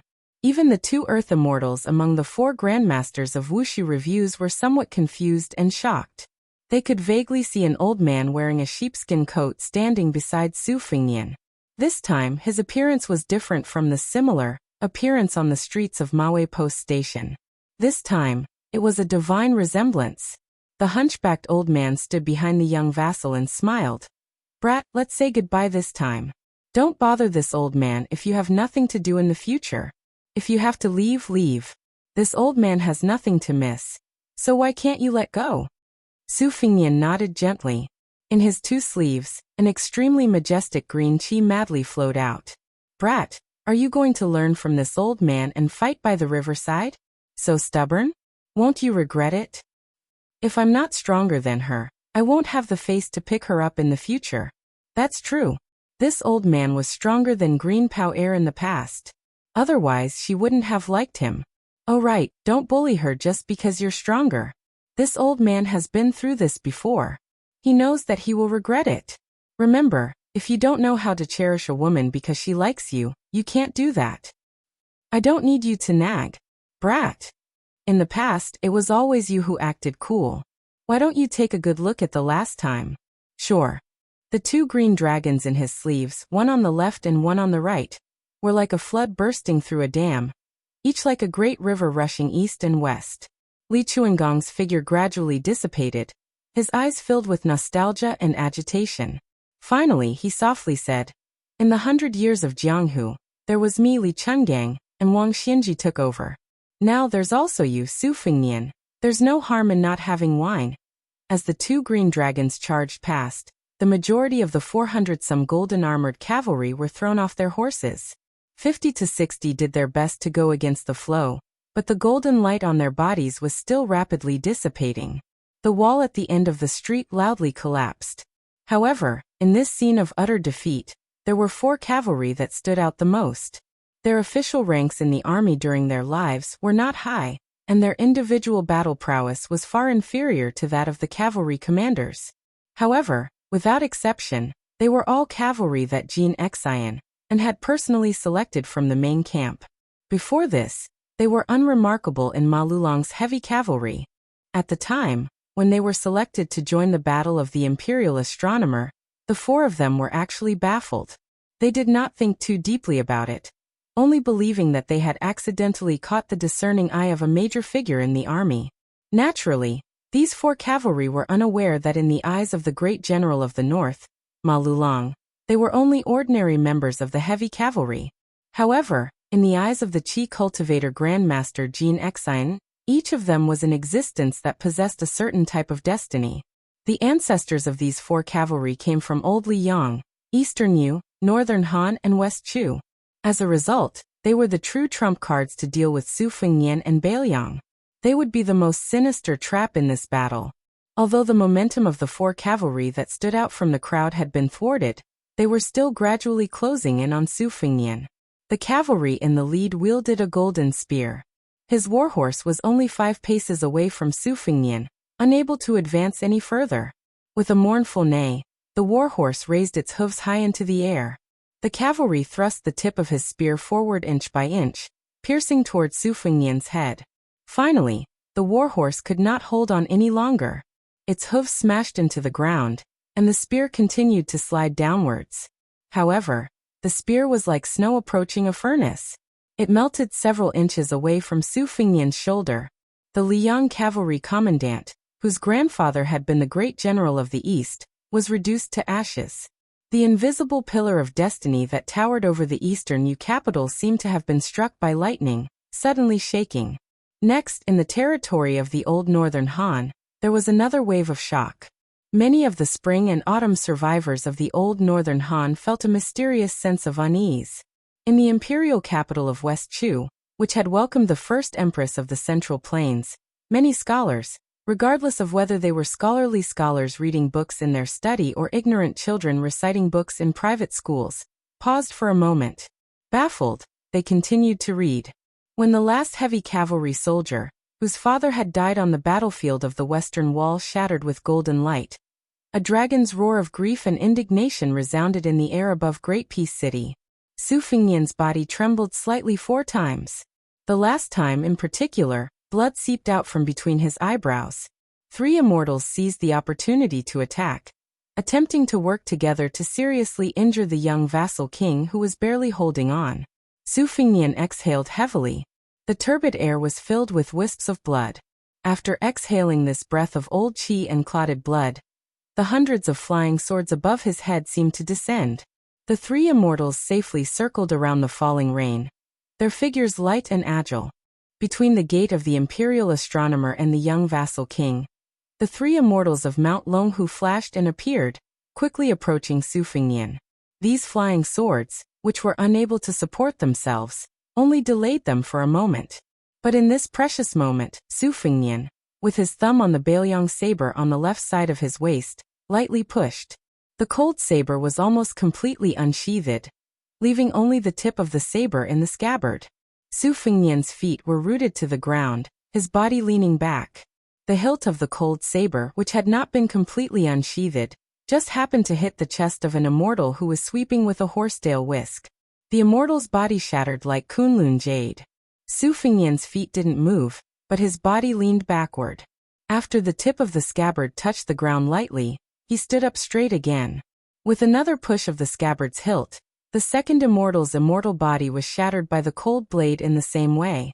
When the last immortal gave up the idea of close combat, Su Fengnian's 5 fingers suddenly clenched. The unsheathed cold saber trembled slightly. It did not continue to slide back into the scabbard, but went against the momentum of the attack. The immortals who were retreating suddenly had a clap of thunder behind them. The 3 immortals dissipated in the blink of an eye. More than 500 cavalrymen on the street were completely annihilated. At this moment, a petite figure swept toward the white deer, and her hand blade happened to stab the chest of the immortal who had just condensed on the back of the white deer. She succeeded in her attack and quickly retreated without hesitation. However, the explosion of the golden light still smashed into her body. On her route of retreat, she passed through several walls. When she finally stopped in the distance, she coughed out a mouthful of blood. Then she adjusted her mink hat, raised her arm to wipe the corner of her mouth, and lightly leapt up to sit on the wall. She took out a scallion pancake from her pocket that she had bought on the way here, and lowered her head to take a big bite. Chao Chongqing and Dong Tai looked at each other and smiled. Killing an immortal and eating a pancake, they really brought out the best in each other. At the gate of the Imperial Astronomer, after the white deer immortal was mysteriously ambushed by a little girl, the Lotus Crown Taoist master and the first ancestor finally made their move at the same time. A small crack had appeared on the tip of Su Fengnian's foot. It was because he did not retreat half a step and let the soles of his shoes rub against the ground. Although the three immortals did not succeed and could not retreat, just like how Su Fengnian's sword had delayed their advance, they also successfully delayed Su Fengnian's breathing. The first ancestor of Mount Longhu floated over with the sword in his hand. Su Fengnian had not recovered his breathing, and still forcefully clashed with the first ancestor. The blade in his left hand was finally unsheathed. The old cold blade clashed with the first ancestor's sword. The young first ancestor with a face as clear as jade slid back tens of feet, almost crashing into the gate of the Imperial Astronomer. But his smile was still bright. Su Fengnian took 10 steps forward and only took 9 steps back. But the Lotus Crown Taoist master's body directly passed through the first ancestor. The two immortals exchanged positions. The first ancestor's palm struck Su Fengnian's forehead and spat out 2 words. Mountain Splitter. Su Fengnian's head slightly swayed backwards, his heels leaving the ground, the tip of his foot stepping hard on the ground. 1 step. Just 1 step back. But he still did not retreat from the position where he faced off against the 60 immortals. Chapter 1637. The old Taoist master with the lotus crown, who had struck Su Fengnian's forehead with his palm, floated backward. At the same time, the sword-wielding immortal passed through this straight path and said with a smile, "Mountains and rivers filled with wind and lightning."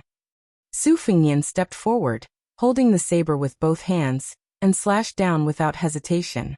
The saber was held vertically and the sword was held horizontally. Between the saber and the sword, the wind and clouds surged and thunder rumbled. The 2 sleeves of the young ancestor's Taoist robe fluttered wildly, and the hair on Su Fengnian's temples also fluttered wantonly.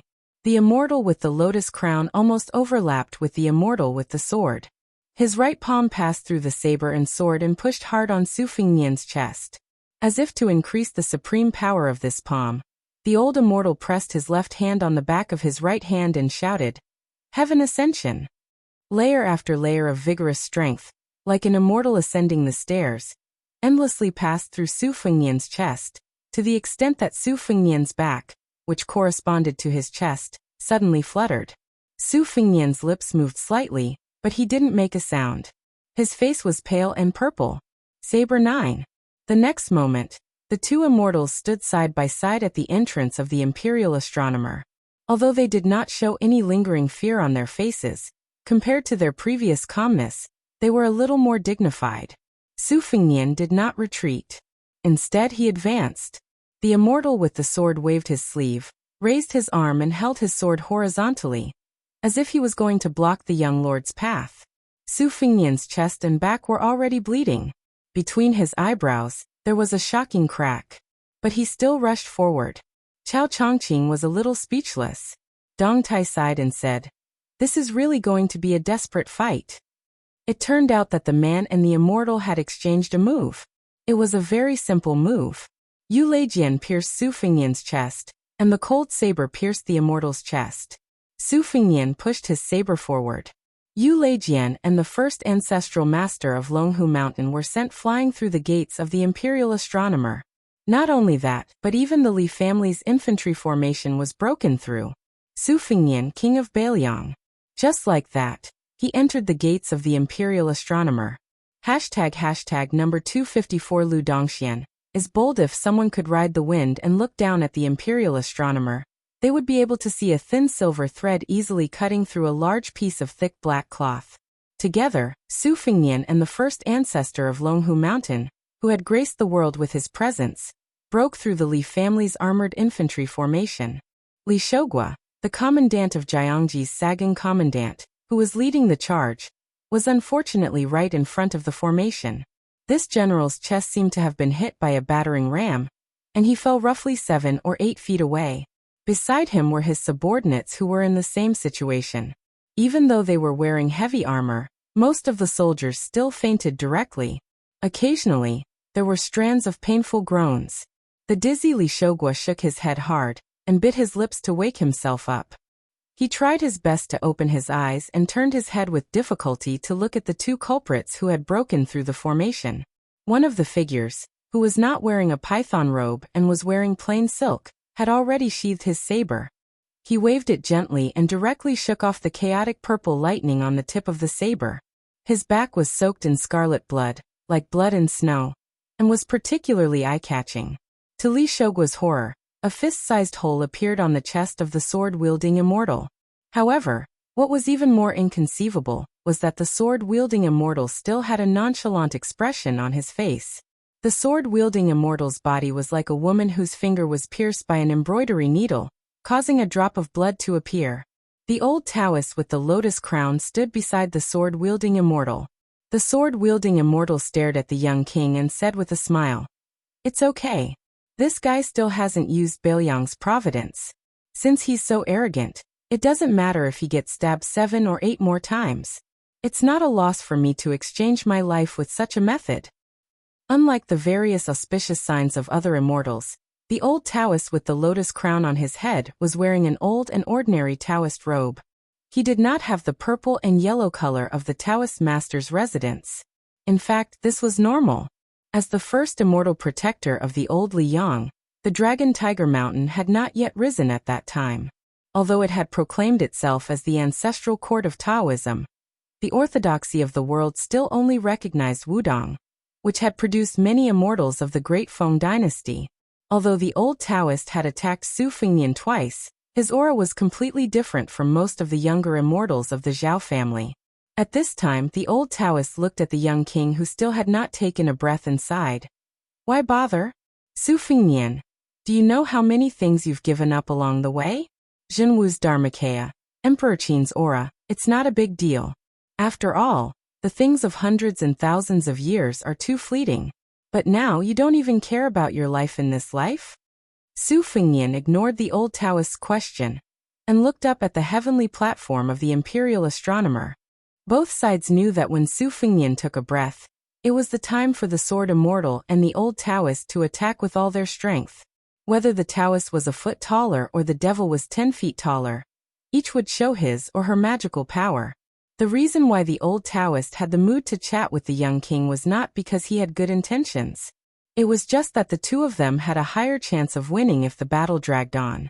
Their immortal bodies could be broken, but they would not be injured. However, Su Fengnian was different. The so-called land immortal was still a human after all. Even the celestial being Gao Shulu, who had been punished by heaven, could not be compared with a real immortal in terms of physique. The thing that really puzzled the 2 ancestors of Dragon Tiger Mountain was that Su Fengnian knew that immortals had no impurities and could not be hurt even by divine weapons. However, as long as there was impurities, it would be fatal. It would directly reduce the good karma accumulated in several, or even dozens of lifetimes. Therefore, Su Fengnian's real weapon was not the ordinary Bailiang saber, but Bailiang's fate. Su Fengnian withdrew his gaze and suddenly smiled. "Old Taoist, I'm very grateful for the 2 moves of Mountain Splitter and Heaven Ascension. I don't return the favor." Before he could finish his words, Su Fengnian had already disappeared and appeared in front of the old Taoist without any warning. His cold saber swept across the old Taoist's head. The old Taoist smiled and put his hands behind his back. He took a few small steps back. Lotus flowers bloomed under his feet. His figure was elegant, but his clothes did not move at all. The celestial being did not overstep the rules. The young king did not seem to realize that his efforts were futile. The cold saber continued to sweep. However, Just when the old Taoist was about to stand still, another Su Fengnian appeared in front of him. He followed him like a shadow and continued to maintain the same posture. The cold saber swept across the old Taoist's head. The old Taoist took a few more steps to the side, strolling leisurely, and dodged the sharp cold saber. Although it was the same as the invincible Vajra described in the Buddhist scriptures, the old Taoist did not believe that this young man really did not know how to play tricks. He did not believe that this young man would stupidly use the cold saber to chop people from the beginning to the end, and then exhaust himself to death. This young king of the Northwest who had ascended to the top of the human world was originally a difficult opponent with endless tricks. Especially when he even killed Wang Xianji, it was hard to guarantee that he did not have any hidden skills. The old Taoist was happy to wait and see. He might as well deal with the changes by sticking to the status quo. Now, it should be the injured Su Fengnian who was flustered and exasperated. The old Taoist only needed to wait patiently for the crucial moment when the young man could not help but do something desperate. The old Taoist with the lotus crown used the dipper steps to shrink the world. Every time he changed his position, it seemed to be only 2 or 3 steps, but it was enough to make the cold saber miss. Because the two people in a life and death situation attacked too quickly, in the blink of an eye, no less than 100 Su Fengnian appeared on the square of the imperial astronomer. The immortal surname Zhao of Longhu Mountain was still at ease, moving freely through the increasingly narrow square like a fish swimming leisurely in the Jianghu. The first Grandmaster of Longhu Mountain, holding the seal sword Yulei, was not in a hurry to rescue the Su Fengnian. 1. There was no need for him to do anything. 2. Every moment that passed meant that the rope around the neck of the approaching Su Fengnian was getting tighter and tighter. The person holding the rope just so happened to be the Su Fengnian himself. His right hand held the sword in front of him in a standing sword stance. His left hand bent his thumb and lightly pierced his index finger. Then he began to draw seals on the peachwood sword that was rumored to have killed countless demons and monsters. The blood that flowed out of his index finger was not bright red, but pure white. Moreover, it was bright and resplendent, like the bright moon hanging from his fingertip. Several chi channels that had been suppressed by various buildings in Great Peace City quickly surged toward the imperial astronomer. When the seal was formed, victory was already in his grasp. Chapter 1638. The lips of the always youthful and elegant immortal curled up. Can you tolerate me drawing seals so openly?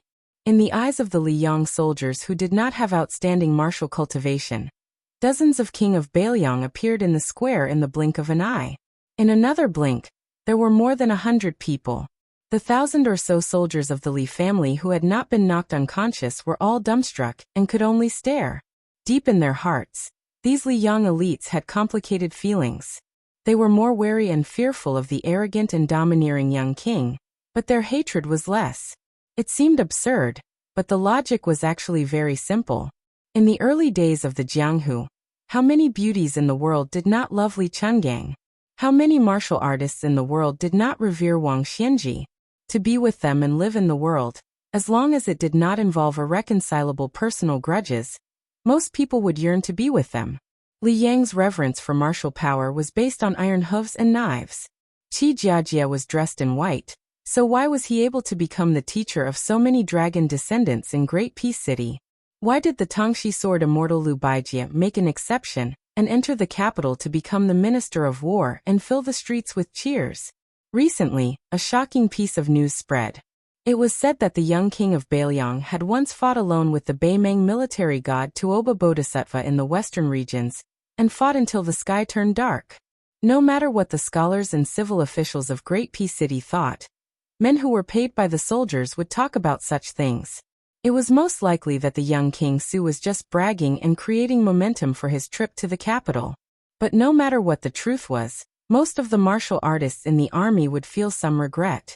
They would wonder why the Su Fengnian did not simply kill that Tuoba Bodhisattva in the western regions.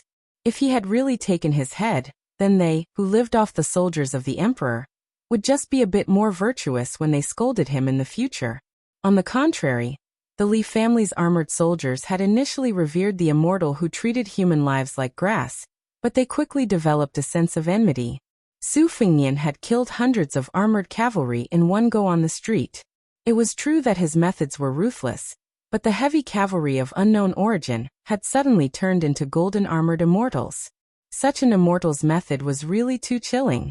Originally, when facing a strong enemy, we martial artists would treat it as a trip to the battlefield. If we died in battle, then so be it. But if we died for no reason, how sullen would that be? Where would there be heroism? Probably no one would die in peace. On the high wall, Luo Yang held the wine pot with 2 fingers. She smiled and said, Chao Chongqing cannot interfere, but you, Dong Tai, you have some relations with him. Are you just going to watch here? There was no one nearby.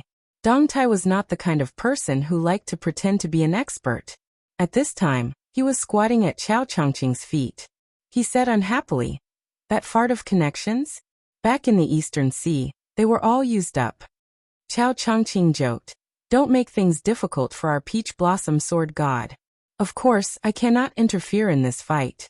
But in fact no one can. Just like yesterday at the Maui post station. In the end it was just me and Dong Tai against one. But I think you Luo Yang also know that at our position, numbers don't mean much. Of course, face is also very important. Dong Tai seemed to remember something. In terms of connections, that elusive ancestor Lu should be the one helping, right? Luo Yang hesitated for a moment, then said, that person was to Gao Tingshu, just like Wang Xianji was to Li Chungang. And now he is to Wang Xianji. So who's next? Even Dong Tai was stunned. He turned to glance at Chao Chongqing. The latter nodded slightly. Dong Tai was suddenly angry. He cursed for the first time. Damn it, why is this kid so miserable? Was he supposed to be subdued by Ancestor Lu's reincarnation? Luo Yang said sarcastically, what do you think? Then Luo Yang glanced at the sky. The cycle of the heavenly Tao is clear. Chao Chongqing said slowly, since Ancestor Lu could even withdraw from the heavenly gate, he might not act according to this logic. Dong Tai sneered. What a good might not. Luo Yang smiled and said, you're not happy? Dong Tai took a deep breath. Forget it. Even if I was willing to help, that kid wouldn't be willing. Luo Yang drank a mouthful of wine. Her expression was calm. That's true. Dong Tai suddenly stood up. He shook his wrist and said in a deep voice, Su Fengnian will settle the grudge of the imperial astronomer himself. Dying here is his fate.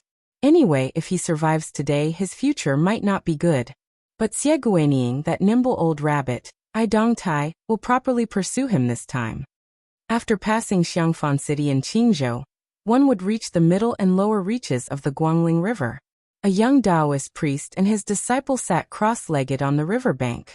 The little Taoist boy began to doze off as he pondered. The young Taoist priest didn't reprimand him. Every time the little Taoist was about to fall, he would reach out and support him. This young Taoist priest in plain robes was Li Yufu, Wudong's current leader. He brought his disciple Yufu along the Guangling River to escort the arowana into the sea. Suddenly, Li Yufu's body trembled. He heard 2 words softly, Yufu. Li Yufu slowly turned his head and saw a young Taoist priest sitting beside him with a warm smile. The Taoist priest and his disciple Yufu sat on Li Yufu's left and right. Li Yufu's eyes were filled with tears. He was about to stand up and bow. The man quickly waved his hand and said, Don't. We don't do this on the mountain. But Li Yufu still insisted on standing up. He was respectful and choked with sobs. I'm Li Yufu. Greetings to the young martial uncle. The young Taoist priest who was called young martial uncle by Li Yufu looked helpless. You're just like senior brother Yu. I'm afraid of you. When we were on the mountain, even the eldest senior brother, who was in charge of discipline, was not as particular as senior brother Yu. At that time, His Royal Highness would give out books after beating people. Well, you know, the kind with more pictures than words.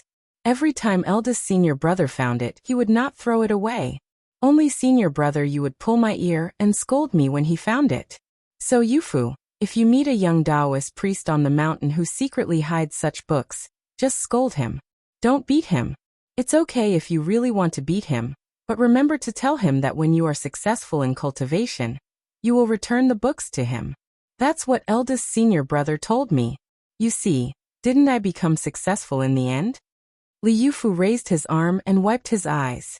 He smiled knowingly. The young martial uncle of Wudong Mountain was Li Yufu's young martial uncle. Then it could only be Hong Xixiang who rode a green ox and smiled when he met people. The young martial uncle looked at the torrential Guangling River across the central plains. He was lost in thought for a moment and then said, I had no choice but to leave in a muddy water. This time, other than wanting to say hello to you personally, I also want to borrow your sword. Li Yufu didn't look confused at all. He just nodded solemnly. Hong Xixiang looked up at the sky. I didn't go that year, and I won't go in the future. So, I have to trouble you with that matter. Li Yufu's eyes were clear and firm. Don't worry, young martial uncle. The two stood up together. Hong Xixiang patted Li Yufu's shoulder and smiled. You're more responsible than me. If only you went up the mountain earlier.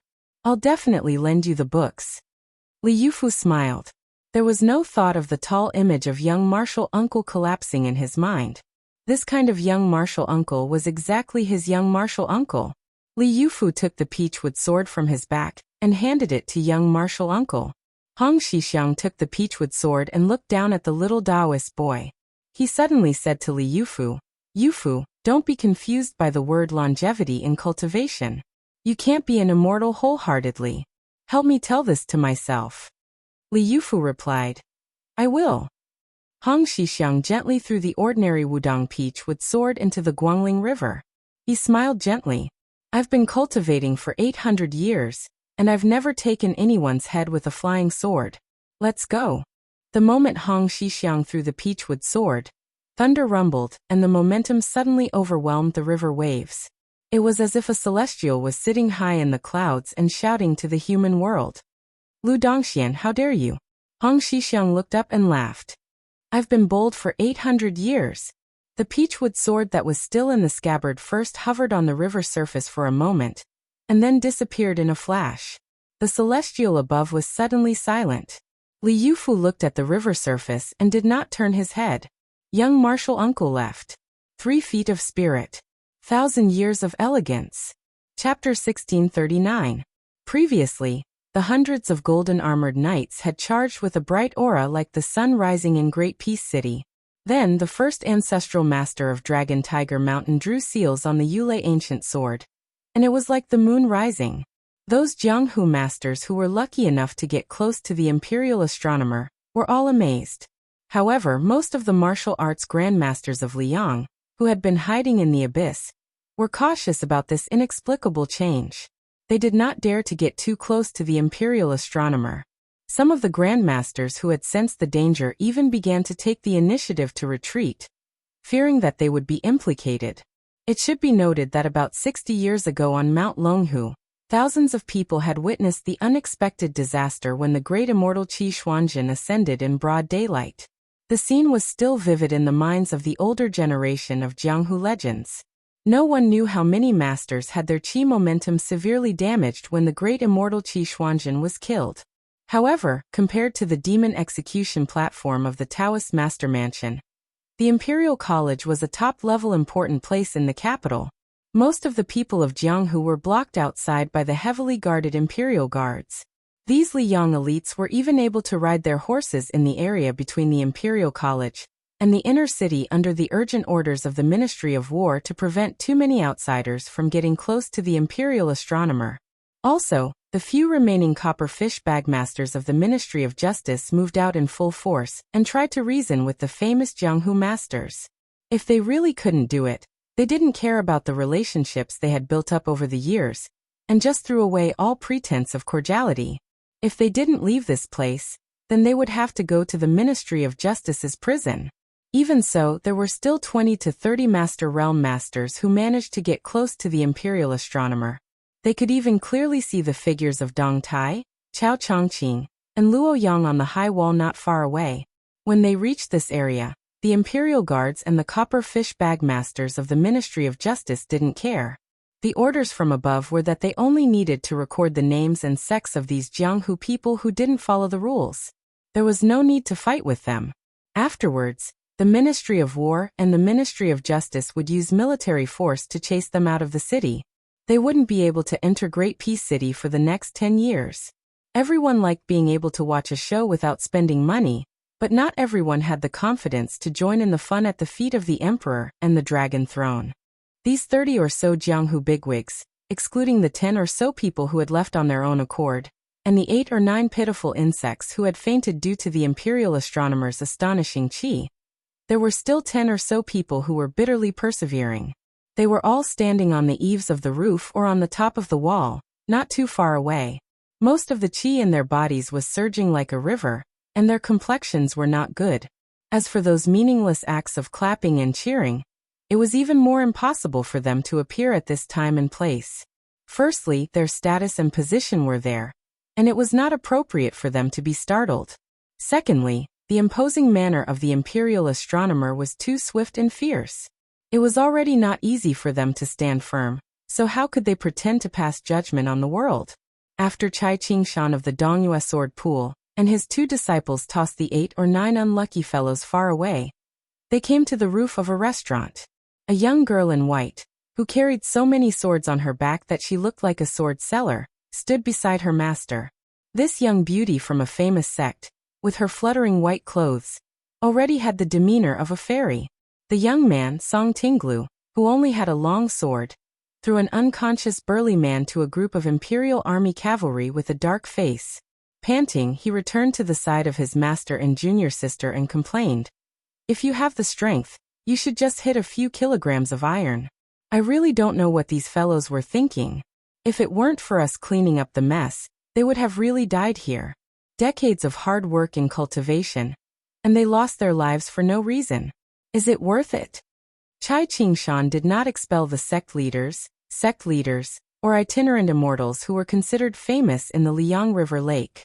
He chuckled softly and said, "This kind of risky action seems absurd and laughable, but it is actually in accordance with the rules of Jianghu.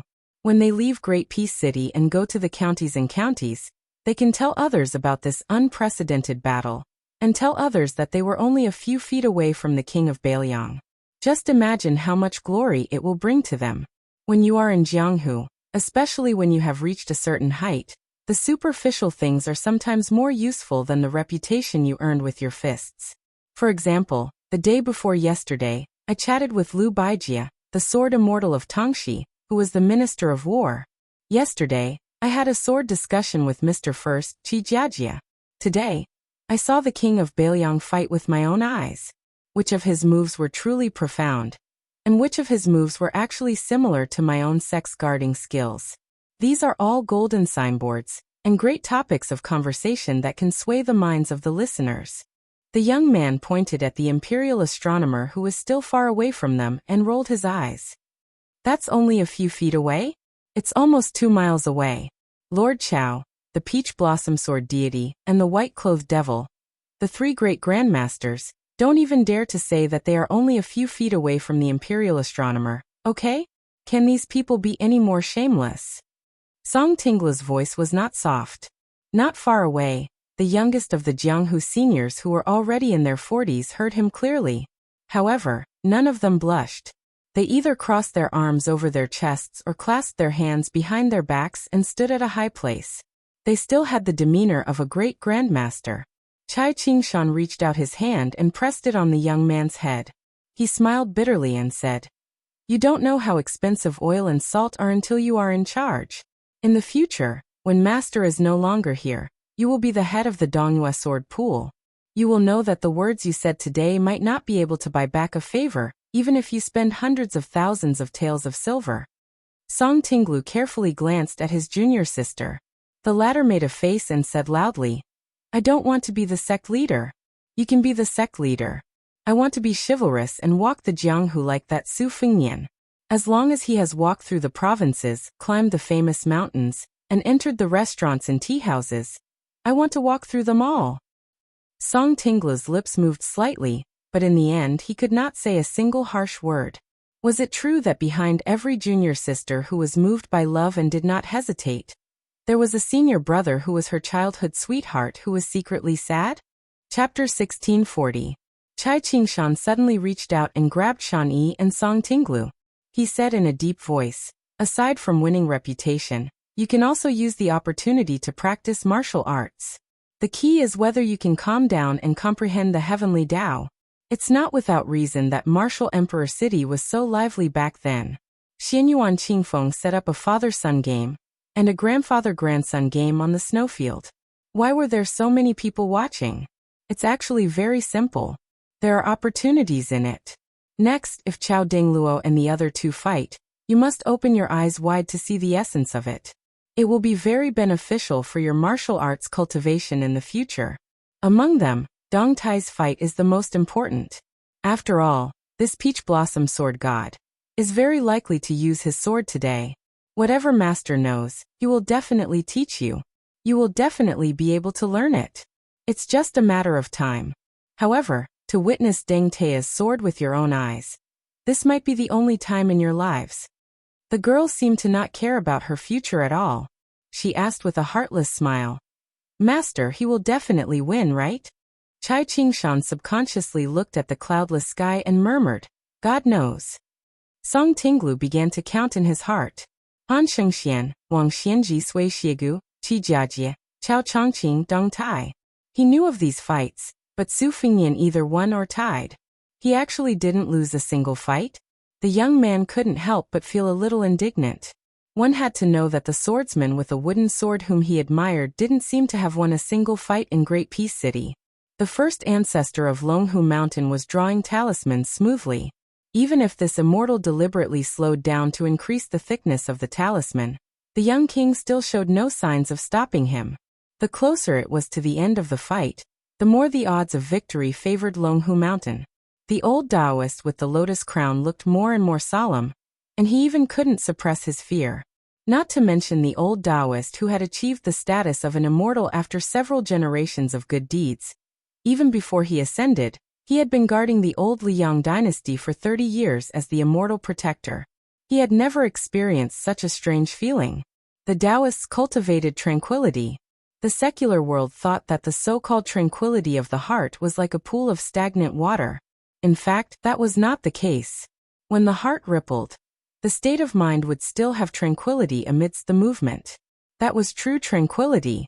This was somewhat similar to the movement of the Buddhist heart banner, but it was also different.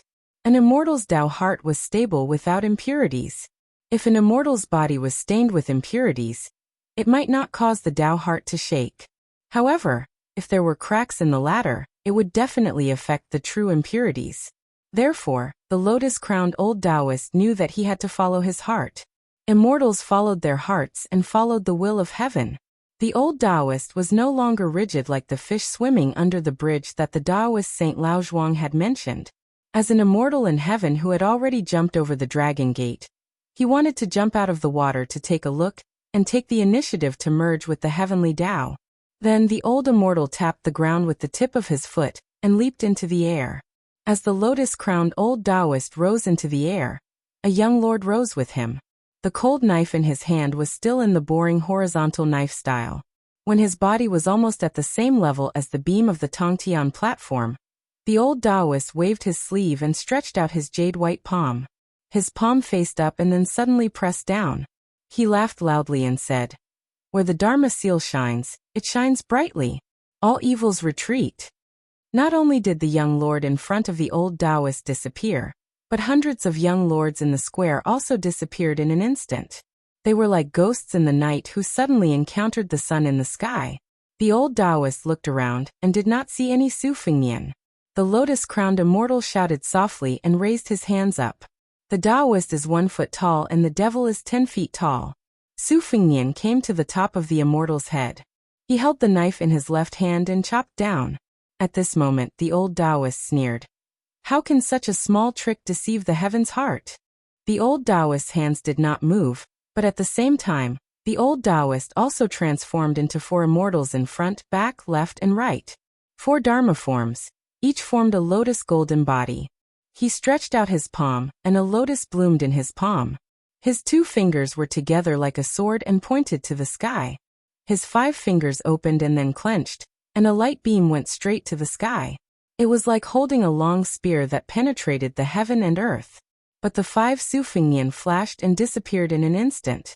The old Taoist who seemed to have 3 heads and 6 arms frowned and looked around blankly. His eyes were like torches shining with purple gold. Finally here. The founder of the first generation who drew the talisman on the Yulei sword sneered. His finger on the tip of the sword gently knocked, his body slightly leaned forward, and gently breathed on the tip of the sword. Seal. It was a simple word, but it was like a big bell that rang in the sky of the imperial astronomer. Words were the law of heaven. One word could decide one's life and death. The talisman sword did not move, but a 3-foot golden light swept out from the sword. The golden light swirled and lingered around the immortal holding the sword. Wherever the golden light went, talismans appeared out of thin air, like the spring couplets that a devout child pasted on the door. The earth cracked, the rain stopped, the grass and trees turned to ashes, the birds fell to the ground, and the dragons and tigers were subdued. Between the immortal holding the sword on the ground and the Taoist with the lotus crown in the sky, talismans hung. From the latter to the former, intermittent pages of talismans exploded one after another. Golden light sputtered, and occasionally drops fell to the ground. The square that was as hard as iron suddenly shot out stones. The Taoist with the lotus crown who turned to look down suddenly narrowed his eyes and laughed. Evil creature, still not showing yourself? At the same time, the immortal holding the sword casually flicked the tip of the sword in the air, and turned to the heavenly platform and shouted, "What are you waiting for?" The Confucian scholar Xie Guaniying, who had been watching the fire from the other side of the river, was originally paying attention to the movements in the palace hall. It seemed that he did not see the result he wanted, but it was also within his expectations. There was a faint coldness on his face. After hearing the two immortals' calls, he no longer hesitated and suddenly shook his shoulders and raised his sleeves. The world's cool breeze wrapped in 2 sleeves. The great rivers and mountains, carried on one shoulder. 8 seals rise. In the sky of the imperial astronomer, 8 different-sized imperial jade seals suddenly appeared. The first ancestor of Mount Longhu grabbed the hilt of the Yulei sword with both hands and pulled it back. The Taoist with the lotus crown raised his hands, as if he was lifting something heavy, and lifted it up toward his left shoulder. A long golden rope as thick as a spear shaft appeared in the hands of the 2 immortals. The immortals sat in the clouds, fishing for the fate of the mortal world. If the fishing line that was tens of thousands of feet long was twisted into a rope, it would be the golden rope in the hands of the 2 immortals. This rope went straight through one of Su Fengnian's shoulders. It nailed the young lord in the air, unable to move at all. Blood soaked the long rope. Chapter 1641. Su Fengnian closed his eyes and took a deep breath. He finally breathed. It was as though he wanted to use this breath to vent all the anger in his chest and absorb the fortune of the world. But according to reason, this was not the time to breathe. Xie Guaniying's lips curled. He raised his arm and lightly waved a finger. Do not look at indecent things. The Confucians have set the rules for the world for almost 800 years. You, Su Fengnian, cannot lower your head to the heavenly Tao, but since you still live in the world, how can you not bow to the heavens and earth? As this scholar's finger pointed, 2 jade seals exploded towards Su Fengnian's eyes. Xie Guaniying moved his finger again and continued to say casually, "Do not listen to indecent things." The 2 jade seals flew towards Su Fengnian's ears. When Xie Guaniying said the words, "Do not speak indecent things," it was as though the 5th jade seal had heard it and moved. The beam under Xie Guaniying's feet that led out of the pavilion of heaven-reaching pavilion was unable to bear the weight and started to crack. Life and death were hanging by a thread. Su Fengnian jerked the corner of his mouth. When the time comes, the heavens and earth will work together. The heavens and earth have reason and then etiquette. You, Xie Guaniying, think that you hold the rules of etiquette, but that may not be the reason of the heavens and earth. At the very least, that Duke Yenxing who sent me an item before leaving, he does not feel that you, Xie Guaniying, are in the right. A pendant fell from Su Fengnian's waist. It was a square object. Just as the 5 jade seals were a hair's breadth away from each other, Su Fengnian had a thought. Do not move if you are wrong. Not only did the 4 jade seals vibrate violently, the other 4 jade seals that Xie Guaniying had not moved also vibrated.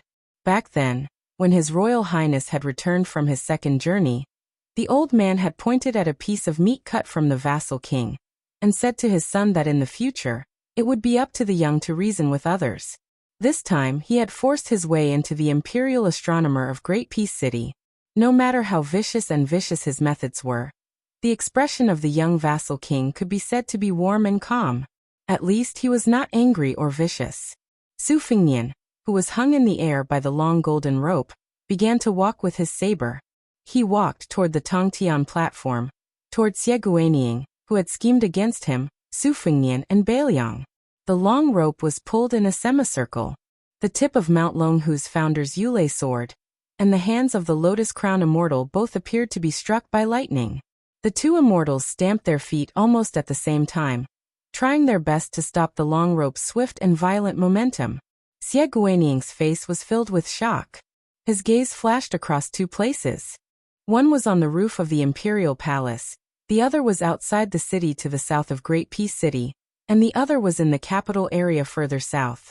He was both shocked and furious. Zhao Zhuan, Tantai Pingjing, Duke Yensheng, you dare to work together to ruin my great cause.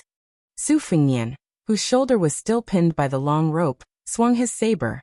Xie Guanying, who was standing on the beam of the Tongtian platform, grabbed the 4 jade seals and arranged them in a line to protect him and Su Fengnian's saber. He himself flashed away, allowing the 4 jade seals to fall to the ground, and the beam under his feet to break in two. Under the saber, the entire towering Tongtian pavilion was cut in two. Thousands of feet up in the sky, the saber seemed to have crashed into something with a bang. The two immortals looked at each other. After their gazes met, they released their hands almost at the same time. After Su Fengnian's saber, he turned and sneered. Want to leave? The Taoist with a lotus crown who had a red thread crawling on his sleeve sighed. He pulled all the long ropes with one hand and pulled back the red thread that was about to continue spreading, allowing the 2 red threads to freely dance around his sleeve. The old Taoist nodded slightly to the young Taoist who had abandoned the talisman sword. The latter had a complicated expression on his face. The 2 scarlet red threads were actually mixed with Han Xingxuan's death aura and Qi Jiajia's sword aura. Both of them came from Liang Imperial Court and died for the Zhao family. Using the fate of the Zhao family in Liang to attack the fate of the Zhao family in Mount Longhu was self-contradictory and wonderful. Presumably, this was the trump card used by the young king to destroy the immortal's purity. The next moment, the Taoist with the lotus crown, who knew that he could not escape, stood a few steps away from the ancestor of Mount Longhu and gently bowed to bid farewell. It was better for one person to die in reincarnation than both of them to die in the human world. A mirror appeared behind the old Taoist. It was the treasure of the Guanyin sect in the South Sea, the water-moon sky well that suppressed countless people with great fate in the world. The old Taoist was forcibly dragged into the well and whispered, "As long as the heavenly Tao does not collapse, the incense will not be extinguished. Respectfully send the ancestor back to the heavenly gate." Looking at the young Taoist who seemed to be the descendant of the old Taoist, he ignored the Taoist with the lotus crown who was ready to die. He only raised his hands and asked himself, "Where is the first?" The few remaining immortals of Mount Longhu on the square of the Imperial Astronomer all showed a sorrowful expression. While the immortals were heartbroken, they also felt an indescribable sense of awe. This time, it could be said that no one had ever come to the human world together. How could they be reduced to such a miserable state? On the other hand, the 2 younger immortals of Mount Longhu, Zhao Shi and Zhao Danxia, who had less experience than the ancestors of the past, looked relieved. They looked at each other and smiled. Although there was bitterness, there was no fear. A voice came from above the head of the ancestor, containing a strong sense of sarcasm. "At your grandmother's house." The young immortal suddenly raised his head, finally unable to hide his anger. He was so angry that he laughed and said, "Do you really think that I don't dare to risk my life and perish together with you, Su Fengnian?" Su Fengnian stood in the air, too lazy to talk nonsense with this immortal. Just as he was about to attack, his shoulders suddenly tilted, as if someone had patted him. A series of words softly sounded in his ears. "Kid, not bad. You've already broken that old bastard Xie Guanying's broken bowl. You don't have to care about what happens next. Don't thank me, Dong Tai. This sword of mine was comprehended by me, Ma Wei, yesterday. This sword is called Will Spirit.